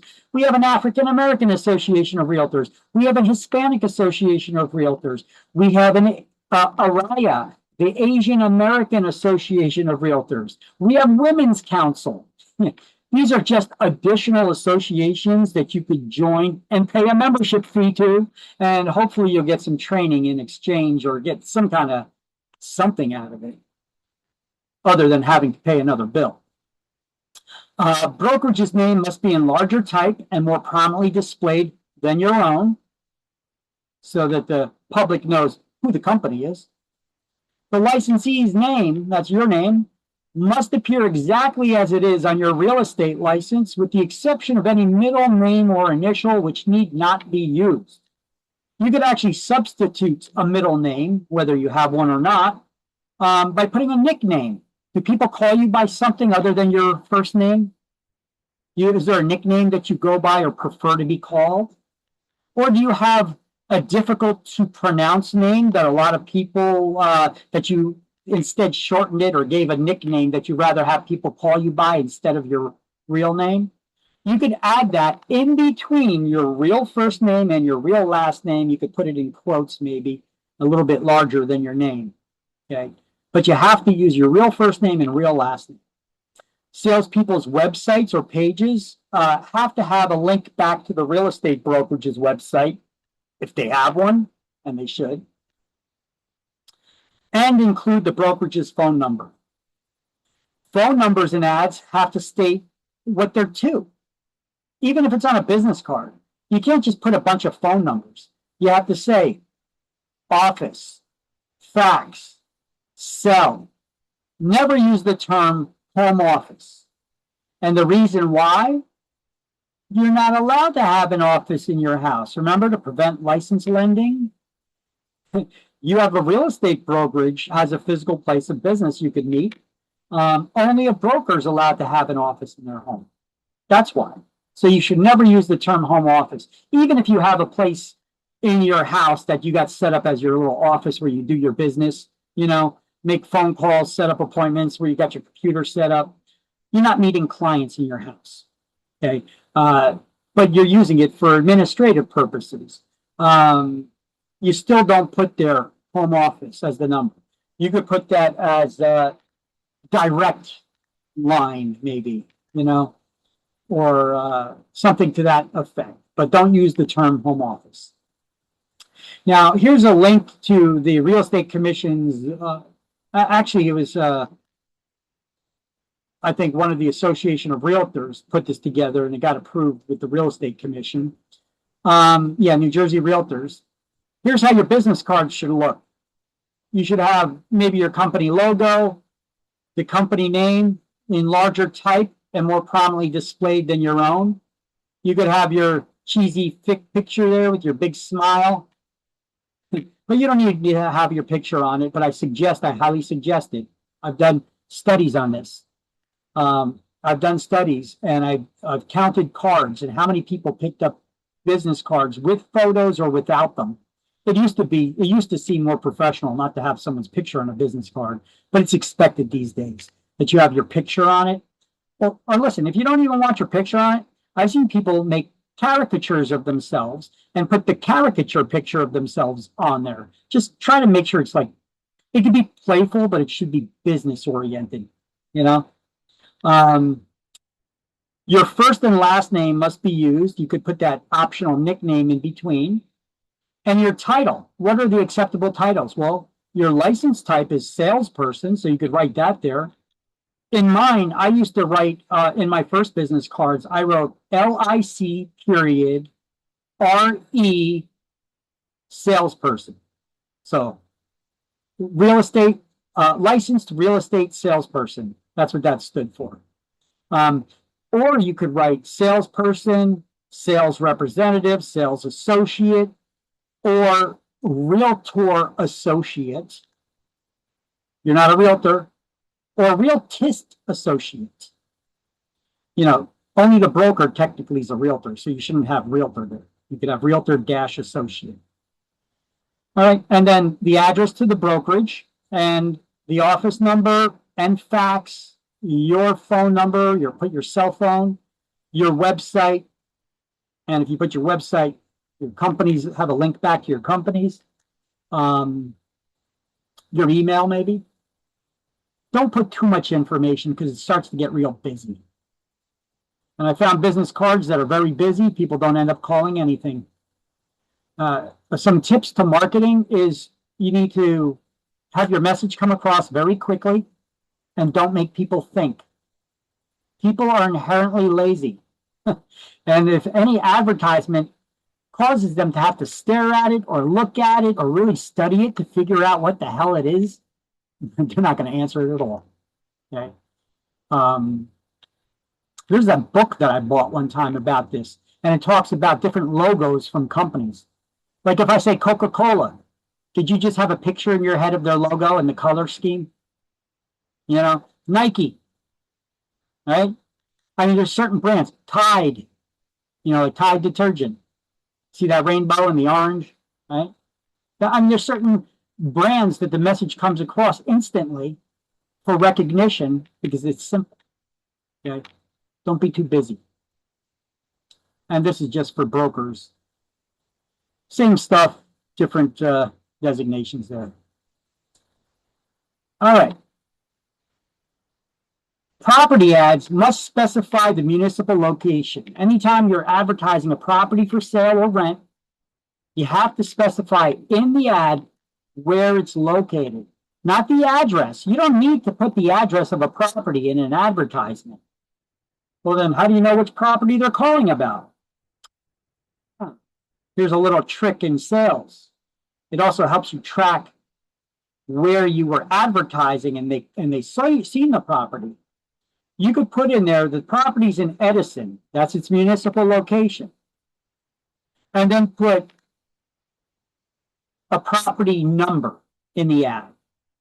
You know, like put a letter and maybe a 3-digit number next to it. You know, this way, or just numbers or just letters, you know. And when people call up and ask about the property, you ask them, what's the ad code? And they give you the ad code. Now you know, you can look up the property, you know what property they're calling about and how they found it, whether it was this magazine or that magazine, or if it was on a website, because that ad code, you could have, that's a way to track all your advertising, okay? By keeping track of every place you advertise and putting a different ad code for each place, okay? Just a little hint, a little tip there. So, you must not use the term in the vicinity of, instead of, in lieu of the actual municipal location, because the municipal location must be included in the ads. The municipality is like the name of the city, town, township, borough, or village, okay? Those are the 5 types of municipalities we have in New Jersey. And those things, just whether they call it a city, town, township, borough, or village, is just a matter of what form of government structure they've chosen to manage the municipality. So Edison, Woodbridge, you know, Linden, Elizabeth, Clark, you know, I'm just throwing out a bunch of names of municipalities. You need to put that in the ad. It must be in the ad. The address doesn't need to be in the ad, but the name of the municipality where it's located does. You can't just say it's near this. That's what in the vicinity basically is. It's in the vicinity of this landmark or this. You also have to specify where exactly, what municipality it's in. And the reason being, I'm going to give you an example. In Edison or Island, there's a border there where Edison and Island meet. And there is one of Thomas Edison's landmarks, one of his old laboratories, called the Edison Tower. It's right off of Route 27 near the train there in Island. But you turn off a side street and you go off, and part of it is Edison, part of it is Island. Island is one of the sections of Woodbridge, actually. It's one of the boroughs of Woodbridge. So is it in Edison or is it in Island? You can't just say in the vicinity of Edison Tower. You could say in the vicinity of. You are allowed to use the term in the vicinity of if you also disclose the municipality. So you could say in the vicinity of Edison Tower in Edison, or in the vicinity of Edison Tower in Island. You have to specify, because home buyers will want to know, especially if they got children. What school system are they going to? What public services am I going to have? Do I have to pay for my garbage disposal, or is it included in my taxes? What school system do the kids go to? If I call the police, who's going to respond? You know, where, you know, you need to know where your tax base is too. That can make a huge decision on whether people are going to move there. Even if the 2 separate towns share a zip code. I know I've sold properties down in the Princeton area. You got Princeton and you've got, what's the one that begins with an H right next to Princeton? Anyway, there's a town, I'm slipping my mind right now, begins with the letter H right next to Princeton, and they share the same zip code. And so people say, "Oh, it's a Princeton zip code. Oh, it's Princeton." And then I had somebody who wanted to buy a house there, and then I found out that the house actually was Hamilton. Is it Hamilton? Hamilton, maybe. I forget. Anyway, they thought it was in Princeton, so their kids were going to go to the Princeton schools, the highly regarded Princeton schools, because it had the Princeton zip code, when in fact it was actually in the neighboring town that shared the same zip code. So that made it that actually changed their mind on wanting to purchase that house, because it wasn't actually in Princeton. and they wanted to go to the Princeton schools. So it does make a difference. Okay, so let's continue reading. The municipal location, the only time that it doesn't need to be included in your advertisement for the individual property is if it's under a heading on a website, in a newspaper, or a magazine. Like if it says Edison, you know that all the properties under that are located in Edison. So you don't need to have in each individual property ad the word Edison. If in an ad you mention you're a member of an MLS, well, which one? We have many MLSs in New Jersey. If you just say member of MLS, or you put a generic MLS logo like you see here, the law requires you to fully spell out the name of every MLS that you're a member of if the advertisement is wider than one column or more than 20 lines. That does not include business cards or for sale signs. Advertisements that refer to home warranties, well, let's stop here for a second. If I say home warranty available, do you have any other questions? Or home warranty included, or home warranty available?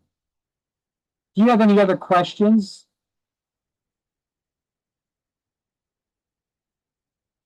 Like, who's the warranty company? What does it cover? How long is the warranty? Is an inspection required for the warranty? Who's paying for the warranty? Yeah, you may have some additional questions, right? You can't just say home warranty. What does that mean? So basically, this is your rule of thumb. Full disclosure is required anytime you mention something extra in an advertisement where the public would want to know more questions. It would lead to more questions. You can't just say home warranty. Yeah. Is it mandatory? Is an inspection required? Who's responsible for paying the fees? How much are they? How long is the warranty? What does it cover? Blah, blah, blah. Now, if you mention a buyer's rebate in an ad, you have to disclose that the buyer is responsible for paying any applicable income taxes, and you should advise them to consult with the tax profession in the ad.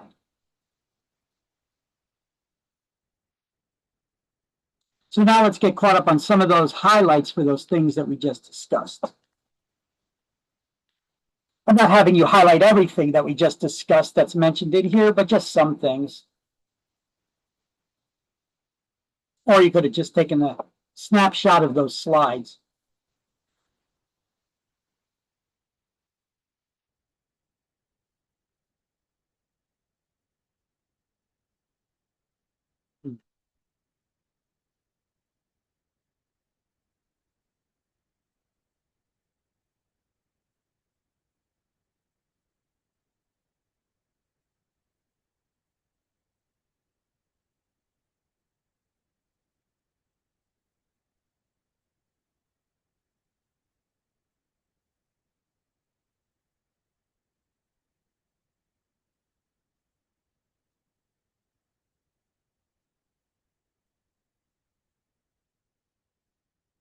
All right, everybody good?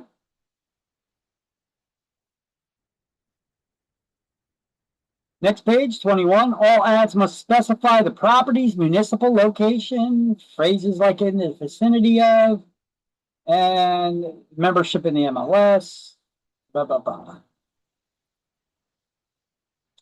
Or I could go back to that one slide. You could snap a picture of it. But either way, here you can highlight this stuff right in your book.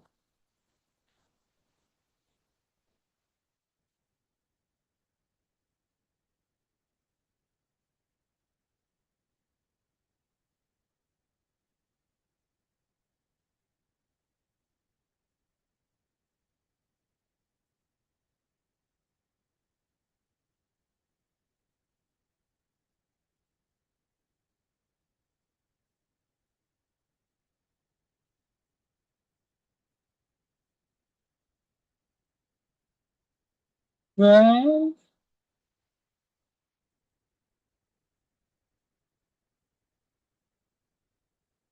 Here's a custom slide. You're not going to find this anywhere in the book. This is custom information just for you. These are the different MLSs in New Jersey that are at least primarily for residential MLSs, but you could also put commercial listings, businesses for sale, land sales, etc. in here. But these are primarily residential MLSs. So here are the basic rules because people ask these questions. So let me share it with you. You can only join an MLS if your broker's a member of that MLS and you're licensed and a member of the Realtors Association in good standing. Why do you need to be a member of the Realtors Association? Because most of these MLSs are partially owned by realtors organizations. So they put a rule there that you need to be a member of the Realtors Association. What does that mean to be in good standing? It means that you paid your realtor dues and you completed your Realtor Code of Ethics training class within 45 days of joining your membership with them. And that needs to be completed every 3 years. It used to be every 4 years. They called it quadrennial training. Then they changed it to every 2 years. And then they changed it to 1 year. And now they changed it to 3 years. So they're not even sure how long they want to keep it for. But right now, it's every 3 years. You need to complete your Realtors Code of Ethics training class. Yeah, Sagar, what's up? So it's only applicable for the brokers only, right? This MLS and Well, no, you could join it if your broker joins it. okay. Okay, you could So join there it. is some specific like number code, right? I have to use Your MLS membership. code. So when you join the MLS, your membership will be associated with your broker's office. You'll be an agent of that office. So that's why your broker needs to be a member first. You can't be a member of an MLS if your broker's not a member. So your Okay. broker first needs to join the MLS and be a member. And they pay a high fee to be a member of the MLS. And then I your- can use the same MLS in my website also, right? For you the mean listing? have the feed of the listings that people can search on your website? Yes. Yes. Okay. Now, some of them use different technologies to do that feed. IDX is probably the most versatile and easy one to use, but there's several different. It's an IDX feed. You just match up fields to fields, and then you can put it in the in your website. There are other technologies that can be used as well, and they have different agreements. Some of them are included. You could add it for free into your website. Other ones you have to pay additional fee to initially hook it up to your website. It depends on the MLS. Okay. But usually it's free, but some do charge. Okay. To hook it up initially. And let's see. So you'll be a member of whatever your broker, like I was saying, pays a higher fee to be a member of these MLSs than you would. Okay, it's cheaper for you to join, but you're joining under your broker. Okay, you need to be a member of the local. You're going to be a member of 3 associations of realtors. Okay, you're going to join whichever local one your broker is a member of, and then those dues that you pay will also cover your membership to the State Association of Realtors, which is called NJ Realtors. And then they'll sign you up for NAR, National Association of Realtors, as well. Okay, so NAR's website, let's start off with this. I could give you those links. Is realtor.com is for the public, but realtor.org or .org is for us. Now, NAR has their, the Realtor organization has their own top level domain now, .realtor. So realtor.org will immediately switch over to nar.realtor. That's the website. So if you want to write it down, nar.realtor, or here, I just put it in the chat window for you guys to copy it down. You can be a member of that, nar.realtor. It has all kinds of information that's useful there for you. Everything from training to marketing to this, that, the other thing. But before you use anything, make sure it's legal in New Jersey. You're going to become a member of the New Jersey Realtors Association. Well, they dropped the word association. It's now just New Jersey Realtors. And this is their website. And you can see it right here. Oh, look at that. A Good Neighbor Award application now open. All right. You can see what that's all about. There's a $2,500 prize up for that. They also do scholarships, like if you got kids or if you want to join college or something, they give like a $2,000, $2,500 scholarships also available for writing an essay or something. I had one of my agents, she won that once. Okay. There's a lot of good information on the state website. You know, they got the online form system. This is the contract form system. It's included in our dues. So if you click on that, it takes you to njrealtor.com/zip form. I created a shortcut to this. I created a shortcut to the contract form system as well. I could share those domains with you. We also have, oh, it's NAR. I got to back up.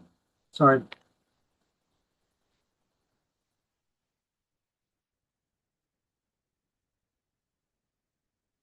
All right, so we have education. They got a legal library. This legal library is pretty good. They got government affairs. You can see different kinds of political advocation they do for certain things, laws that are passed in the state. They talk about certain issues here as well, like the graduated percentage fee. It used to be called the realty transfer tax. Now it's called the graduated percentage fee. It used to be that the seller had to pay this. Now,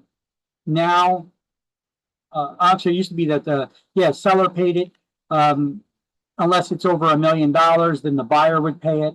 Now it don't matter. The seller has to always pay the percentage fee here, the gradual percentage fee, and it's basically a tax that they raised. When you pay this, look, here's the breakdown of how this new tax works. If the property is $1 million or more, it used to be called the mansion tax, which still remains. Okay, but there's a realty, the graduated realty fee is how much the tax is. So it's $1 million. You pay a 1% of whatever the value of the property is. If it's $2 million or more, there's 2% tax. If it's $2.5 million, 2.5% tax the seller pays. If it's $3 million, the seller pays 3% tax, and if it's $3.5 million or more, it's a 3.5% tax. Now, if it's $1 million or more, the existing 1% mansion tax remains, but the responsibility shifts from the buyer to the seller to pay it. So now when you buy this property, when you eventually sell it, you're going to have to be responsible for paying that tax. All right. You may not think of any, so what? What's the big deal? That's rich people. What do I care? Right? Well, you still pay tiered tax as well. It could be less than $1 million. There's a graduated percentage fee of how much of a tax you would pay. But if it's $1 million or more, the tax is pretty high here. So you may be like, what's the big deal? That's for rich people, right? I ain't gonna own no mansion. Who cares? Be careful what you wish for. I like people to be successful. If you could afford a mansion, good for you. I'm proud of you. Great job. Nice hard work you did to be able to achieve that level of success in your life. You know, I'll be happy for you. Sure, I'll be a little jealous, but I'll be happy for you. I'm not going to wish, tax the hell out of that mother effer now because they got all the money, you know? Eat the rich and all that nonsense. That's idiocy. Be careful for what you wish for.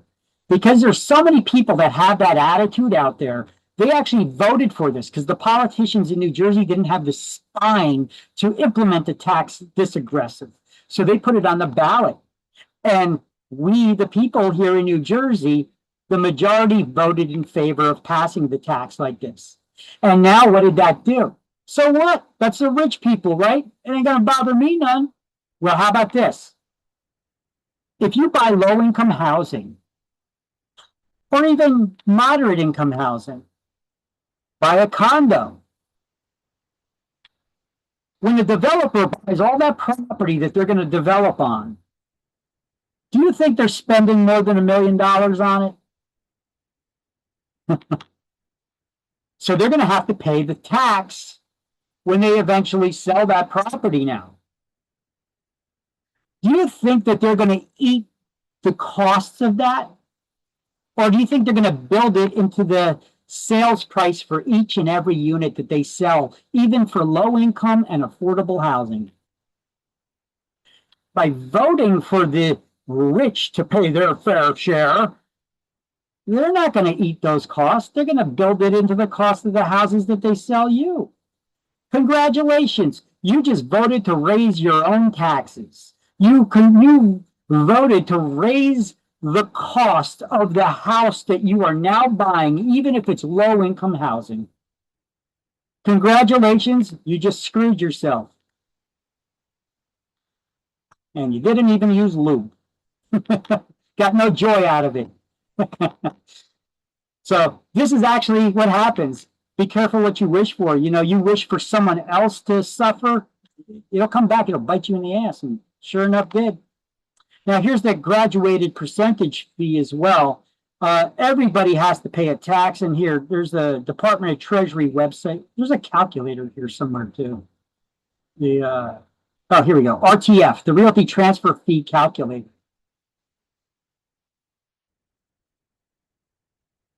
Let's just say it's a $350,000 house.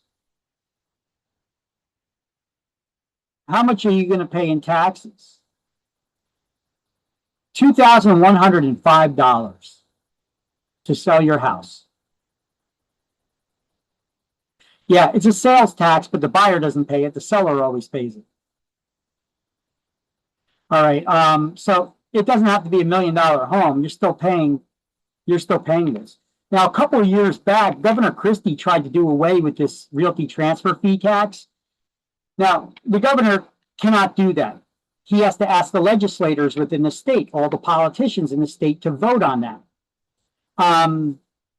He said that if you guys could get on the same page, vote to do away with the realty transfer tax. I couldn't even tell you where that money's going because it just goes to the general fund now. It was originally created, this tax was originally created so that we could have a central hall of record keeping in each of the 21 counties to manage the ownership records. So anytime somebody buys or sells a house, we could keep a record of it at the central hall of record keeping in each of the 21 counties. And that's all this was created for. So we already have a central hall of record keeping in all the 21 counties now. Why are we still being taxed every time we sell a house? So he was like, let's do away with this. But I can't do away with it. You guys need to propose that rule, vote on it, to pass it. And put that legislation across my desk, I'll sign it, and I'll do away with that tax. Nobody proposed it, nobody passed it, nobody signed it. So still today, we're being charged this tax, and where does the money go? It goes to the general fund for politicians to piss away on whatever, okay? It's not used for anything specific anymore. So much for no taxation without representation, right? All right, so anyway, that's how that goes. There's a lot of useful stuff on this website here. We got the contract form systems, which, oh, by the way, I told you that there's a shortcut for that. I bought a domain, njrforms.com for New Jersey Realtor Forms.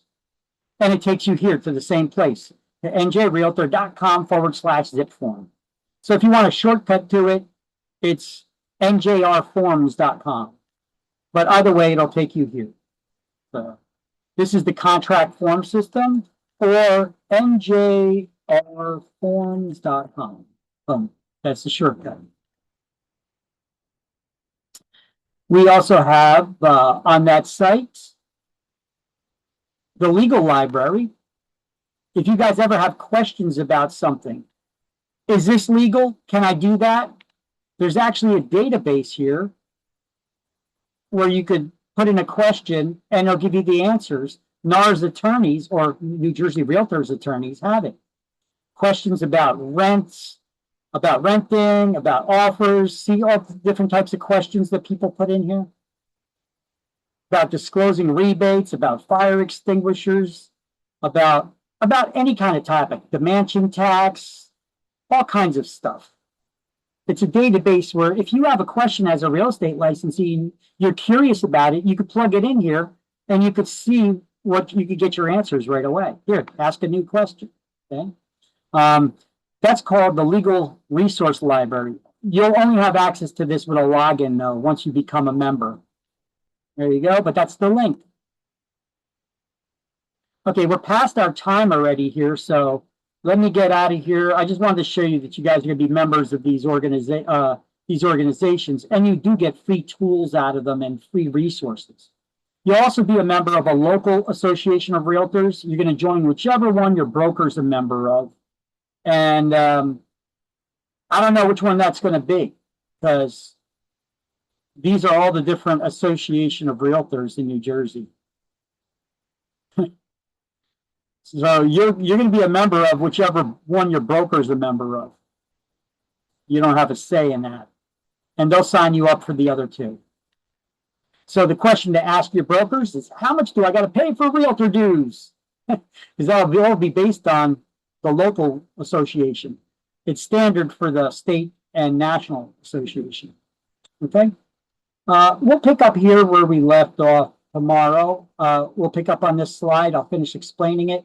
But let me throw out the end of class attendance poll. And let me stop the recording for now.